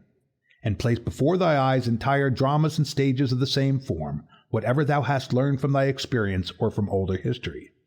For example, the whole court of Hadrianus, and the whole court of Antoninus, and the whole court of Philippus, Alexander, Croesus, for all those were dramas such as we see now, only with different actors. 28. Imagine every man who is grieved at anything or discontented to be like a pig which is sacrificed and kicks and screams. Like this pig also is he who on his bed in silence laments the bonds in which we are held, and consider that only to the rational animal is it given to follow voluntarily what happens, but simply to follow is a necessity imposed on all. 29. Severally on the occasion of everything that thou dost, pause and ask thyself if death is a dreadful thing because it deprives thee of this. 30. When thou art offended at any man's fault, forthwith turn to thyself and reflect in what like manner thou dost err thyself, for example, in thinking that money is a good thing, or pleasure, or a bit of reputation, and the like. For by attending to this thou wilt quickly forget thy anger, if this consideration also is added, that the man is compelled, for what else could he do? Or, if thou art able, take away from him the compulsion. 31. When thou hast seen Satron the Socratic, think of Eutyches or Hymen. And when thou hast seen Euphrates, think of Eutychion or Sylvanus. And when thou hast seen Alciphron, think of Troipophorus. And when thou hast seen Xenophon, think of Crito of Severus. And when thou hast looked on thyself, think of any other Caesar, and, in the case of every one, do in like manner. Then let this thought be in thy mind. Where then are those men? Nowhere, or nobody knows where. For thus continuously thou wilt look at human things as smoke and nothing at all, especially if thou reflectest at the same time that what is once changed will never exist again in the infinite duration of time. But thou, in what a brief space of time is thy existence? And why art thou not content to pass through this short time in an orderly way? What matter and opportunity for thy activity art thou avoiding? For what else are all these things except exercises for the reason, when it has viewed carefully and by examination into their nature the things which happen in life? Persevere then until thou shalt have made these things thy own, as the stomach which is strengthened makes all things its own, as the blazing fire makes flame and brightness out of everything that is thrown into it.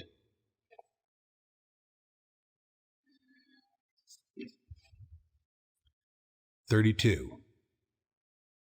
Let it not be in any man's power to say truly of thee that thou art not simple, or that thou art not good. But let him be a liar whoever shall think anything of this kind about thee, and this is altogether in thy power. For who is he that shall hinder thee from being good and simple? Do thou only determine to live no longer, unless thou shalt be such? For neither does reason allow thee to live, if thou art not such. 33. What is that which as to this material our life can be done or said in a way most conformable to reason? For whatever this may be, it is in thy power to do it or say it, and do not make excuses that thou art hindered. Thou wilt not cease to lament till thy mind is in such a condition that, what luxury is to those who enjoy pleasure, such shall be to thee in the matter which is subjected and presented to thee, the doing of things which are conformable to man's constitution. For a man ought to consider as an enjoyment everything which is in his power to do according to his own nature.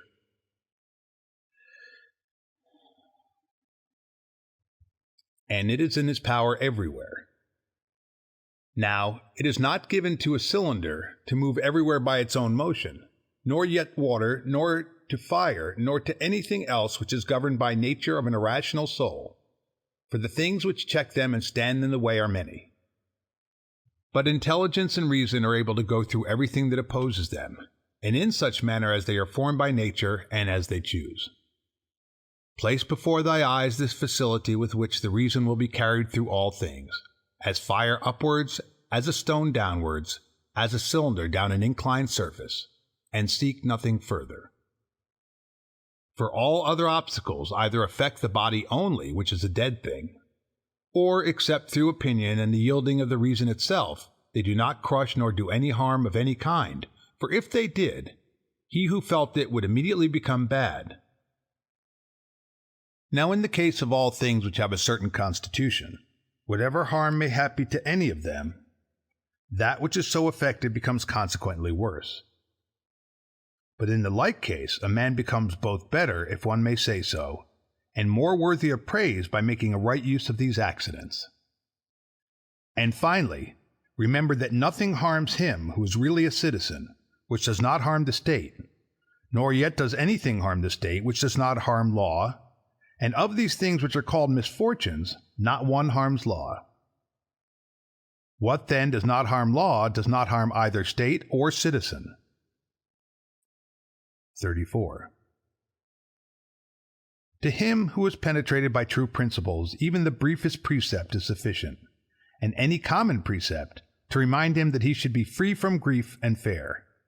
For example, leaves, some the wind scatters on the ground. So is the race of men. Leaves also are thy children, and leaves too are they who cry out as if they were worthy of credit and bestow their praise, or on the contrary curse, or secretly blame and sneer. And leaves in like manner are those who shall receive and transmit a man's fame to aftertimes. For all such things as these, quote, are produced in the season of spring, end quote, as the poet says. But the wind casts them down, then the forest produces other leaves in their places. But a brief existence is common to all things, and yet thou avoidest and pursuest all things as if they would be eternal. A little time and thou shalt close thy eyes, and him who has attended thee to thy grave another soon will lament. 35.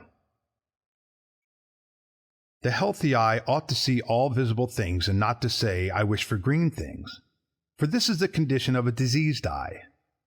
And a healthy hearing and smelling ought to be ready to perceive all that can be heard and smelled. And a healthy stomach ought to be with respect to all food just as the mill with respect to all things which it is formed to grind. And accordingly, the healthy understanding ought to be prepared for everything which happens, but that which says, let my dear children live, and let all men praise whatever I may do, is an eye which seeks for green things, or teeth which seek for soft things. 36. There is no man so fortunate that there shall not be by him when he is dying some who are pleased with what is going to happen. Suppose that he was a good and wise man, will there not be at last someone to say to himself, "Let us at last breathe freely, being relieved from this schoolmaster"? It is true that he was harsh to none of us, but I perceive that he tacitly condemns us. This is what is said of a good man. But in our own case, how many other things are there for which there are many who wish to get rid of us?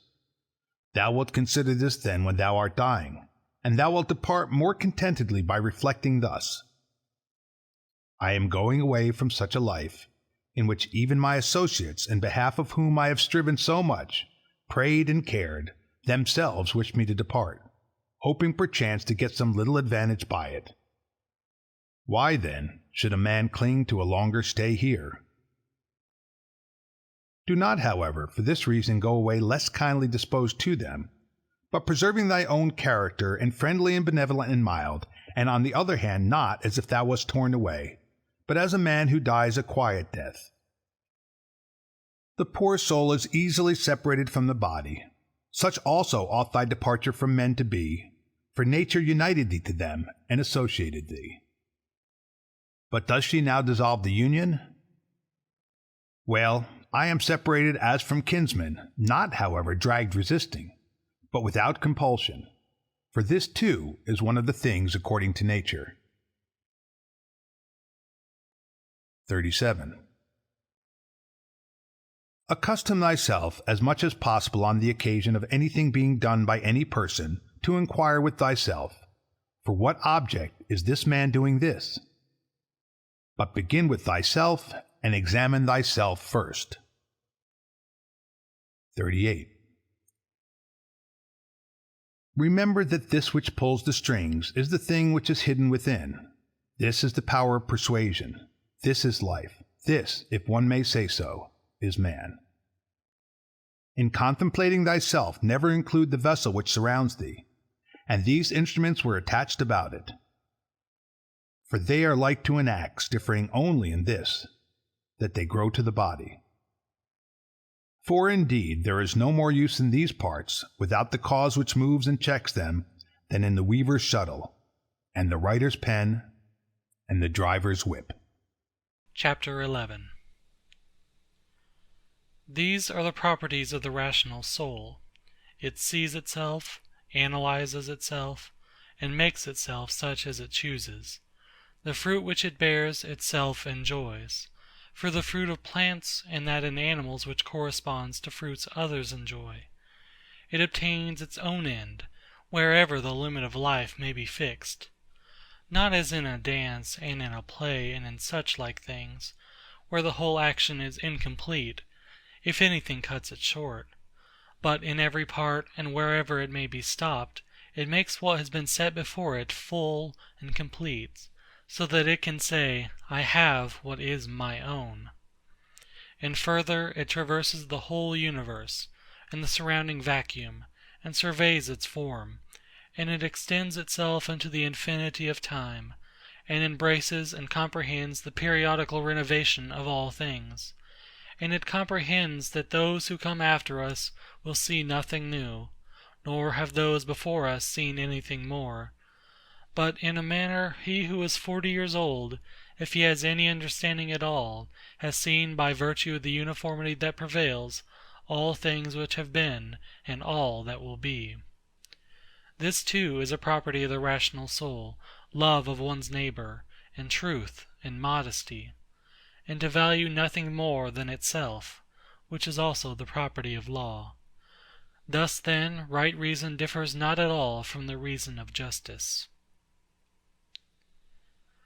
Thou wilt set little value on pleasing song and dancing and the pancratium, if thou wilt distribute the melody of the voice into its several sounds, and ask thyself as to each, if thou art mastered by this. For thou wilt be prevented by shame from confessing it. And in the matter of dancing, if at each movement and attitude thou wilt do the same, and the like also in the matter of the pancratium. In all things, then, except virtue and the acts of virtue, remember to apply thyself to their several parts, and by this division to come to value them little, and apply this rule also to thy whole life. What a soul that is which is ready, if at any moment it must be separated from the body, and ready to be extinguished, or dispersed, or continue to exist! But so that this readiness comes from a man's own judgment, not from mere obstinacy, as with the Christians, but considerately, and with dignity, and in a way to persuade another, without tragic show. Have I done something for the general interest? Well then, I have had my reward. Let this always be present to thy mind, and never stop doing such good. What is thy art? To be good. And how is this accomplished well, except by general principles, some about the nature of the universe, and others about the proper constitution of man? At first, tragedies were brought on the stage as means of reminding men of the things which happen to them, and that it is according to nature for things to happen so, and that if you are delighted with what is shown on the stage, you should not be troubled with that which takes place on the larger stage. For you see that these things must be accomplished thus, and that even they bear them who cry out, O Cithaeron! And indeed some things are said well by the dramatic writers, of which kind is the following especially: Me and my children, if the gods neglect, this has its reason too. And again, we must not chafe and fret at that which happens. And life's harvest reap like the wheat's fruitful ear. And other things of the same kind. After tragedy, the old comedy was introduced, which had a magisterial freedom of speech, and by its very plainness of speaking was useful in reminding men to beware of insolence, and for this purpose too Diogenes used to take from these writers. But as to the middle comedy which came next, observe what it was, and again, for what object the new comedy was introduced, which gradually sunk down into a mere mimic artifice. That some good things are said even by these writers, everybody knows. But the whole plan of such poetry and dramaturgy, to what end does it look? How plain does it appear that there is not another condition of life so well suited for philosophizing as this in which thou now happenest to be. A branch cut off from the adjacent branch must of necessity be cut off from the whole tree also. So too a man, when he is separated from another man, has fallen off from the whole social community. Now as to a branch, another cuts it off, but a man by his own act separates himself from his neighbor when he hates him and turns away from him, and he does not know that he has at the same time cut himself off from the whole social system. Yet he has this privilege certainly from Zeus who framed society. For it is in our power to grow again to that which is near to us, and again to become a part which helps us to make up the whole. However, if it often happens, this kind of separation, it makes it difficult for that which detaches itself to be brought to unity, and to be restored to its former condition. Finally, the branch, which from the first grew together with the tree, and has continued to have one life with it, is not like that which after being cut off is then ingrafted. For this is something like what the gardeners mean when they say that it grows with the rest of the tree, but that it has not the same mind with it. As those who try to stand in thy way, when thou art proceeding according to right reason, will not be able to turn thee aside from thy proper action, so neither let them drive thee from thy benevolent feelings towards them. But be on thy guard equally in both matters, not only in the matter of steady judgment and action, but also in the matter of gentleness towards those who try to hinder or otherwise trouble thee. For this is also a weakness, to be vexed at them, as well as to be diverted from thy course of action, and to give way through fear. For both are equally deserters from their post, the man who does it through fear, and the man who is alienated from him who is by nature a kinsman and a friend. There is no nature which is inferior to art, for the arts imitate the natures of things. But if this is so, that nature which is the most perfect and the most comprehensive of all natures, cannot fall short of the skill of art. Now all arts do the inferior things for the sake of the superior. Therefore the universal nature does so too. And, indeed, hence is the origin of justice. And in justice the other virtues have their foundation. For justice will not be observed, if we either care for middle things, things indifferent, or are easily deceived, and careless, and changeable. If the things do not come to thee, the pursuits and avoidances of which disturb thee, still, in a manner, thou goest to them. Let then thy judgment about them be at rest, and they will remain quiet, and thou wilt not be seen either pursuing or avoiding. The spherical form of the soul maintains its figure, when it is neither extended toward any object, nor contracted inwards, nor dispersed, nor sinks down, but is illuminated by light, by which it sees the truth of all things, and the truth that is in itself. Suppose any man shall despise me. Let him look to that himself. But I will look to this, that I be not discovered doing or saying anything deserving of contempt. Shall any man hate me? Let him look to it. But I will be mild and benevolent towards every man, and ready to show even him his mistake, not reproachfully, nor yet as making a display of my endurance, but nobly and honestly, like the great Phocion, unless indeed he only assumed it. For the interior parts ought to be such, and a man ought to be seen by the gods neither dissatisfied with anything, nor complaining. For what evil is it to thee, if thou art now doing what is agreeable to thy own nature, and art satisfied with that which at this moment is suitable to the nature of the universe, since thou art a human being placed at thy post, in order that what is for the common advantage may be done in some way? Men despise one another and flatter one another, and men wish to raise themselves above one another, and crouch before one another. How unsound and insincere is he who says, I have determined to deal with thee in a fair way. What art thou doing, man? There is no occasion to give this notice. It will soon show itself by acts. The voice ought to be plainly written on the forehead. Such as a man's character is, he immediately shows it in his eyes, just as he who is beloved forthwith reads everything in the eyes of lovers.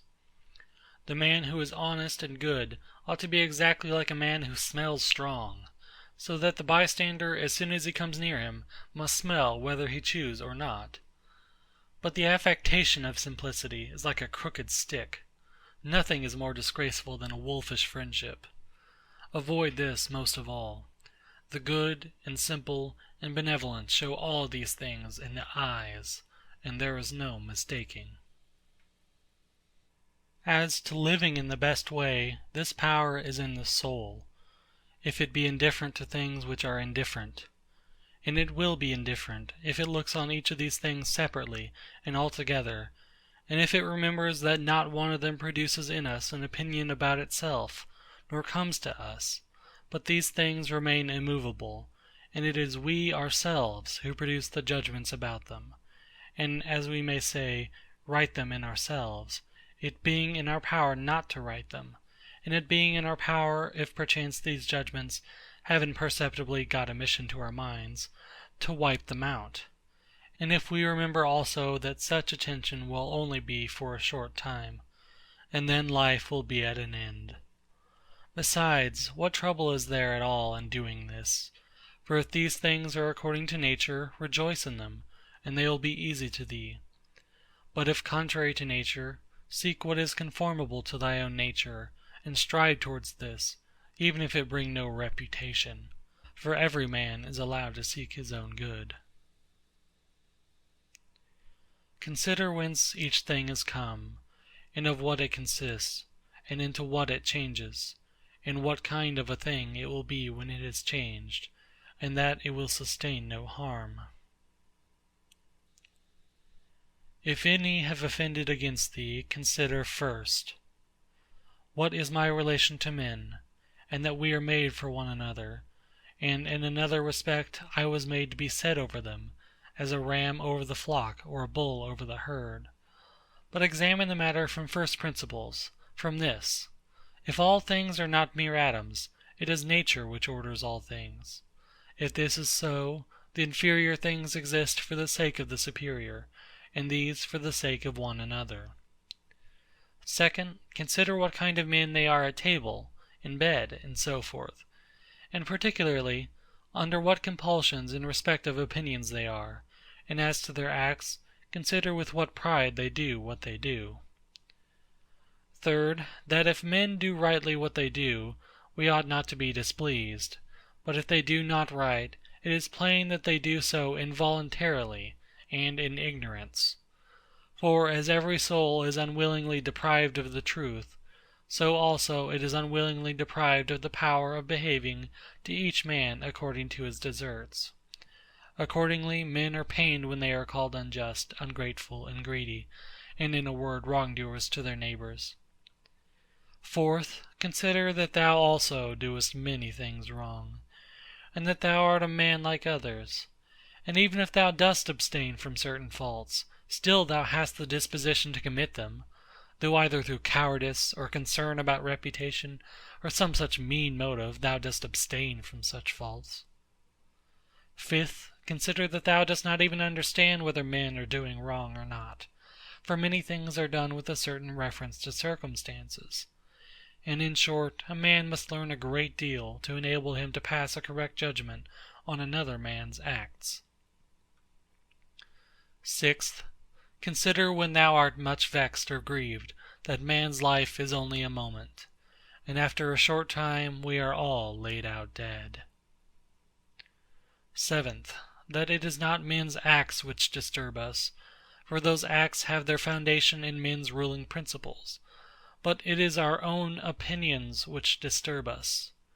Take away these opinions, then, and resolve to dismiss thy judgment about an act as if it were something grievous, and thy anger is gone.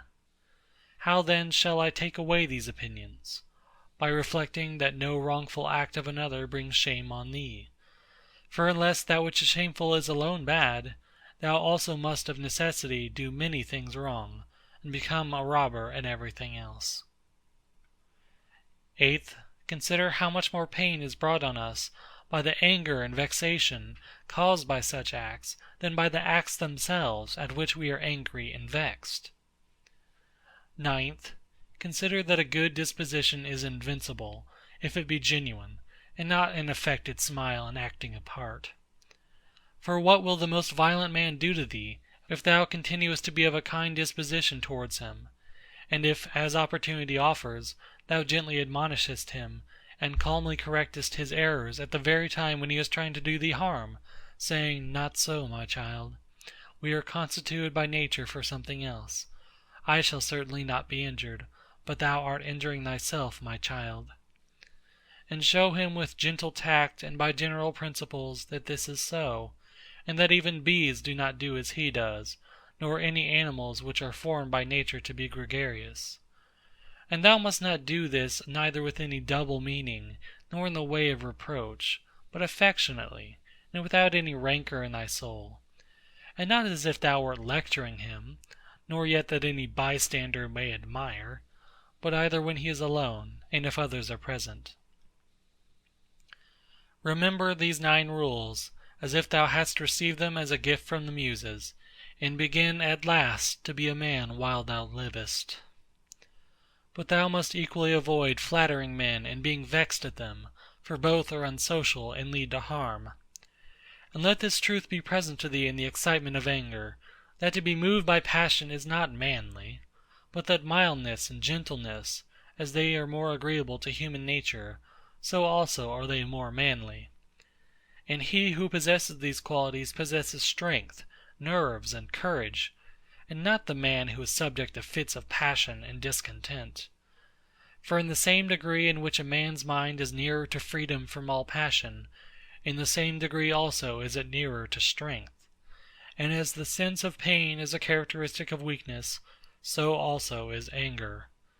For he who yields to pain, and he who yields to anger, both are wounded, and both submit. But if thou wilt, receive also a 10th present from the leader of the Muses, Apollo, and it is this, that to expect bad men not to do wrong is madness, for he who expects this desires an impossibility. But to allow men to behave so to others, and to expect them not to do thee any wrong, is irrational and tyrannical. There are 4 principal aberrations of the superior faculty, against which thou shouldst be constantly on thy guard, and when thou hast detected them, thou shouldst wipe them out, and say on each occasion thus: This thought is not necessary. This tends to destroy social union. This which thou art going to say comes not from the real thoughts. For thou shouldst consider it among the most absurd of things, for a man not to speak from his real thoughts. But the 4th is when thou shalt reproach thyself for anything. For this is an evidence of the diviner part within thee being overpowered, and yielding to the less honorable, and to the perishable part, the body, and to its gross pleasures. Thy aerial part, and all the fiery parts which are mingled in thee, though by nature they have an upward tendency, still in obedience to the disposition of the universe they are overpowered here in the compound mass, the body. And also the whole of the earthy part in thee, and the watery, though their tendency is downwards, still are raised up, and occupy a position which is not their natural one. In this manner then the elemental parts obey the universal, for when they have been fixed in any place perforce they remain there, until again the universal shall sound the signal for dissolution. Is it not then strange that thy intelligent part only should be disobedient, and discontented with its own place? And yet no force is imposed on it, but only those things which are conformable to its nature. Still it does not submit, but is carried in the opposite direction. For the movement toward injustice and intemperance, and to anger and grief and fear, is nothing else than the act of one who deviates from nature. And also when the ruling faculty is discontented with anything that happens, then too it deserts its post, for it is constituted for piety and reverence toward the gods, no less than for justice. For these qualities also are comprehended under the generic term of contentment with the constitution of things, and indeed they are prior to acts of justice. He who has not one and always the same object in life cannot be one and the same all through his life. But what I have said is not enough, unless this also is added, what this object ought to be. For as there is not the same opinion about all the things which in some way or other are considered by the majority to be good, but only about some certain things, that is, things which concern the common interest, so also we ought to propose to ourselves an object which shall be of a common kind, social and political. For he who directs all his own efforts to this object will make all his acts alike, and thus will always be the same. Think of the country mouse, and of the town mouse, and of the alarm and trepidation of the town mouse. Socrates used to call the opinions of the many by the name of lamii, bugbears to frighten children. The Lacedaemonians, at their public spectacles, used to set seats in the shade for strangers, but themselves sat down anywhere. Socrates excused himself to Perdiccas for not going to him, saying, "It is because I would not perish by the worst of all ends, that is, I would not receive a favor and then be unable to return it." In the writings of the Ephesians there was this precept, constantly to think of someone of the men of former times who practiced virtue. The Pythagoreans bid us in the morning look to the heavens, that we may be reminded of those bodies which continually do the same things and in the same manner perform their work, and also be reminded of their purity and nudity, for there is no veil over a star. Consider what a man Socrates was when he dressed himself in a skin, after Xanthippe had taken his cloak and gone out, and what Socrates said to his friends who were ashamed of him, and drew back from him when they saw him dressed thus. Neither in writing nor in reading wilt thou be able to lay down rules for others, before thou shalt have learned to obey rules thyself. Much more is this so in life. A slave thou art, free speech is not for thee. And my heart laughed within. Odyssey 9:4-13. And virtue they will curse, speaking harsh words. Hesiod, Works and Days 184. To look for the fig in winter is a madman's act. Such is he who looks for his child when it is no longer allowed. Epictetus 3:24-87. When a man kisses his child, said Epictetus, he should whisper to himself, "Tomorrow perchance thou wilt die." But those are words of bad omen. No word is a word of bad omen, said Epictetus, which expresses any work of nature; or, if it is so, it is also a word of bad omen to speak of the ears of corn being reaped. Epictetus 3:24-88. The unripe grape, the ripe bunch, the dried grape, all are changes, not into nothing, but into something which exists not yet. Epictetus 3:24. No man can rob us of our free will. Epictetus 3:22-105. Epictetus also said, a man must discover an art, or rules, with respect to giving his assent, and in respect to his movements he must be careful that they be made with regard to circumstances, that they be consistent with social interests, that they have regard to the value of the object, and as to sensual desire, he should altogether keep away from it, and as to avoidance, he should not show it with respect to any of the things which are not in our power. The dispute then, he said, is not about any common matter, but about being mad or not. Socrates used to say, what do you want? Souls of rational men or irrational? Souls of rational men. Of what rational men? Sound or unsound? Sound. Why then do you not seek for them? Because we have them. Why then do you fight and quarrel? End of chapter 11. Chapter 12. All those things at which thou wishest to arrive by a circuitous road, thou canst have now, if thou dost not refuse them to thyself. And this means, if thou wilt, take no notice of all the past, and trust the future to Providence, and direct the present only conformably to piety and justice. Conformably to piety, that thou mayest be content with the lot which is assigned to thee, for nature designed it for thee, and thee for it. Conformably to justice, that thou mayest always speak the truth freely and without disguise, and do the things which are agreeable to law and according to the worth of each. And let neither another man's wickedness hinder thee, nor opinion, nor voice, nor yet the sensations of the poor flesh which has grown about thee, for the passive part will look to this.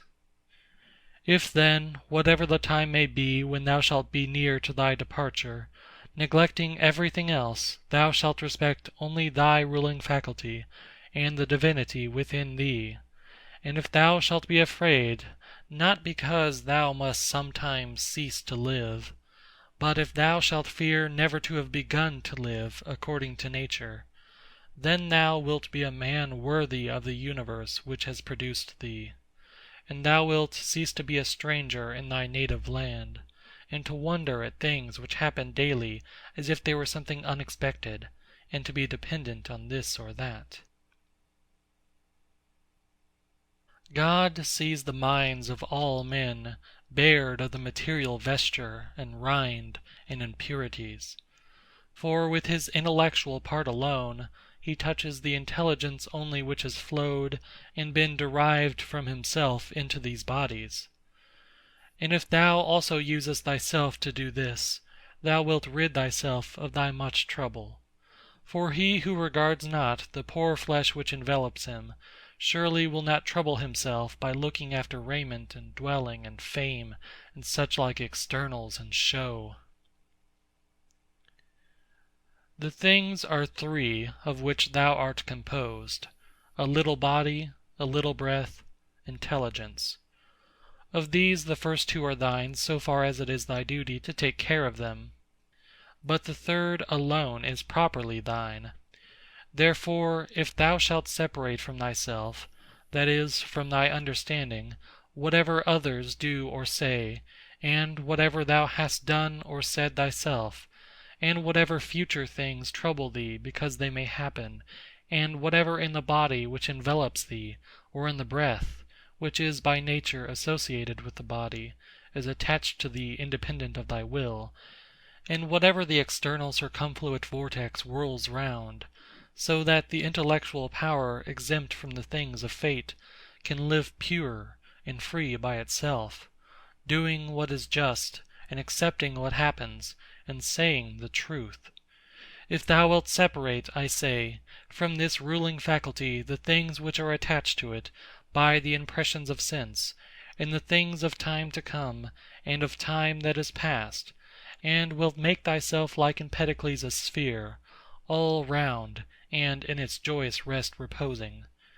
And if thou shalt strive to live only what is really thy life, that is, the present, then thou wilt be able to pass that portion of life which remains for thee up to the time of thy death, free from perturbations, nobly and obedient to the God that is within thee.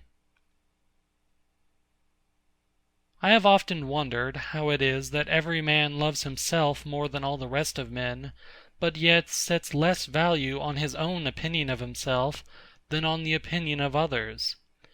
If then a God or a wise teacher should present himself to a man, and bid him to think of nothing, and to design nothing which he would not express as soon as he conceived it, he could not endure it even for a single day.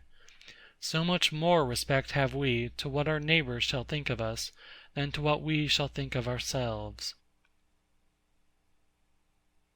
How can it be that the gods, after having arranged all things well and benevolently for mankind, have overlooked this alone, that some men and very good men, and men who, as we may say, have had most communion with the divinity, and through pious acts and religious observances have been most intimate with the divinity, when they have once died should never exist again, but should be completely extinguished? But if this is so, be assured that if it ought to have been otherwise, the gods would have done it. For if it were just, it would also be possible, and if it were according to nature, nature would have had it so. But because it is not so, if in fact it is not so, be thou convinced that it ought not to have been so. For thou seest even of thyself that in this inquiry thou art disputing with the Deity, and we should not thus dispute with the gods, unless they were most excellent and most just. But if this is so, they would not have allowed anything in the ordering of the universe to be neglected unjustly and irrationally. Practice thyself even in the things which thou despairest of accomplishing. For even the left hand, which is ineffectual for all other things for want of practice, holds the bridle more vigorously than the right hand, for it has been practised in this. Consider in what condition, both in body and soul, a man should be when he is overtaken by death. And consider the shortness of life, the boundless abyss of time, past and future, the feebleness of all matter. Contemplate the formative principles of things bare of their coverings, the purposes of actions. Consider what pain is, what pleasure is, and death, and fame. Who is to himself the cause of his uneasiness, how no man is hindered by another, that everything is opinion. In the application of thy principles, thou must be like the Pancratiast, not like the gladiator. For the gladiator lets fall the sword which he uses, and is killed, but the other always has his hand, and needs to do nothing else than use it. See what things are in themselves, dividing them into matter, form, and purpose. What a power man has to do nothing except what God will approve, and to accept all that God may give him.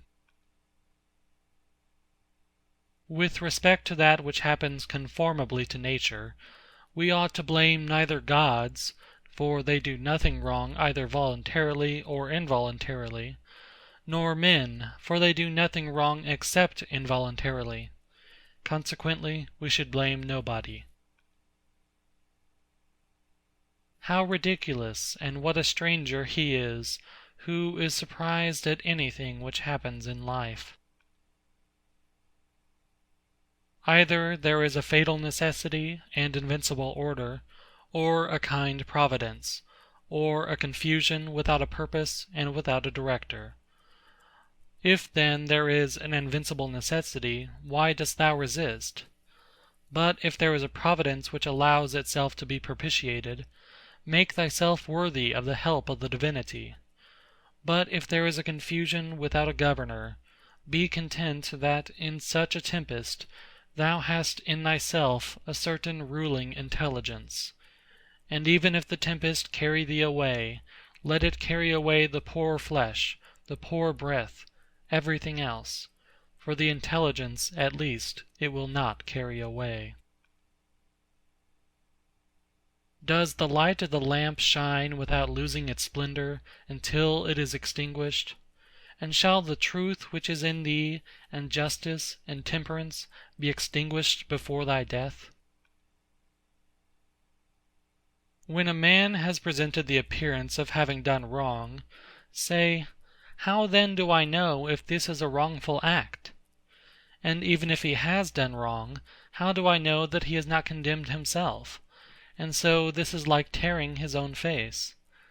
Consider that he who would not have the bad man do wrong is like the man who would not have the fig tree to bear juice in the figs, and infants to cry, and the horse to neigh, and whatever else must of necessity be.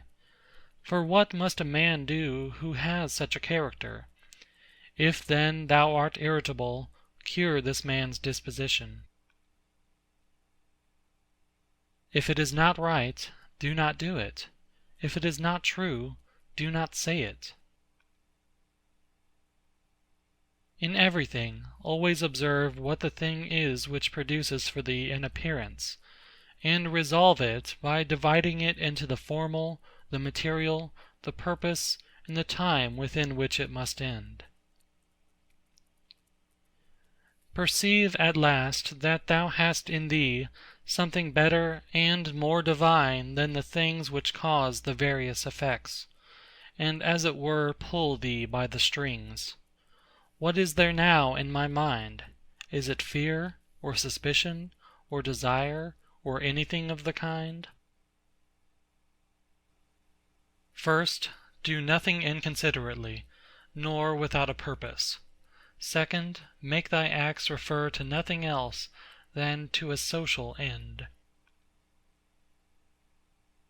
Consider that before long thou wilt be nobody and nowhere, nor will any of the things exist which thou now seest, nor any of those who are now living.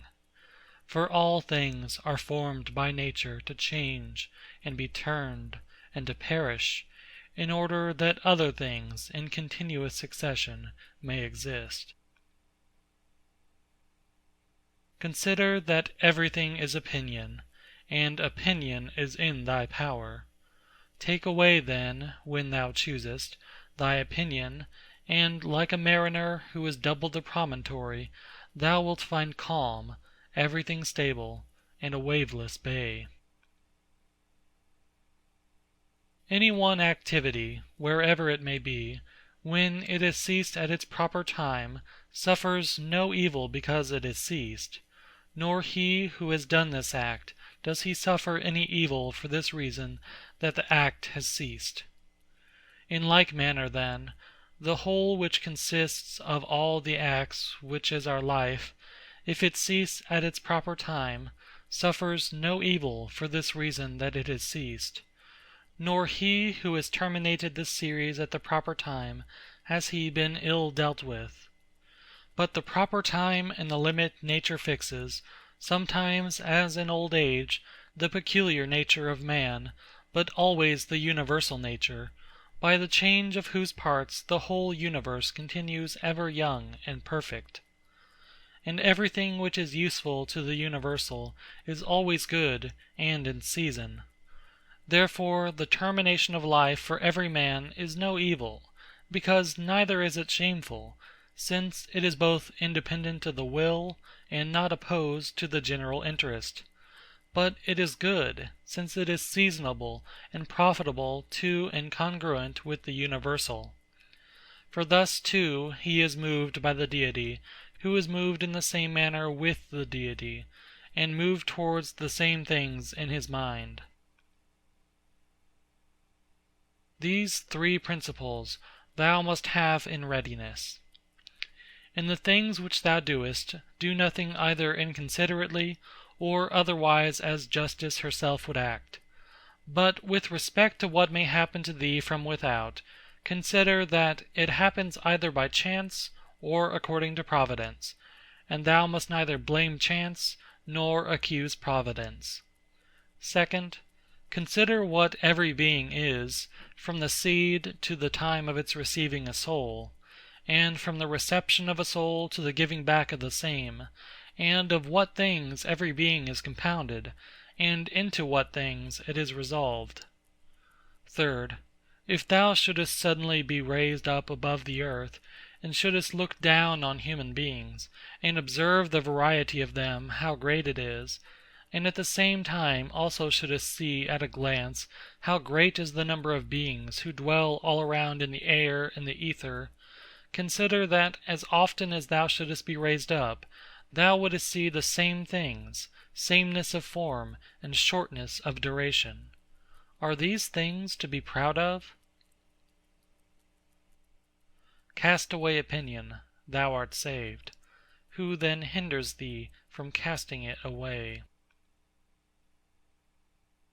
When thou art troubled about anything, thou hast forgotten this, that all things happen according to the universal nature, and forgotten this, that a man's wrongful act is nothing to thee, and further thou hast forgotten this, that everything which happens always happens so and will happen so, and now happens so everywhere. Forgotten this too, how close is the kinship between a man and the whole human race, for it is a community, not of a little blood or seed, but of intelligence. And thou hast forgotten this too, that every man's intelligence is a god, and is an efflux of the Deity. And forgotten this, that nothing is a man's own, but that his child, and his body, and his very soul came from the Deity.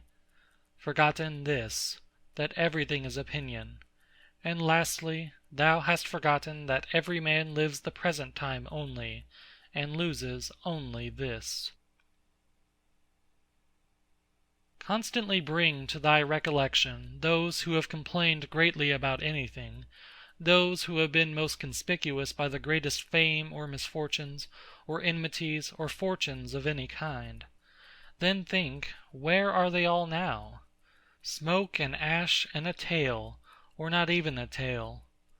And let there be present to thy mind also everything of this sort, how Fabius Catilinus lived in the country, and Lucius Lupus in his gardens, and Stertonius at Baiae, and Tiberius at Caprii, and Rufus at Velia. And, in fine, think of the eager pursuit of anything conjoined with pride, and how worthless everything is, after which men violently strain, and how much more philosophical it is for a man in the opportunities presented to him to show himself just, temperate, obedient to the gods, and to do this with all simplicity. For the pride which is proud of its want of pride is the most intolerable of all.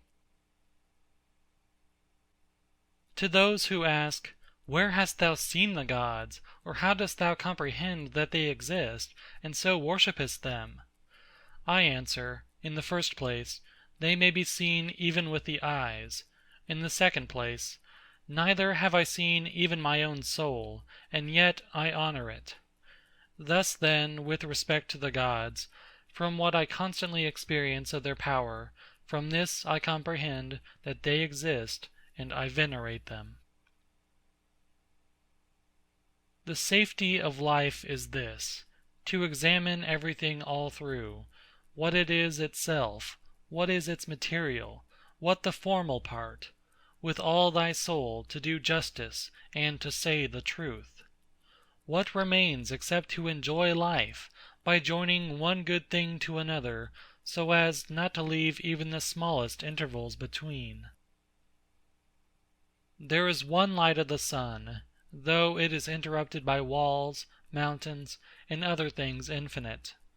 There is one common substance, though it is distributed among countless bodies which have their several qualities.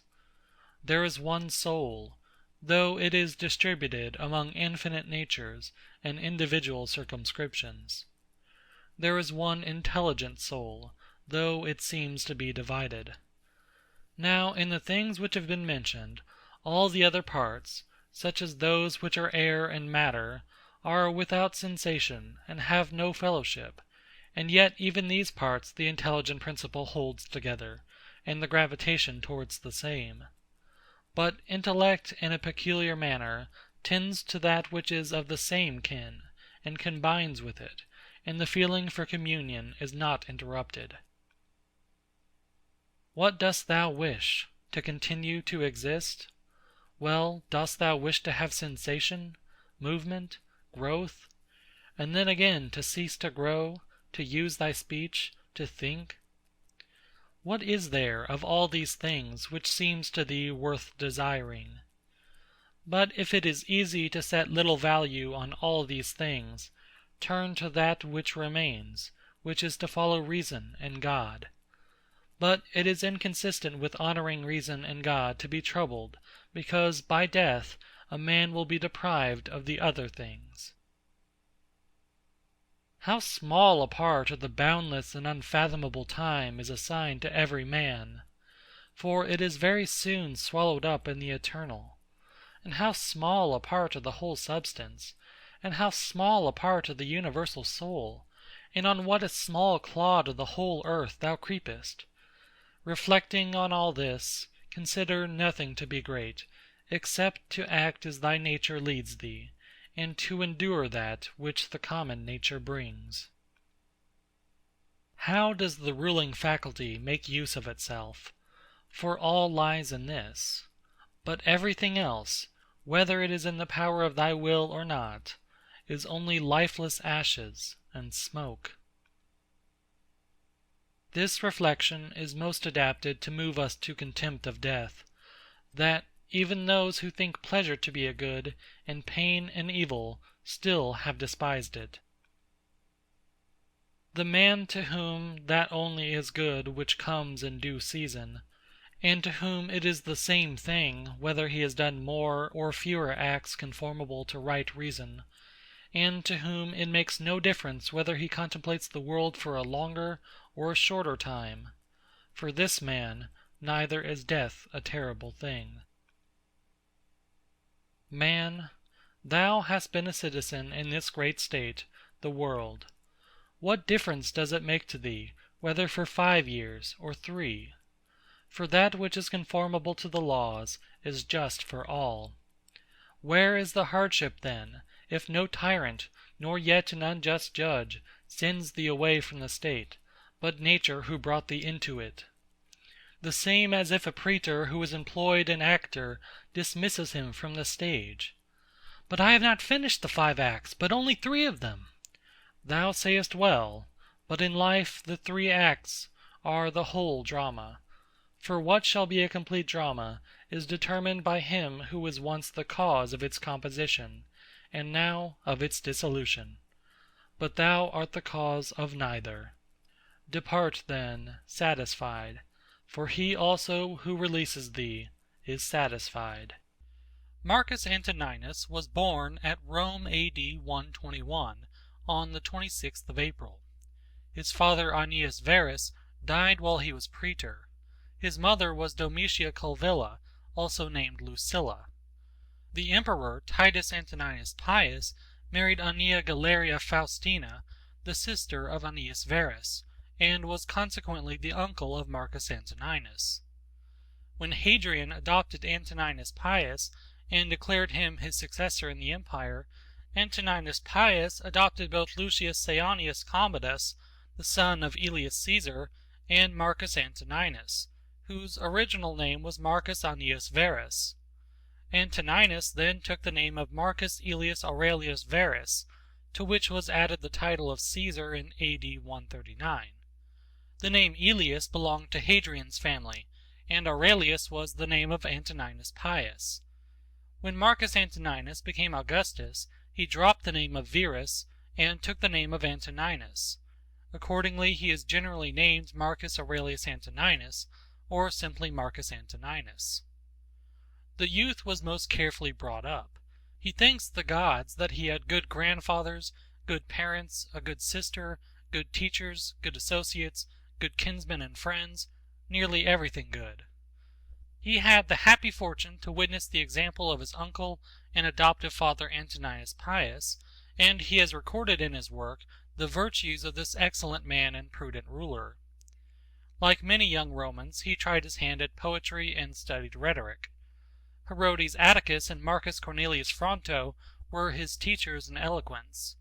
There are extant letters between Fronto and Marcus, which show the great affection of the pupil for the master, and the master's great hopes of his industrious pupil. Footnote: Marcus Cornelii Frontonis Reliquiae, Berlin, 1816. There are a few letters between Fronto and Antoninus Pius. End footnote. Marcus Antoninus mentions Fronto among those to whom he was indebted for his education.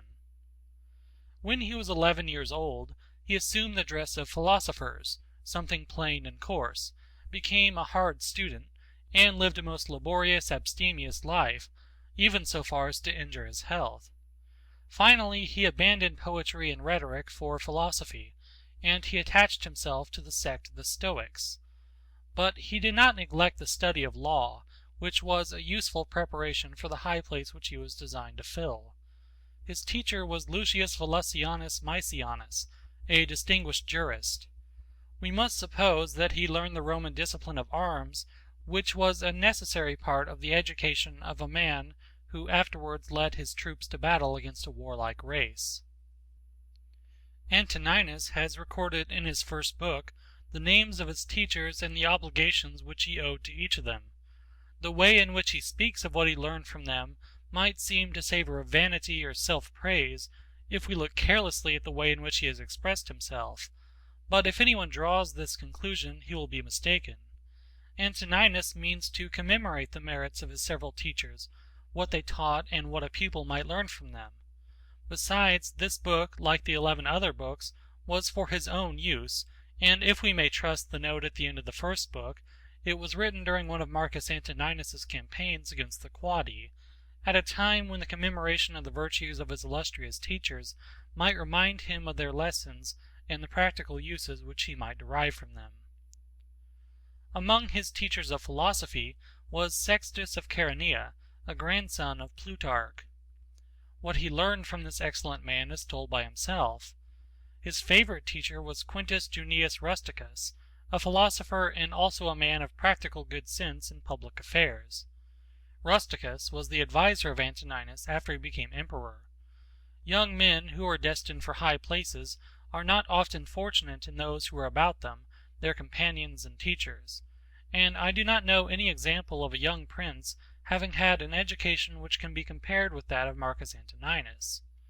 Such a body of teachers, distinguished by their acquirements and their character, will hardly be collected again, and as to the pupil, we have not had one like him since.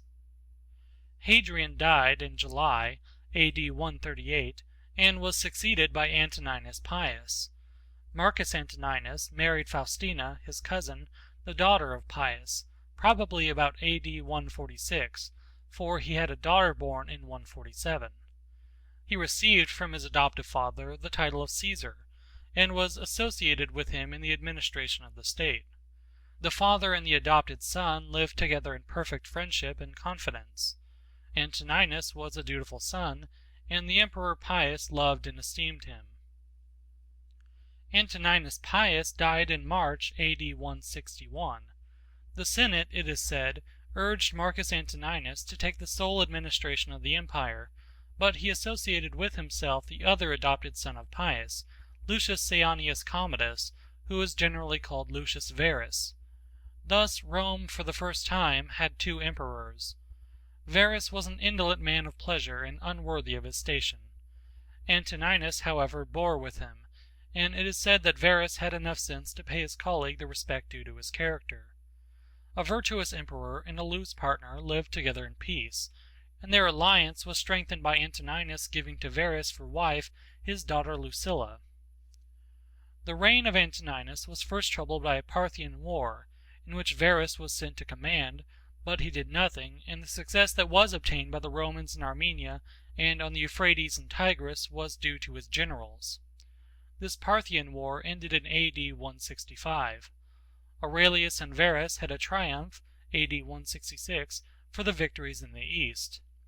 A pestilence followed which carried off great numbers in Rome and Italy, and spread to the west of Europe.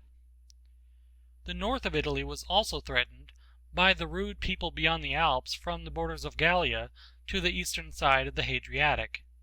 These barbarians attempted to break into Italy, as the Germanic nations had attempted near 300 years before, and the rest of the life of Antoninus, with some intervals, was employed in driving back the invaders. In 169 Verus suddenly died, and Antoninus administered the state alone. During the German wars, Antoninus resided for 3 years on the Danube at Carnuntum.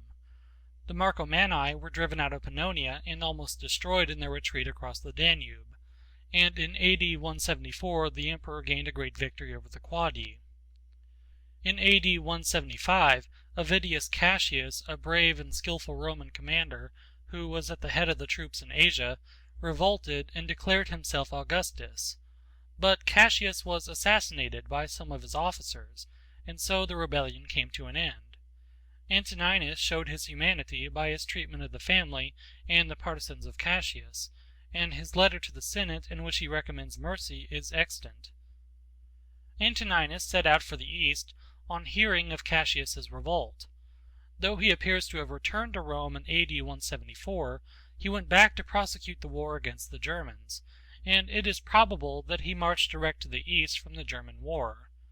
His wife, Faustina, who accompanied him into Asia, died suddenly at the foot of the Taurus, to the great grief of her husband. Capitolinus, who has written the life of Antoninus, and also Dion Cassius, accused the empress of scandalous infidelity to her husband and of abominable lewdness. But Capitolinus says that Antoninus either knew it not or pretended not to know it. Nothing is so common as such malicious reports in all ages, and the history of imperial Rome is full of them. Antoninus loved his wife, and he says that she was obedient, affectionate, and simple. The same scandal had been spread about Faustina's mother, the wife of Antoninus Pius, and yet he too was perfectly satisfied with his wife. Antoninus Pius says after her death in a letter to Fronto that he would rather have lived in exile with his wife than in his palace at Rome without her. There are not many men who would give their wives a better character than these two emperors. Capitolinus wrote in the time of Diocletian. He may have intended to tell the truth, but he is a poor, feeble biographer. Dion Cassius, the most malignant of historians, always reports, and perhaps he believed, any scandal against anybody. Antoninus continued his journey to Syria and Egypt, and on his return to Italy through Athens, he was initiated into the Eleusinian mysteries. It was the practice of the emperor to conform to the established rites of the age, and to perform religious ceremonies with due solemnity. We cannot conclude from this that he was a superstitious man, though we might perhaps do so if his book did not show that he was not. But this is only one among many instances that a ruler's public acts do not always prove his real opinions. A prudent governor will not roughly oppose even the superstitions of his people, and though he may wish that they were wiser, he will know that he cannot make them so by offending their prejudices. Antoninus and his son Commodus entered Rome in triumph, perhaps for some German victories, on the 23rd of December, A.D. 176. In the following year, Commodus was associated with his father in the empire and took the name of Augustus. This year, A.D. 177, is memorable in ecclesiastical history. Attalus and others were put to death at Lyon for their adherence to the Christian religion. The evidence of this persecution is a letter preserved by Eusebius. The letter is from the Christians of Vienna and Lugdunum in Gallia, Vienne and Lyon, to their Christian brethren in Asia and Phrygia, and it is preserved perhaps nearly entire. It contains a very particular description of the tortures inflicted on the Christians in Gallia, and it states that while the persecution was going on, Attalus, a Christian and a Roman citizen, was loudly demanded by the populace and brought into the amphitheater, but the governor ordered him to be reserved with the rest who were in prison, until he had received instructions from the emperor. Many had been tortured before the governor thought of applying to Antoninus. The imperial rescript, says the letter, was that the Christians should be punished, but if they would deny their faith they must be released. On this the work began again. The Christians who were Roman citizens were beheaded, the rest exposed to the wild beasts in the amphitheater. Some modern writers in ecclesiastical history, when they use this letter, say nothing of the wonderful stories of the martyrs' sufferings. Sanctus, as the letter says, was burnt with plates of hot iron, till his body was one sore, and he had lost all human form, but on being put to the rack, he recovered his former appearance under the torture, which was thus a cure instead of a punishment. He was afterwards torn by beasts, and placed on an iron chair and roasted. He died at last. The letter is one piece of evidence. The writer, whoever he was that wrote in the name of the Gallic Christians, is our evidence both for the ordinary and the extraordinary circumstances of the story, and we cannot accept his evidence for one part and reject the other. We often receive small evidence as a proof of a thing which we believe to be within the limits of probability or possibility, and we reject exactly the same evidence when the thing to which it refers appears very improbable or impossible. But this is a false method of inquiry, though it is followed by some modern writers, who select what they like from a story and reject the rest of the evidence, or if they do not reject it, they dishonestly suppress it. A man can only act consistently by accepting all this letter or rejecting it all, and we cannot blame him for either. But he who rejects it may still admit that such a letter may be founded on real facts, and he would make this admission as the most probable way of accounting for the existence of the letter. But if, as he would suppose, the writer has stated some things falsely, he cannot tell what part of his story is worthy of credit. The war on the northern frontier appears to have been uninterrupted during the visit of Antoninus to the east, and on his return the emperor again left Rome to oppose the barbarians. The Germanic people were defeated in a great battle, A.D. 179.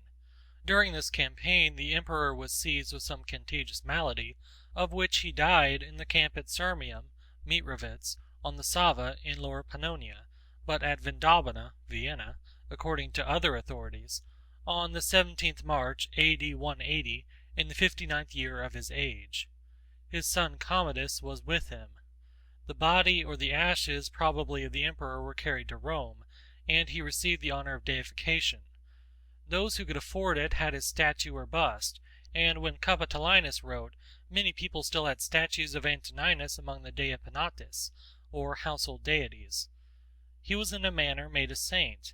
Commodus erected to the memory of his father the Antonine column, which is now in the Piazza Colonna at Rome. The bas-reliefs, which are placed in a spiral line round the shaft, commemorate the victories of Antoninus over the Marcomanni and the Quadi, and the miraculous shower of rain which refreshed the Roman soldiers and discomfited their enemies. The statue of Antoninus was placed on the capital of the column, but it was removed at some time unknown, and a bronze statue of St. Paul was put into place by Pope Sixtus V. The historical evidence for the times of Antoninus is very defective, and some of that which remains is not credible. The most curious is the story about the miracle which happened in A.D. 174 during the war with the Quadi. The Roman army was in danger of perishing by thirst, but a sudden storm drenched them with rain, while it discharged fire and hail on their enemies, and the Romans gained a great victory. All the authorities which speak of the battle speak also of the miracle. The Gentile writers assign it to their gods, and the Christians to the intercession of the Christian legion in the emperor's army. To confirm the Christian statement, it is added that the emperor gave the title of Thundering to this legion, but Dacier and others who maintain the Christian report of the miracle admit that this title of Thundering or Lightning was not given to this legion because the Quadi were struck with lightning, but because there was a figure of lightning on their shields, and that this title of the legion existed in the time of Augustus. Scaliger also had observed that the legion was called Thundering before the reign of Antoninus. We can learn this from Dion Cassius, who enumerates all the legions of Augustus's time. The name Thundering or Lightning also occurs on an inscription of the reign of Trajan, which was found at Trieste. Eusebius, when he relates the miracle, quotes Apollinarius, bishop of Hierapolis, as authority for this name being given to the legion Melitini by the emperor in consequence of the success which he had obtained through their prayers, from which we may estimate the value of Apollinarius's testimony. Eusebius does not say in what book of Apollinarius the statement occurs. Dion says that the Thundering Legion was stationed in Cappadocia in the time of Augustus.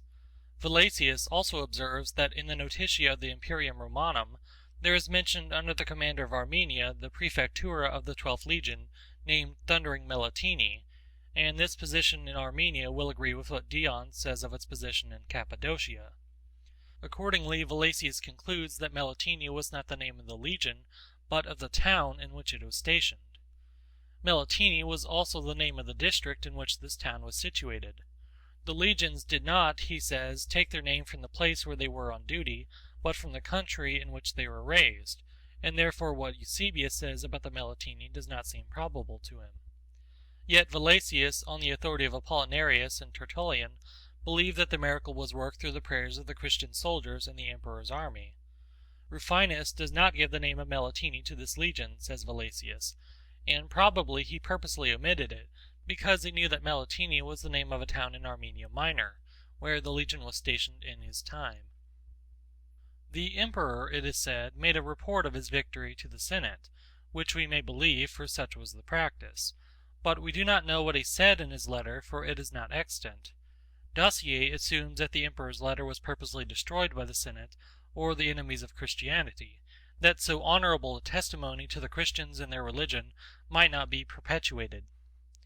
The critic has, however, not seen that he contradicts when he tells us purport of the letter, for he says that it was destroyed, and even Eusebius could not find it. But there does exist a letter in Greek addressed by Antoninus to the Roman people and the Sacred Senate after this memorable victory. It is sometimes printed after Justin's first apology, but is totally unconnected with the apologies. This letter is one of the most stupid forgeries of the many which exist, and it cannot be possibly founded even on the genuine report of Antoninus to the Senate. If it were genuine, it would free the emperor from the charge of persecuting men because they were Christians.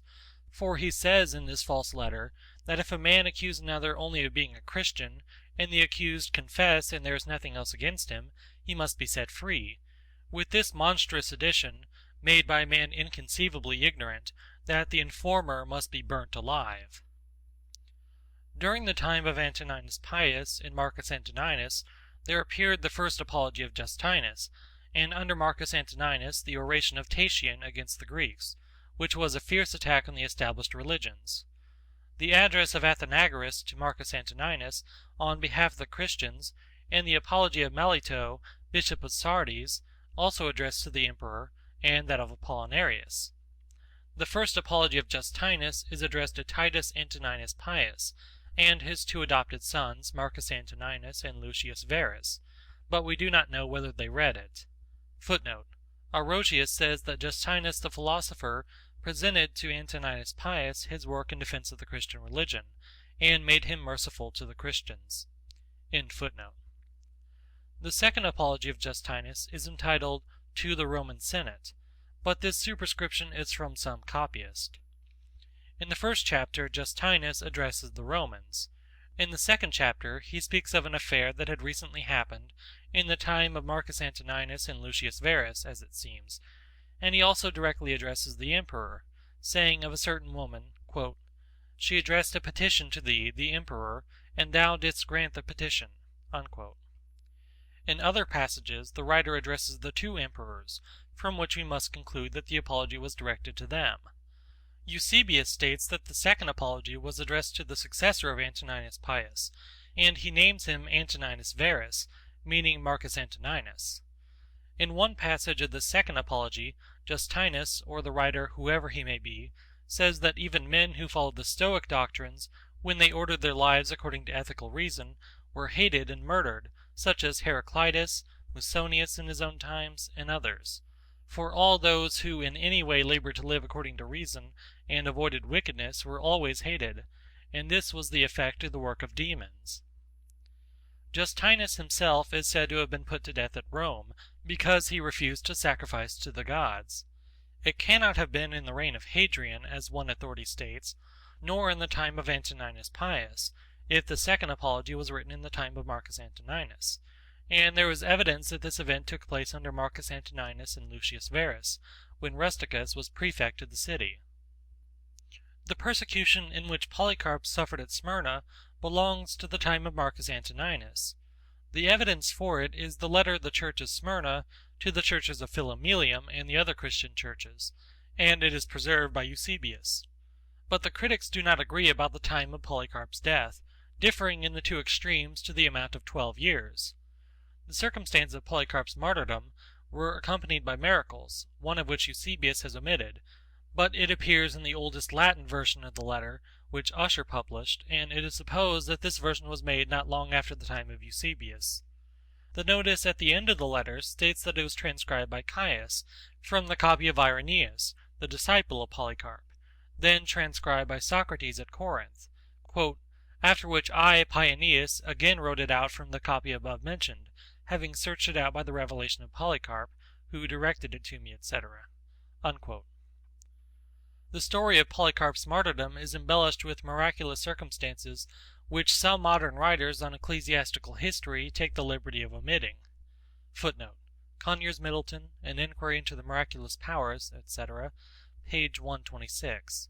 Middleton says that Eusebius omitted to mention the dove which flew out of Polycarp's body, and Dodwell and Archbishop Wake have done the same.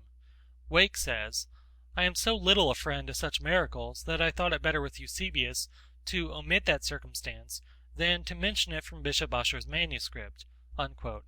Which manuscript, however, says Middleton, he afterwards declares to be so well attested that we need not any further assurance of the truth of it. End footnote. In order to form a proper notion of the condition of the Christians under Marcus Antoninus, we must go back to Trajan's time. When the younger Pliny was governor of Bithynia, the Christians were numerous in those parts, and the worshippers of the old religion were falling off. The temples were deserted, the festivals neglected, and there were no purchasers of victims for sacrifice. Those who were interested in the maintenance of the old religion thus found that their profits were in danger. Christians of both sexes and of all ages were brought before the governor, who did not know what to do with them. He could come to no other conclusion than this, that those who confessed to be Christians and persevered in their religion ought to be punished, if for nothing else for their invincible obstinacy. He found no crimes proved against the Christians, and he could only characterize their religion as a depraved and extravagant superstition, which might be stopped if the people were allowed the opportunity of recanting. Pliny wrote this in a letter to Trajan. Footnote: The Martyrium Ignatii, first published in Latin by Archbishop Ussher, is the chief evidence for the circumstances of Ignatius's death. End footnote. In the time of Hadrian, it was no longer possible for the Roman government to overlook the great increase of the Christians and the hostility of the common sort to them. If the governors in the provinces were willing to let them alone, they could not resist the fanaticism of the heathen community, who looked on the Christians as atheists. The Jews, too, who were settled all over the Roman Empire, were as hostile to the Christians as the Gentiles were. Footnote: we have the evidence of Justinus to this effect. Quote, "The Christians are attacked by the Jews as if they were men of a different race, and are persecuted by the Greeks, and those who hate them cannot give the reason of their enmity." Unquote. End footnote. With the time of Hadrian began the Christian apologies, which show plainly what the popular feeling towards the Christians then was. A rescript of Hadrian to Minucius Fundanus, the proconsul of Asia, which stands at the end of Justin's first apology, instructs the governor that innocent people must not be troubled, and false accusers must not be allowed to extort money from them. The charges against the Christians must be made in due form, and no attention must be paid to popular clamors. When Christians were regularly prosecuted and convicted of illegal acts, they must be punished according to their deserts, and false accusers also must be punished. Footnote: and in Eusebius, Aurelius says that Hadrian sent this rescript to Minucius Fundanus, proconsul of Asia, after being instructed in books written on the Christian religion by Quadratus, a disciple of the apostles, and Aristides, an Athenian, an honest and wise man, and Cyrenus Grynæus. In the Greek text of Hadrian's rescript there is mentioned Cyrenus Grynæus, the predecessor of Minucius Fundanus, in the government of Asia. This rescript of Hadrian has clearly been added to the apology by some editor. End footnote. Antoninus Pius is said to have published rescripts to the same effect. The terms of Hadrian's rescript seem very favorable to the Christians, but if we understand it in this sense, that they are only to be punished like other people for illegal acts, it would have no meaning, for that could have been done without asking the emperor's advice. The real purpose of the rescript is that Christians must be punished if they persisted in their belief, and would not prove their renunciation of it by acknowledging the heathen religion. This was Trajan's rule, and we have no reason for supposing that Hadrian granted more to the Christians than Trajan did. There is also printed at the end of Justin's first apology a rescript of Antoninus Pius to the commune of Asia, and it is also in Eusebius. The date of the rescript is the third consulship of Antoninus Pius. The rescript declares that the Christians, for they are meant, though the name Christians does not occur in the rescript, were not to be disturbed unless they were attempting something against the Roman rule, and no man was to be punished simply for being a Christian. But this rescript is spurious. Any man moderately acquainted with Roman history will see by the style and tenor that it is a clumsy forgery. In the time of Marcus Antoninus, the opposition between the old and the new belief was still stronger, and the adherents of the heathen religion urged those in authority to a more regular resistance to the invasions of the Christian faith. Melito, in his apology to Marcus Antoninus, represents the Christians of Asia as persecuted under new imperial orders. Shameless informers, he says, men who were greedy after the property of others, used these orders as a means of robbing those who were doing no harm. He doubts if a just emperor could have ordered anything so unjust, and if the last order was really not from the emperor, the Christians entreat him not to give them up to their enemies. We conclude from this that there were at least imperial rescripts, or constitutions of Marcus Antoninus, which were made the foundations of these persecutions. The fact of being a Christian was now a crime and punished, unless the accused denied their religion. Then come the persecutions at Smyrna, which some modern critics place in A.D. 167, 10 years before the persecution of Lyon. The governors of the provinces under Marcus Antoninus might have found enough even in Trajan's rescript to warrant them in punishing Christians, and the fanaticism of the people would drive them to persecution, even if they were unwilling. But besides the fact of the Christians rejecting all the heathen ceremonies, we must not forget that they plainly maintained that all the heathen religions were false. The Christians thus declared war against the heathen rites, and it is hardly necessary to observe that this was a declaration of hostility against the Roman government, which tolerated all the various forms of superstition that existed in the empire, and could not consistently tolerate another religion, which declared that all the rest were false, and all the splendid ceremonies of the empire only a worship of devils. If we had a true ecclesiastical history, we should know how the Roman empires attempted to check the new religion, how they enforced their principle of finally punishing Christians, simply as Christians, which Justin in his apology affirms that they did, and I have no doubt that he tells the truth, how far popular clamor and riots went in this matter, and how far many fanatical and ignorant Christians, for there were many such, contributed to excite the fanaticism on the other side, and to embitter the quarrel between the Roman government and the new religion. Our extant ecclesiastical histories are manifestly falsified, and what truth they contain is grossly exaggerated. But the fact is certain that in the time of Marcus Antoninus, the heathen populations were in open hostility to the Christians, and that under Antoninus's rule men were put to death because they were Christians. Eusebius, in the preface to his 5th book, remarks that in the 17th year of Antoninus's reign, in some parts of the world the persecution of the Christians became more violent, and that it proceeded from the populace in the cities, and he adds in his usual style of exaggeration that we may infer from what took place in a single nation that myriads of martyrs were made in the habitable earth. The nation which he alludes to is Gallia, and he then proceeds to give the letter of the churches of Vienna and Lugdunum. It is probable that he has assigned the true cause of the persecutions, the fanaticism of the populace, and that both governors and emperor had a great deal of trouble with these disturbances. How far Marcus was cognizant of these cruel proceedings we do not know, for the historical records of his reign are very defective. He did not make the rule against the Christians, for Trajan did that, and if we admit that he would have been willing to let the Christians alone, we cannot affirm that it was in his power, for it would be a great mistake to suppose that Antoninus had the unlimited authority which some modern sovereigns have had. His power was limited by certain constitutional forms, by the Senate, and by the precedents of his predecessors. We cannot admit that such a man was an active persecutor, for there is no evidence that he was, though it is certain that he had no good opinion of the Christians, as appears from his own words. Footnote: except that of Aurelius, who says that during the Parthian War there were grievous persecutions of the Christians in Asia and Gallia under the orders of Marcus, praecepto eius, and, quote, many were crowned with the martyrdom of saints, unquote. End footnote. But he knew nothing of them except their hostility to the Roman religion, and he probably thought that they were dangerous to the state, notwithstanding the professions false or true of some of the apologists. So much I have said, because it would be unfair not to state all that can be urged against a man whom his contemporaries in subsequent ages venerated as a model of virtue and benevolence.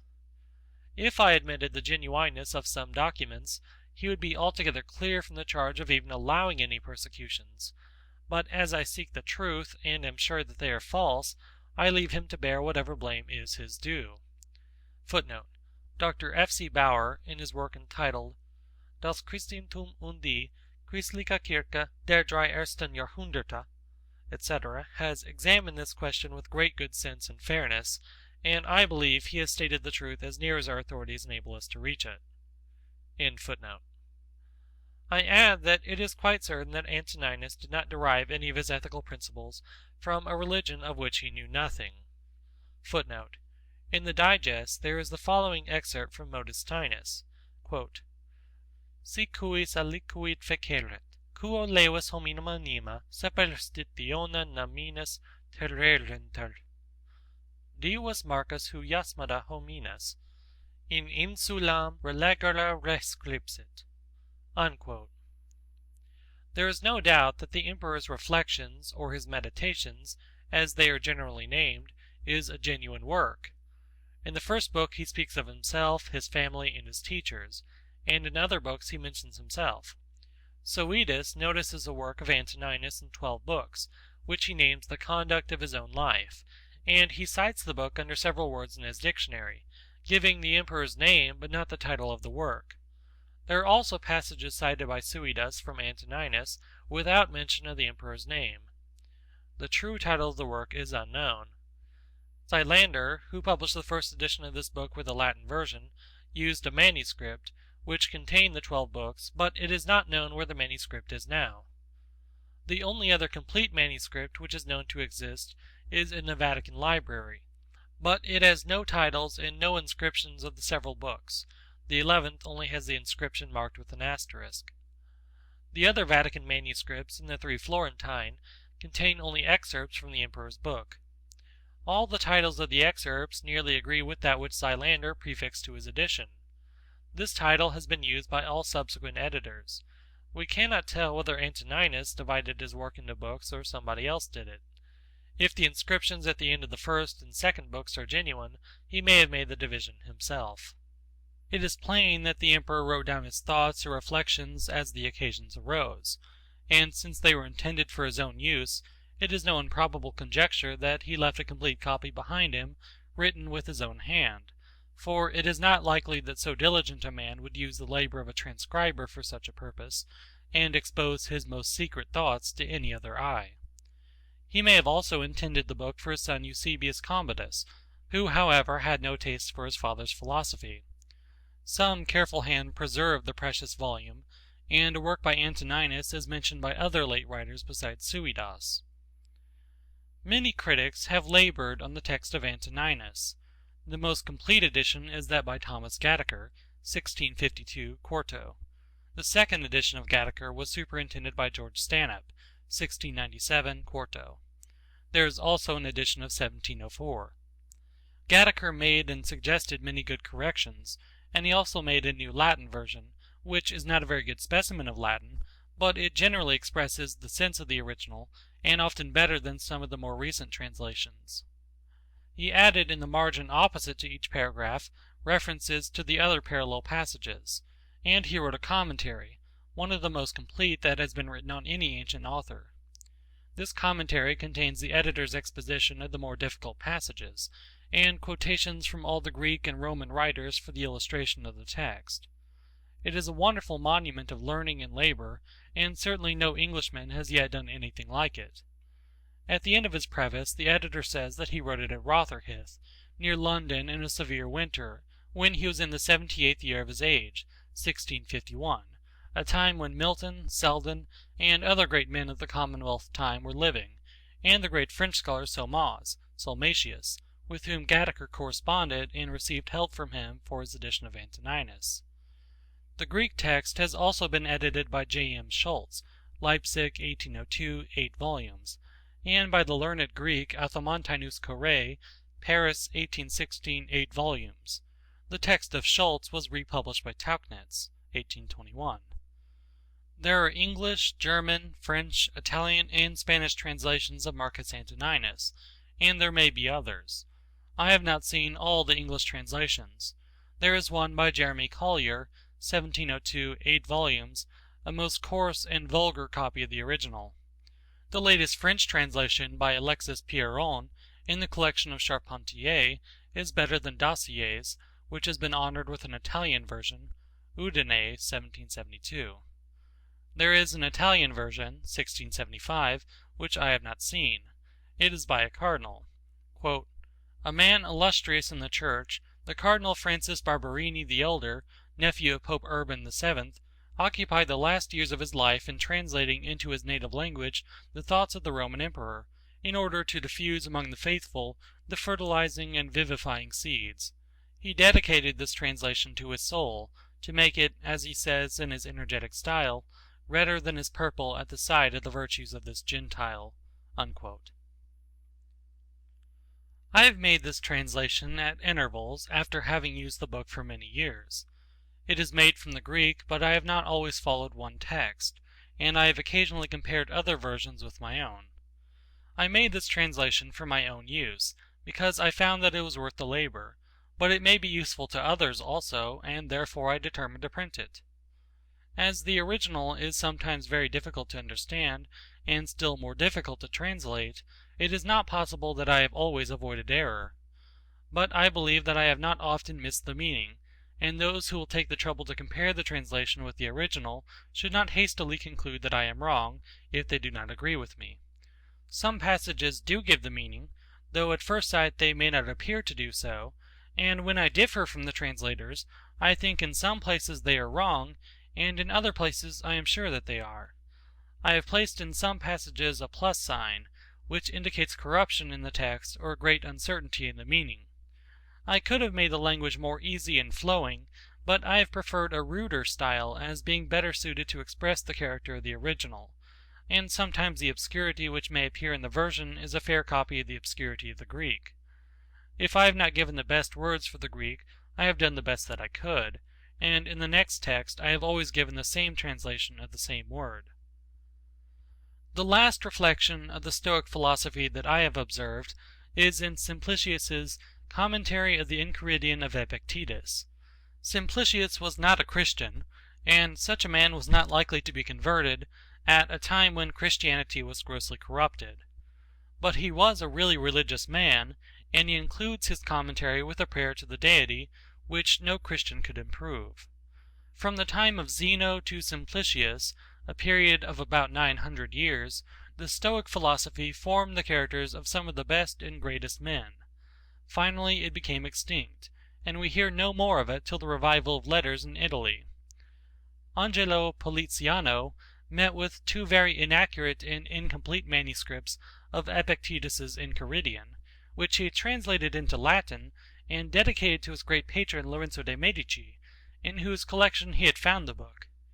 Poliziano's version was printed in the first Ball edition of the Enchiridion, A.D. 1531, Apud Andream Curtandrum.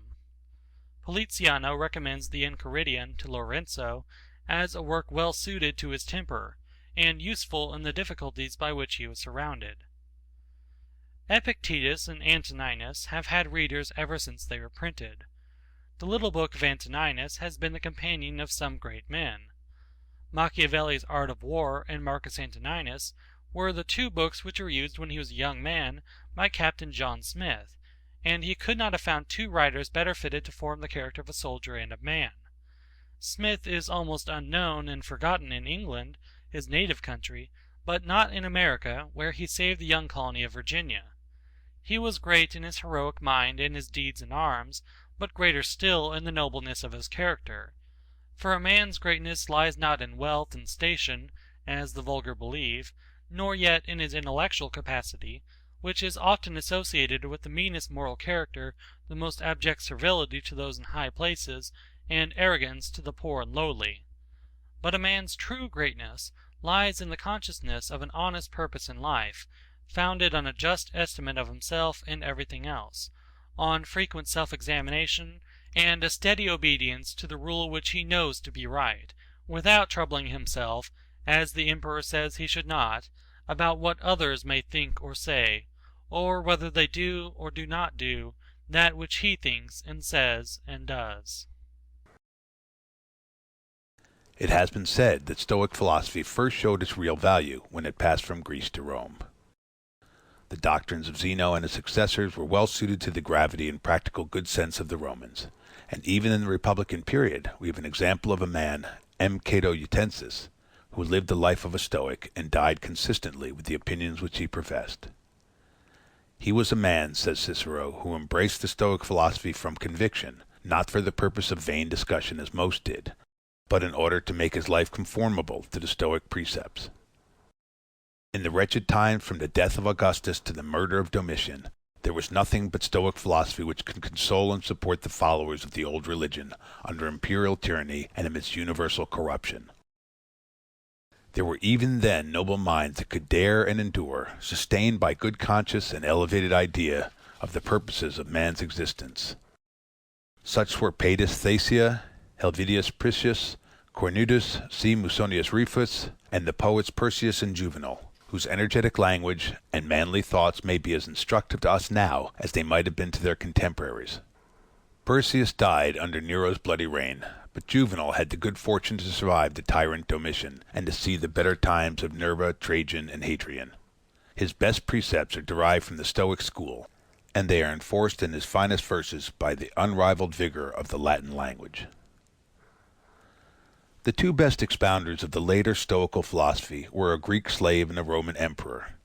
Epictetus, a Phrygian Greek, was brought to Rome, we know not how, but he was there the slave and afterwards the freedman of an unworthy master, Epaphroditus by name, himself a freeman, and a favorite of Nero.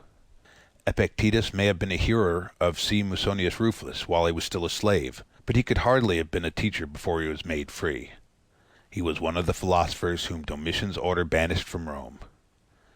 He retired to Nicopolis in Epirus, and he may have died there. Like other great teachers, he wrote nothing, and we are indebted to his grateful pupil Arrian for what we have of Epictetus's discourses.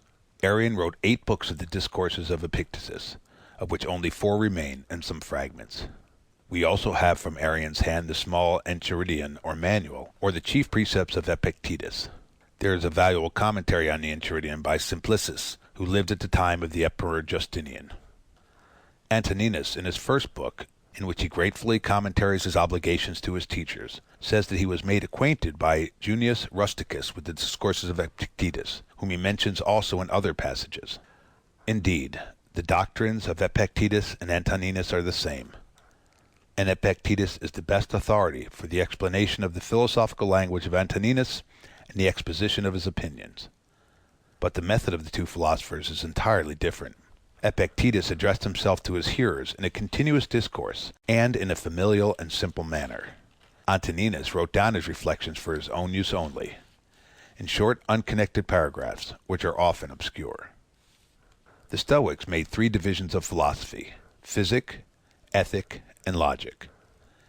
This division, we are told by Diogenes, was made by Zeno of Citium, the founder of the Stoic sect, and by Chrysippus. But these philosophers placed the 3 divisions in the following order: logic, physic, ethic. It appears, however, that this division was made before Zeno's time and acknowledged by Plato, as Cicero remarks. Logic is not synonymous with our term logic in the narrow sense of that word. Cleanthes, a Stoic, subdivided the 3 divisions and made 6: dialectic and rhetoric, comprised in logic; ethic and politic; physic and theology. This division was merely for practical use, for all philosophy is one. Even among the earliest Stoics, logic or dialectic does not occupy the same place as in Plato. It is considered only as an instrument which is to be used for the other divisions of philosophy. An exposition of the earlier Stoic doctrines and of their modifications would require a volume. My object is to explain only the opinions of Antoninus, so far as they can be collected from his book. According to the subdivision of Cleanthes, physic and theology go together, or the study of the nature of things and the study of the nature of the deity, so far as man can understand the deity, and of his government of the universe. This division or subdivision is not formally adopted by Antoninus, for, as already observed, there is no method in his book, but it is virtually contained in it. Cleanthes also connects ethic and politic, or the study of principles of morals, and the study of the constitution of civil society, and undoubtedly he did well in subdividing ethic into 2 parts: ethic in a narrower sense, and politic, for though the 2 are intimately connected, they are also very distinct, and many questions can only be properly discussed by carefully observing the distinction. Antoninus does not treat of politic. His subject is ethic, and ethic in its practical application to his own conduct in life as a man and as a governor. His ethic is founded on the doctrines about man's nature, the universal nature, and the relations of every man to everything else. It is therefore intimately and inseparably connected with physics or the nature of things, and with theology or the nature of the deity. He advises us to examine well all the impressions on our minds, and to form a right judgment of them, to make just conclusions, and to inquire into the meanings of words, and so far to apply dialectic. But he has no attempt at any exposition of dialectic, and his philosophy is in substance purely moral and practical. He says, quote, "Constantly, and, if it be possible, on the occasion of every impression on the soul, apply it to the principles of physic, of ethic, and of dialectic," end quote. Which is only another way of telling us to examine the impression in every possible way. In another passage he says, quote, "To the age which have been mentioned let this one still be added: make for thyself a definition or description of the object, which is presented to thee, so as to see distinctly what kind of a thing it is in its substance, in its nudity, in its complete entirety, and tell thyself its proper name and the names of the things which it has been compounded, and into which it will be resolved," end quote. Such an examination implies a use of dialectic, which Antoninus accordingly employed as a mean towards establishing his physical, theological, and ethical principles. There are several expositions of the physical, theological, and ethical principles which are contained in the work of Antoninus, and more expositions than I have read. Ritter, after explaining the doctrines of Epictetus, treats very briefly and insufficiently those of Antoninus, but he refers to a short essay in which the work is done better. There is also an essay on the philosophical principles of M. Aurelius Antoninus by J. M. Schultz, placed at the end of his German translation of Antoninus. With the assistance of these two useful essays and his own diligent study, a man may form a sufficient notion of the principles of Antoninus, but he will find it more difficult to expound them to others. Besides the want of arrangement in the original and of connection among the numerous paragraphs, the corruption of the text, the obscurity of the language and the style, and sometimes perhaps the confusion in the writer's own ideas, besides all this there is occasionally an apparent contradiction in the emperor's thoughts, as if his principles were sometimes unsettled, as if doubt sometimes clouded his mind. A man who leads a life of tranquility and reflection, who is not disturbed at home, and meddles not with the affairs of the world, may keep his mind at ease and his thoughts on one even course. But such a man has not been tried. All his ethical philosophy and his passive virtue might turn out to be idle words if he were once exposed to the rude realities of human existence. Fine thoughts and moral dissertations from men who have not worked and suffered may be read, but they will be forgotten. No religion, no ethical philosophy is worth anything if the teacher has not lived the life of an apostle, and has been ready to die, the death of a martyr, Not in passivity, the passive affects, but in activity lie the evil and the good of the rational social animal, just as his virtue and his vice lie not in passivity, but in activity. Section 9, paragraph 16. The Emperor Antoninus was a practical moralist. From his youth, he followed a laborious discipline, and though his high station placed him above all want or the fear of it, he lived as frugally and as temperately as the poorest philosopher. Epictetus wanted little, and it seems that he always had the little that he wanted, and he was content with it, as he had been with his servile station. But Antoninus, after his accession to the empire, sat on an uneasy seat. He had the administration of an empire which extended from the Euphrates to the Atlantic, from the cold mountains of Scotland to the hot sands of Africa, and we may imagine, though we cannot know it by experience, what must be the trials, the troubles, the anxiety, and the sorrows of him who has the world's business on his hands, with the wish to do the best he can, and the certain knowledge that he can do very little of the good which he wishes. In the midst of war, pestilence, conspiracy, general corruption, and with the weight of so unwieldy an empire upon him, we may easily comprehend that Antoninus often had need of all his fortitude to support him. The best and bravest men have moments of doubt and of weakness, but if they are the best and the bravest, they rise again from their depression by recurring to first principles, as Antoninus does. The emperor says that life is smoke, a vapor, and St. James in his epistle is of the same mind, that the world is full of envious, jealous, malignant people, and a man might well be content to get out of it. He has doubts, perhaps, sometimes even about that to which he holds most firmly. There are only a few passages of this kind, but they are the evidence of struggles which even the noblest of the sons of men had to maintain against the hard realities of his daily life. A poor remark it is, which I have seen somewhere, and made in a disparaging way, that the emperor's reflections show that he had need of consolation and comfort in life, and even to prepare him to meet his death. True that he did need comfort and support, and we see how he found it. He constantly recurs to his fundamental principle that the universe is wisely ordered, that every man is a part of it and must conform to that order which he cannot change, that whatever the deed he has done is good, that all mankind are a man's brethren, that he must love and cherish them and try to make them better, even those who would do him harm. This is his conclusion. What then is that which is able to conduct a man? One thing, and only one, philosophy. But this consists in keeping the divinity within a man free from violence and unharmed, superior to pains and pleasures, doing nothing without a purpose, nor yet falsely and with hypocrisy, not feeling the need of another man's doing, or not doing anything, and besides accepting all that happens and all that is allotted, as coming from thence, wherever it is, from whence he himself came, and finally, waiting for death with a cheerful mind as being nothing else than a dissolution of the elements of which every living being is compounded. But if there is no harm to the elements themselves, and each continually changing into another, why should the man have any apprehension about the change and dissolution of all the elements himself? For it is according to nature, and nothing is evil that is according to nature. The physic of Antoninus is the knowledge of the nature of the universe, of its government, and of the relation of man's nature to both. He names the universe, quote, the universal substance, end quote, and he adds that, quote, reason, end quote, covers the universe. He also uses the term, quote, universal nature, end quote, or, quote, nature of the universe, end quote. He calls the universe, quote, the one and all, which we name cosmos or order, end quote. If he ever seems to use these general terms as significant of all that man can in any way conceive to exist, he still on other occasions plainly distinguishes between matter, material things, and cause, origin, reason.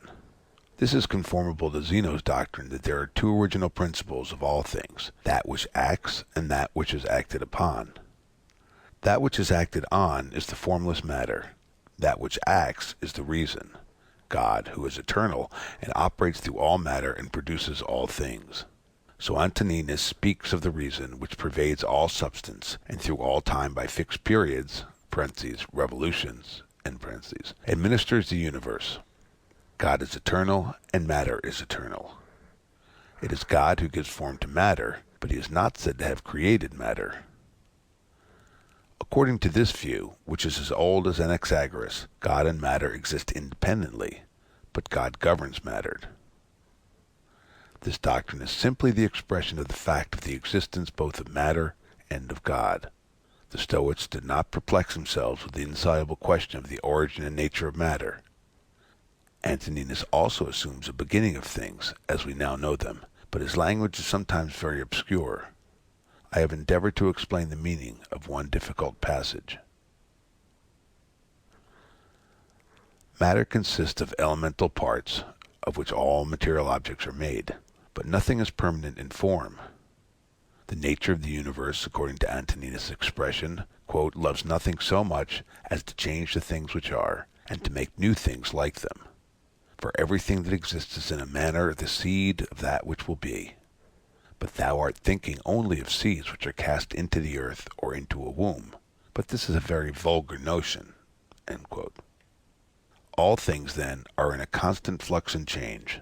Some things are dissolved into the elements, others come in their places, and so, quote, the whole universe continues ever young and perfect, end quote. Antoninus has some obscure expressions about what he calls, quote, seminal principles, end quote.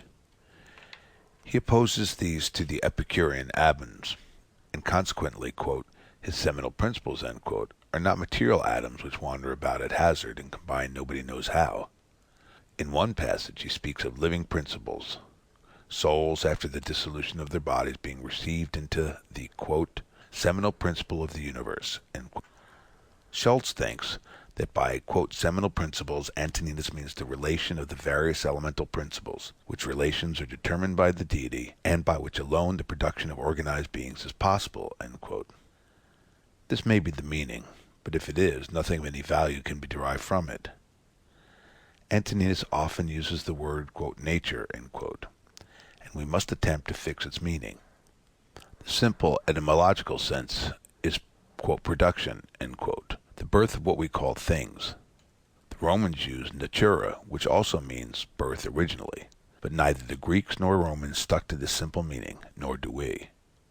Antoninus says, quote, whether the universe is a concourse of atoms or nature is a system, let this first be established, that I am part of the whole which is governed by nature, end quote. Here it might seem as if nature were personified and viewed as an active, efficient power, as something which, if not independent of the deity, acts by a power which is given to it by the deity. Such, if I understand the expression right, is the way in which the word nature is often used now, though it is plain that many writers use the word without fixing any exact meaning to it. It is the same with the expression laws of nature, which some writers may use in an intelligible sense, but others as clearly use in no definite sense at all.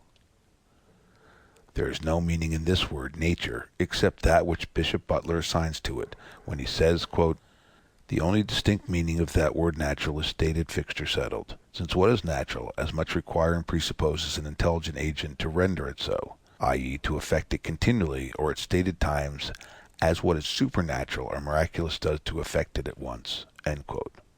This is Plato's meaning, when he says that God holds the beginning and end and middle of all that exists, and proceeds straight on his course, making his circuit according to nature, that is, by fixed order, and he is continually accompanied by justice, who punishes those who deviate from the divine law, that is, from the order or course which God observes. When we look at the motion of the planets, the action of what we call gravitation, the elemental combination of unorganized bodies and their resolution, the production of plants and of living bodies, their generation, growth, and their dissolution, which we call their death, we observe a regular sequence of phenomena, which, within the limits of experience, present, and past, so far as we know the past, is fixed and invariable. But if this is not so, if the order and sequence of phenomena as known to us are subject to change in the course of an infinite progression, and such change is conceivable, we have nor discovered, not shall we ever discover, the whole of the order and sequence of phenomena, in which sequence there may be involved according to its very nature, that is, according to its fixed order, some variation of which we now call order or the nature of things. It is also conceivable that such changes have taken place, changes in the order of things, as we are compelled by the imperfection of language to call them, which are no changes. And further, it is certain that our knowledge of the true sequence of all actual phenomena, as for instance, the phenomena of generation, growth, and dissolution, is and ever must be imperfect. We do not fare much better when we speak of causes and effects than when we speak of nature. For the practical purposes of life, we may use the terms cause and effect conveniently, and we may fix a distinct meaning to them, distinct enough at least to prevent all misunderstanding. But the case is different when we speak of causes and effects as of things. All that we know is that phenomena, as the Greeks called them, or appearances which follow one another in a regular order as we conceive it, so that if some one phenomenon should fail in the series, we conceive that there must either be an interruption of the series, or that something else will appear after the phenomena which has failed to appear, and will occupy the vacant place, and so the series and its progression may be modified or totally changed. Cause and effect then mean nothing in a sequence of natural phenomena beyond what I have said, and the real cause, or the transcendent cause, as some would call it, of each successive phenomena is in that which is the cause of all things which are, which have been, and which will be forever. Thus the word creation may have a real sense if we consider it as the first, if we can conceive of first in the present order of natural phenomena. But in the vulgar sense, a creation of all things at a certain time, followed by a quiescence of the first cause and an abandonment of all sequences and phenomena to the laws of nature, or to the other words that people may use, is absolutely absurd. Now, though there is great difficulty in understanding all the passages of Antoninus in which he speaks of nature, of the changes of things, and of the economy of the universe, I am convinced that his sense of nature and natural is the same as that which I have stated. And as he was a man who knew how to use words in a clear way and with a strict consistency, we ought to assume, even if his meaning in some passages is doubtful, that his view of nature was in harmony with his fixed belief in the all-pervading, ever-present, and ever-active energy of God. There is much in Antoninus that is hard to understand, and it might be said that he did not fully comprehend all that he wrote, which would, however, be in no way remarkable, for it happens now that a man may write what neither he nor anybody can understand. Antoninus tells us to look at things and see what they are, resolving them into the material, the causal, and the relation, or the purpose, by which he seems to mean something in nature of what we call effect or end. The word cause is the difficulty. There is the same word in the Sanskrit, and the subtle philosophers of India and of Greece, and the less subtle philosophers of modern times, have all used this word or an equivalent word in a vague way. Yet the confusion sometimes may be the inevitable ambiguity of language rather than in the mind of the writer, for I cannot think that some of the wisest of men did not know what they intended to say. When Antoninus says that, quote, everything that exists is in a manner the seed of that which will be, end quote, he might be supposed to say what some of the Indian philosophers have said, and thus a profound truth might be converted into a gross absurdity. But he says, quote, in a manner, end quote. And in a manner he said true, and in another manner, if you mistake his meaning, he said false. When Plato said, quote, nothing ever is, but is always becoming, end quote, he delivered a text out of which we may derive something, for he destroys by it not all practical, but all speculative notions of cause and effect. The whole series of things as they appear to us must be contemplated in time, that is, in succession, and we conceive or suppose intervals between one state of things and another state of things, so that there is priority and sequence, and interval, and being, and a ceasing to be, and beginning and ending. But there is nothing of this kind in the nature of things. It is an everlasting continuity. When Antoninus speaks of generation, he speaks of one cause acting, and then another cause taking up the work, which the former left in a certain state, and so on. And we might conceive that he had some notion like what has been called, quote, the self-evolving power of nature, end quote. A fine phrase indeed, the full import of which I believe that the writer of it did not see, and thus he laid himself open to the imputation of being a follower of one of the Hindu sects, which makes all things come by evolution out of nature or matter, or out of something which takes the place of the deity but is not deity. I would have all men think as they please, or as they can, and I only claim the same freedom which I give. When a man writes anything, we may fairly try to find out all that his words must mean, even if the result is that they mean what he did not mean. And if we find this contradiction, it is not our fault, but his misfortune. Now Antoninus is perhaps somewhat in a condition in what he says, though he speaks at the end of the paragraph of the power which acts unseen by the eyes, but still no less clearly. But whether in this passage he means the power is conceived to be in different successive causes, or in something else, nobody can tell. From other passages, however, I do collect that his notion of the phenomena of the universe is what I have stated.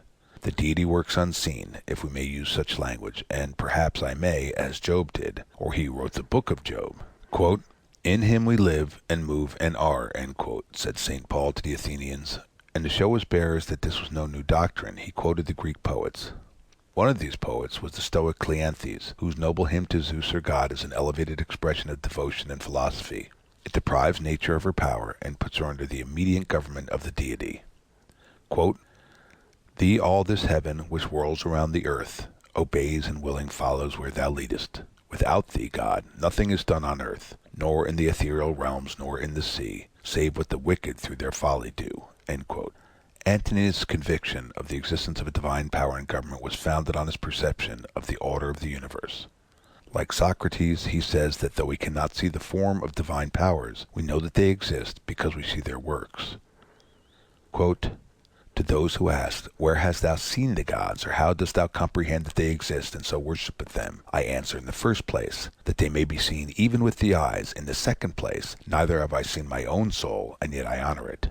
Thus then, with respect to the gods, from what I constantly experience of their power, from this I comprehend that they exist, and I venerate them. End quote. This is a very old argument, which has always had great weight with most people, and has appeared sufficient. It does not acquire the least additional strength by being developed in a learned treatise. It is as intelligible in its simple enunciation as it can be made. If it is rejected, there is no arguing with him who rejects it, and if it is worked out into innumerable particulars, the value of the evidence runs the risk of being buried under a mass of words. Man being conscious that he has a spiritual power or intellectual power, or that he has such a power, in whatever way he conceives that he has it, for I wish simply to state a fact, from this power which he has in himself he is led, as Antoninus says, to believe that there is a greater power, which, as the old Stoics tell us, pervades the whole universe as the intellect pervades man. God exists then, but what do we know of his nature? Antoninus says that the soul of man is an efflux from the divinity. We have bodies like animals, but we have reason, intelligence as the gods. Animals have life, and what we call instincts are natural principles of action, but the rational animal man alone has rational intelligent soul. Antoninus insists on this continually. God is in man, and so we must constantly attend to the divinity within us, for it is only in this way that we can have any knowledge of the nature of God.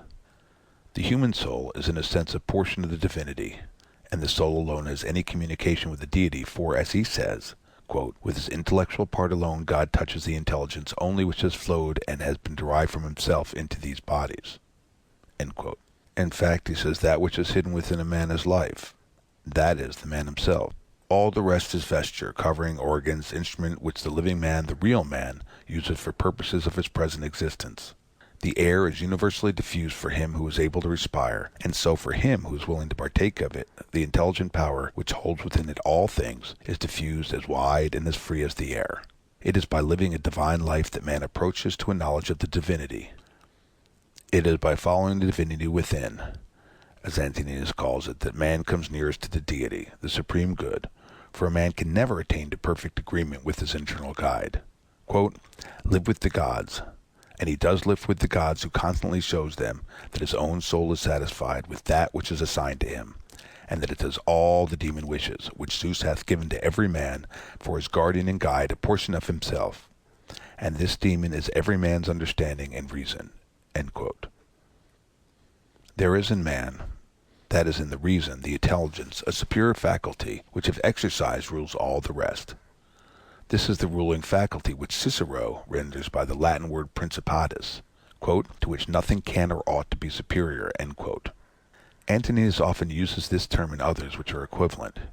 He names it, quote, the governing intelligence, end quote. The governing faculty is the master of the soul. A man must reverence only his ruling faculty and the divinity within him. As we must reverence that which is supreme in the universe, so we must reverence that which is supreme in ourselves, and this is that which of the like kind with that which is the supreme in the universe. So, as Plotinus says, the soul of man can only know the divine so far as it knows itself. In one passage, Antoninus speaks of a man's condemnation of himself, when the diviner part within him has been overpowered and yields to the less honorable and to the perishable part, the body and its gross pleasures. In a word, the views of Antoninus on this matter, however his expressions may vary, are exactly what Bishop Butler expresses when he speaks of, quote, the natural supremacy of the reflection or conscious, end quote, of the faculty, quote, which surveys, approves, or disapproves the several affectations of our mind and actions of our lives, end quote. Much matter might be collected from Antoninus on the notion of the universe being one animated being, but all that he says amounts to no more, as Schultz remarks, than this. The soul of man is most intimately united to his body, and together they make one animal which we call man. So the deity is most intimately united to the world or the material universe, and together they form one whole. But Antoninus did not view God and the material universe as the same any more than he viewed the body and soul of man as one. Antoninus has no speculations on the absolute nature of the deity. It was not his fashion to waste his time on what a man cannot understand. He was satisfied that God exists, that he governs all things, that man can only have an imperfect knowledge of his nature, and he must attain this imperfect knowledge by reverencing the divinity which is within him and keeping it pure. From all that has been said, it follows that the universe is administered by the providence of God, and that all things are wisely ordered. There are passages in which Antoninus expresses doubts or states different possible theories of the constitution and government of the universe, but he always recurs to his fundamental principle, that if we admit the existence of a deity, we must also admit that he orders all things wisely and well. Epictetus says that we can discern the providence which rules the world if we possess two things, the power of seeing all that happens with respect to each thing, and a grateful disposition. But if all things are wisely ordered, how is the world so full of what we call evil, physical and moral? If instead of saying that there is evil in the world, we use the expression which I have used, quote, what we call evil, end quote, we have partly anticipated the emperor's answer. We see and feel and know imperfectly very few things in the few years that we live, and all the knowledge and all the experience of all the human race is positive ignorance of the whole, which is infinite. Now, as our reason teaches us that everything is in some way related to and connected with every other thing, all notion of evil as being in the universe of things is a contradiction. For if the whole comes from and is governed by an intelligent being, it is impossible to conceive anything in it which tends to the evil or destruction of the whole. Everything is in constant mutation, and yet the whole subsists. We might imagine the solar system resolved into its elemental parts, and yet the whole would still subsist, quote, ever young and perfect, end quote. All things, all forms, are dissolved and new forms appear. All living things undergo the change which we call death. If we call death an evil, then all change is an evil. Living beings also suffer pain, and man suffers most of all, for he suffers both in and by his body, and by his intelligent part. Men suffer also from one another, and perhaps the largest part of human suffering comes to man from those whom he calls his brothers. Antoninus says, quote, generally, wickedness does no harm at all to the universe, and particularly the wickedness of one man does no harm to another. It is only harmful to him who has it in his power to be released from it as soon as he shall choose, end quote. The first part of this is perfectly consistent with the doctrine that the whole can sustain no evil or harm. The second part must be explained by the Stoic principle that there is no evil in anything which is not in our power. What wrong we suffer from another is his evil, not ours. But this is an admission that there is evil in a sort, for he who does wrong does evil, and if others can endure the wrong, still there is evil in the wrongdoer. Antoninus gives many excellent precepts with respect to wrongs and injuries, and his precepts are practical. He teaches us to bear what we cannot avoid, and his lessons may be just as useful to him who denies the being and the government as God, as to him who believes in both. There is no direct answer in Antoninus to the objections which may be made to the existence and providence of God because of the moral disorder and suffering which are in the world, except this answer which he makes in reply to the supposition that even the best men may be extinguished by death. He says, if it is so, we may be sure that if it ought to have been otherwise, the gods would have ordered it otherwise. His conviction of the wisdom which we may observe in the government of the world is too strong to be disturbed by any apparent irregularities in the order of things. That these disorders exist is a fact, and those who would conclude from them against the being and government of God conclude too hastily. We all admit that there is an order in the material world, a nature, in the sense in which the word has been explained, a constitution, what we call a system, a relation of parts to one another, and a fitness of the whole for something. So in the constitution of plants and animals there is an order, a fitness for some end. Sometimes the order, as we conceive it, is interrupted, and the end, as we conceive it, is not attained. The seed, the plant, or the animal sometimes perishes before it has passed through all its changes and done all its uses. It is according to nature, that is, a fixed order, for some to perish early, and for others to do all their uses and leave successors to take their place. So man has a corporeal and intellectual and moral constitution fit for certain uses, and on the whole, man performs these uses, dies, and leaves other men in his place. So society exists, and his social state is manifestly the natural state of man, the state for which his nature fits him, and society amidst innumerable irregularities and disorders still subsists. And perhaps we may say that the history of the past and our present knowledge give us a reasonable hope that its disorders will diminish, and that order, its governing principle, may be more firmly established.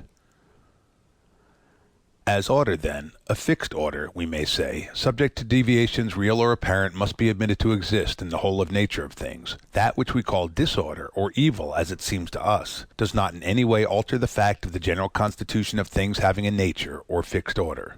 Nobody will conclude from the existence of disorder that order is not the rule, for the existence of order, both physical and moral, is proved by daily experience and all past experience. We cannot conceive how the order of the universe is maintained. We cannot even conceive how our own life from day to day is continued, nor how we perform the simplest movements of the body, nor how we grow and think and act, though we know many of the conditions which are necessary for all these functions.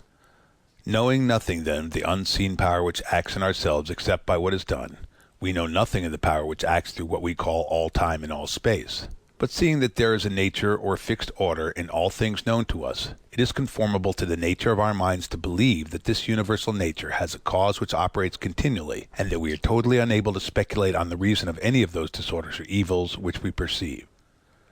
This, I believe, is the answer which may be collected from all that Antoninus has said. The origin of evil is an old question.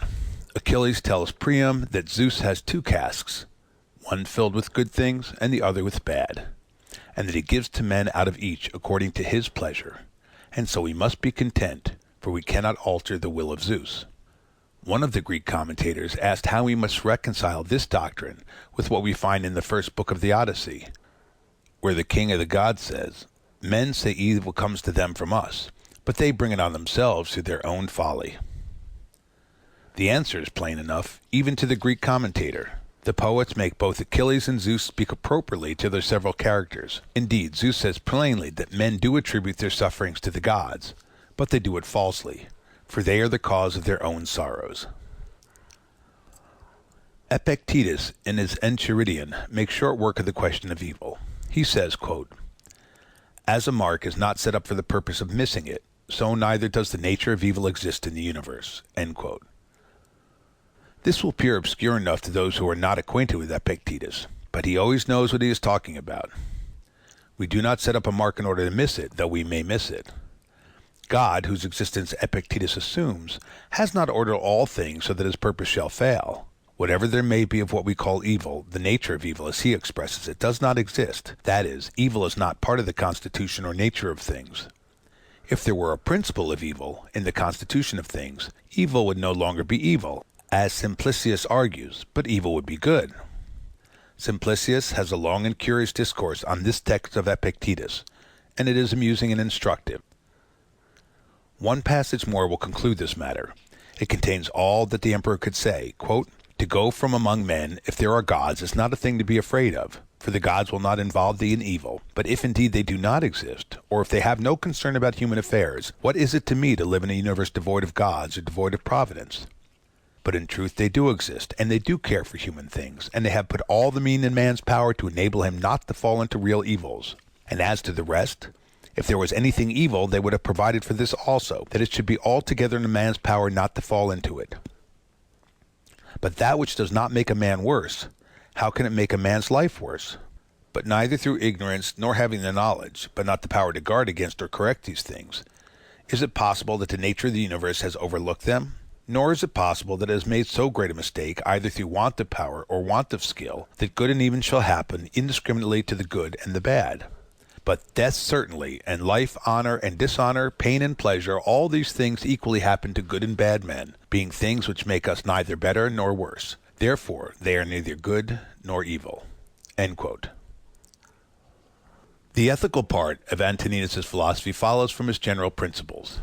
The end of all his philosophy is to live conformably to nature, both a man's own nature and the nature of the universe. Bishop Butler has explained what the Greek philosophers meant when they spoke of living according to nature, and he says that when it is explained as he has explained it and as they understood it, it is, quote, "a manner of speaking not loose and undeterminate, but clear and distinct, strictly just and true." End quote.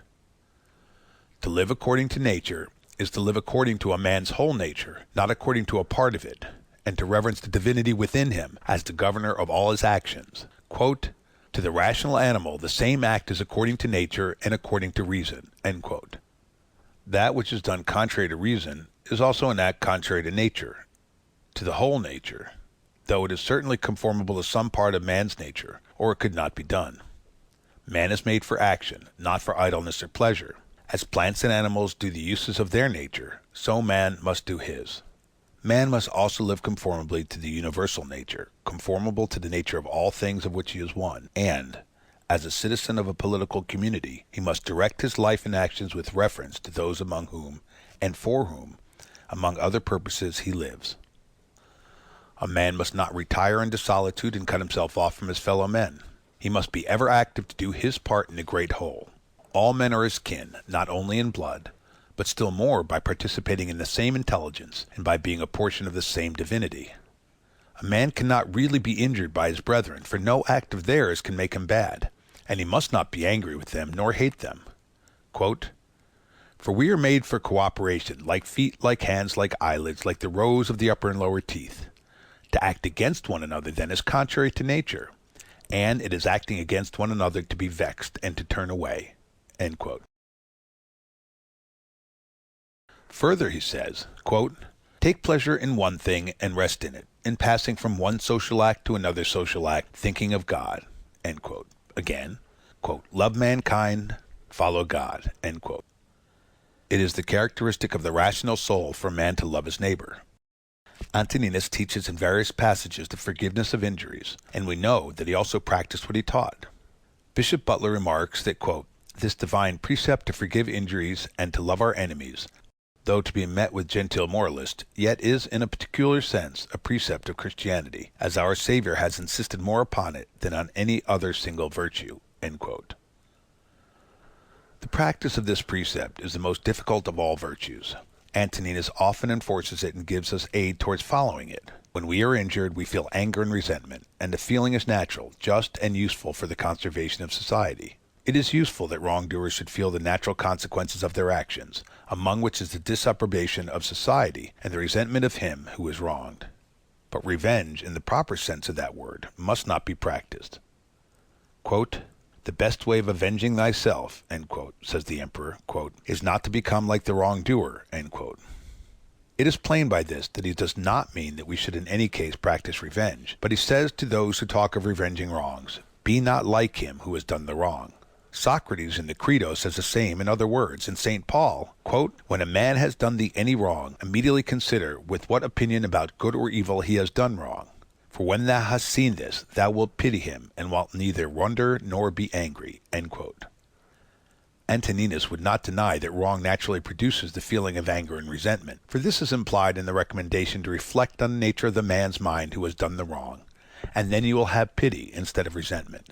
And so it comes to the same as St. Paul's advice to be angry and sin not, which, as Butler well explains it, is not a recommendation to be angry, which nobody needs, for anger is a natural passion, but it is a warning against allowing anger to lead us into sin. In short, the Emperor's doctrine about wrongful acts is this: wrongdoers do not know what good and bad are.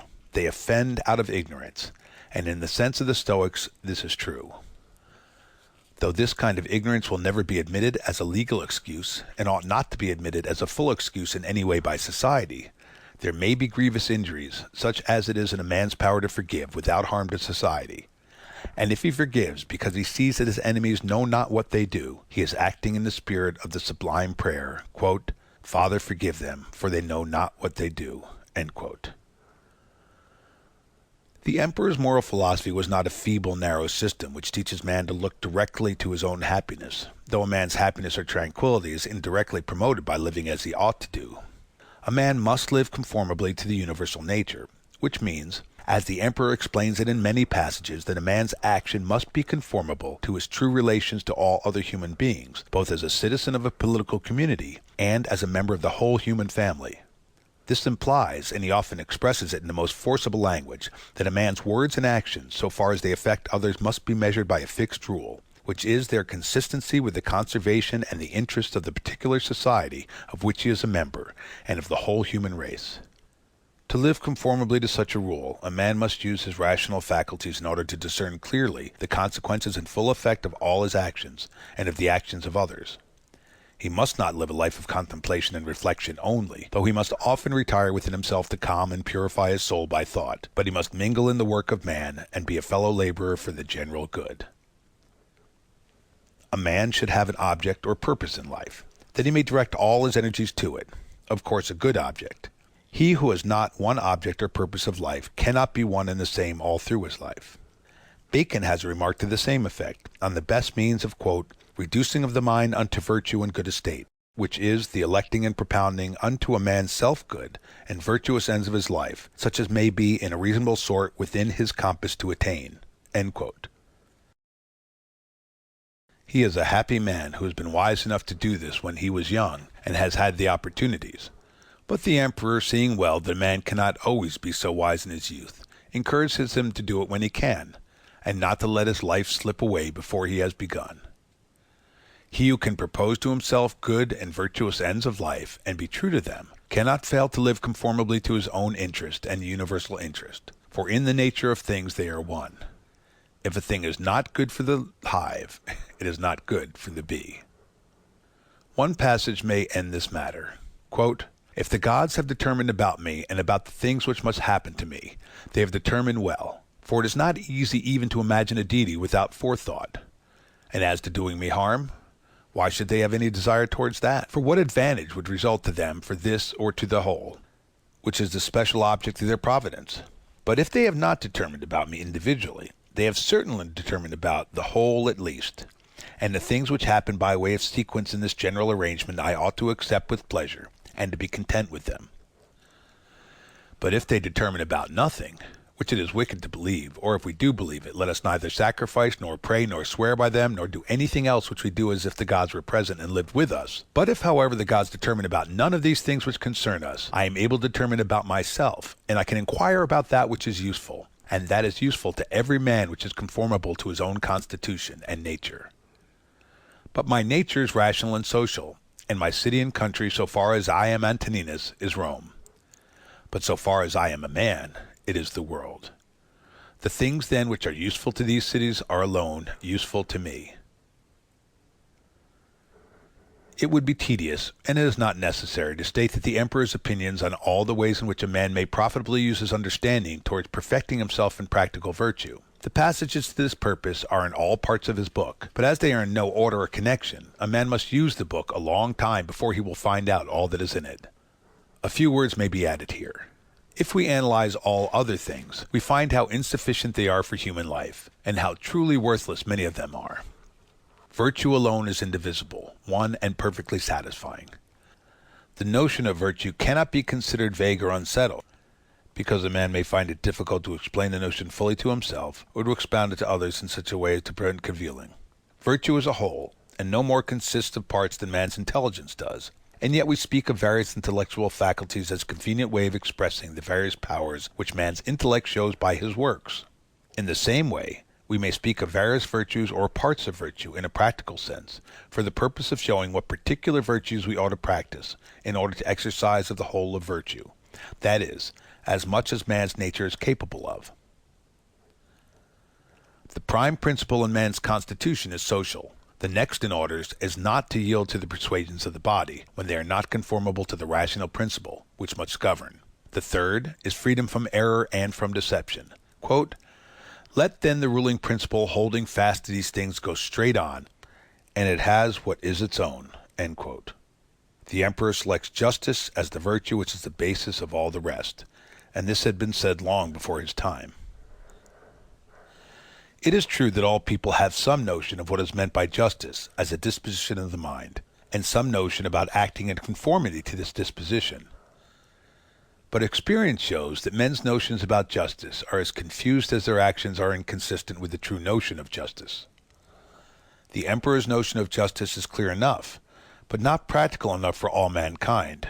Quote, "Let there be freedom from perturbations with respect to the things which come from the external cause, and let there be justice in the things done by virtue of the internal cause. That is, let there be a movement and action terminating in this, in social acts, for this is according to thy nature." End quote. In another place, he says that, quote, "He who acts unjustly acts impiously," end quote, which follows, of course, from all that he says in various places. He insists on the practice of truth as a virtue and as a means to virtue, which it no doubt is, for lying even in indifferent things weakens the understanding, and lying maliciously is as great a moral offense as man can be guilty of, viewed both as showing an habitual disposition and viewed with respect to consequences. He couples the notion of justice with action. A man must not pride himself on having some fine notion of justice in his head, but he must exhibit his justice in act, like St. James' notion of faith. But this is enough. The Stoics, and Antoninus among them, call some things beautiful and some ugly. And as they are beautiful, so they are good, and as they are ugly, so they are evil or bad. All these things, good and evil, are in our power absolutely. Some of the stricter Stoics would say, in a manner only, as those who would not depart altogether from common sense would say, practically they are to a great degree in the power of some persons and in some circumstances, but in a small degree only in other persons and in other circumstances. The Stoics maintain man's free will as to the things which are in his power, for as to the things which are out of his power, free will terminating in action is, of course, excluded by the very terms of the expression. I hardly know if we can discover exactly Antoninus' notion of the free will of man, nor is the question worth the inquiry. What he does mean and does say is intelligible. All the things which are not in our power are indifferent. They are neither good nor bad, morally. Such are life, health, wealth, power, disease, poverty, and death. Life and death are all men's portion. Health, wealth, power, disease, and poverty happen to men indifferently, to the good and to the bad, to those who live according to nature and to those who do not. Quote, "Life," says the emperor, "is a warfare and a stranger's sojourn, and after fame is oblivion." End quote. After speaking of those men who have disturbed the world and then died, and of the death of philosophers such as Heraclitus and Democritus, who was destroyed by lice, and of Socrates, whom other lice, his enemies, destroyed, he says, quote, "What means all this? Thou hast embarked, thou hast made the voyage, thou art come to shore, get out. If indeed to another life there is no want of gods, not even there. But if to a state without sensation, thou wilt cease to be held by pains and pleasures, and to be a slave to the vessel which is as much inferior to that which serves it as superior, for the one is intelligence and deity, the other is earth and corruption." End quote. It is not death that man should fear, but he should fear never beginning to live according to his nature. Every man should live in such a way as to discharge his duty, and to trouble himself about nothing else. He should live such a life that he shall always be ready for death, and shall depart content when the summons comes. For what is death? A cessation of the impressions through the senses, and of the pulling of the strings which move the appetites, and of the discursive movements of the thoughts, and of the service to the flesh. Death is such as generation is, a mystery of nature. In another passage, the exact meaning of which is perhaps doubtful, he speaks of the child which leaves the womb, and so he says the soul at death leaves its envelope. As the child is born or comes into life by leaving the womb, so the soul may, on leaving the body, pass into another existence which is perfect. I'm not sure if this is the emperor's meaning. Antoninus's opinion of a future life is nowhere clearly expressed. His doctrine of the nature of the soul of necessity implies that it does not perish absolutely, for a portion of divinity cannot perish. The opinion is at least as old as the time of Epicharmus and Euripides. What comes from the earth goes back to the earth, and what comes from heaven, the divinity, returns to him who gave it. But I find nothing clear in Antoninus as to the notion of the man existing after death, so as to be conscious of his sameness with the soul which occupied his vessel of clay. He seemed to be perplexed on this matter, and finally to have rested in this, that God or the gods will do whatever is best and consistent with the universality of things. Nor, I think, does he speak conclusively on another Stoic doctrine, which some Stoics practice, the anticipating the regular course of nature by man's own act. The reader will find some passages in which this is touched on, and he may make of them what he can. But there are passages in which the emperor encourages himself to wait for the end patiently and with tranquility, and certainly it is consistent with all his best teaching that a man should bear all that falls to his lot and do useful acts as long as he lives. He should not therefore abridge the time of his usefulness by his own act. Whether he contemplates any possible cases in which a man should die by his own hand, I cannot tell, and the matter is not worth a curious inquiry, for I believe it would not lead to any certain result as to his opinion on this point. I do not think that Antoninus, who never mentioned Seneca, though he must have known all about him, would have agreed with Seneca when he gives as a reason for suicide that the eternal law, whatever he means, has made nothing better for us than this, that it has given us only one way of entering life and many ways of going out of it. The ways of going out indeed are many, and that is a good reason for a man taking care of himself. Happiness was not the direct object of a Stoic's life. There is no rule of life contained in the precept that a man should pursue his own happiness. Many men think that they are seeking happiness when they are only seeking the gratification of some particular passion, the strongest that they have. The end of a man is, as already explained, to live conformably to nature, and he will thus obtain happiness, tranquility of mind, and contentment. As a means of living conformably to nature, he must study the four chief virtues, each of which has its proper sphere: wisdom, or the knowledge of good and evil; justice, or the giving to every man his due; fortitude, or the enduring of labor and pain; and temperance, which is moderation in all things. By thus living conformably to nature, the Stoic obtained all that he wished or expected. His reward was in his virtuous life, and he was satisfied with that. Some Greek poet long ago wrote, "For virtue only of all human things takes a reward not from the hands of others. Virtue herself rewards the toils of virtue."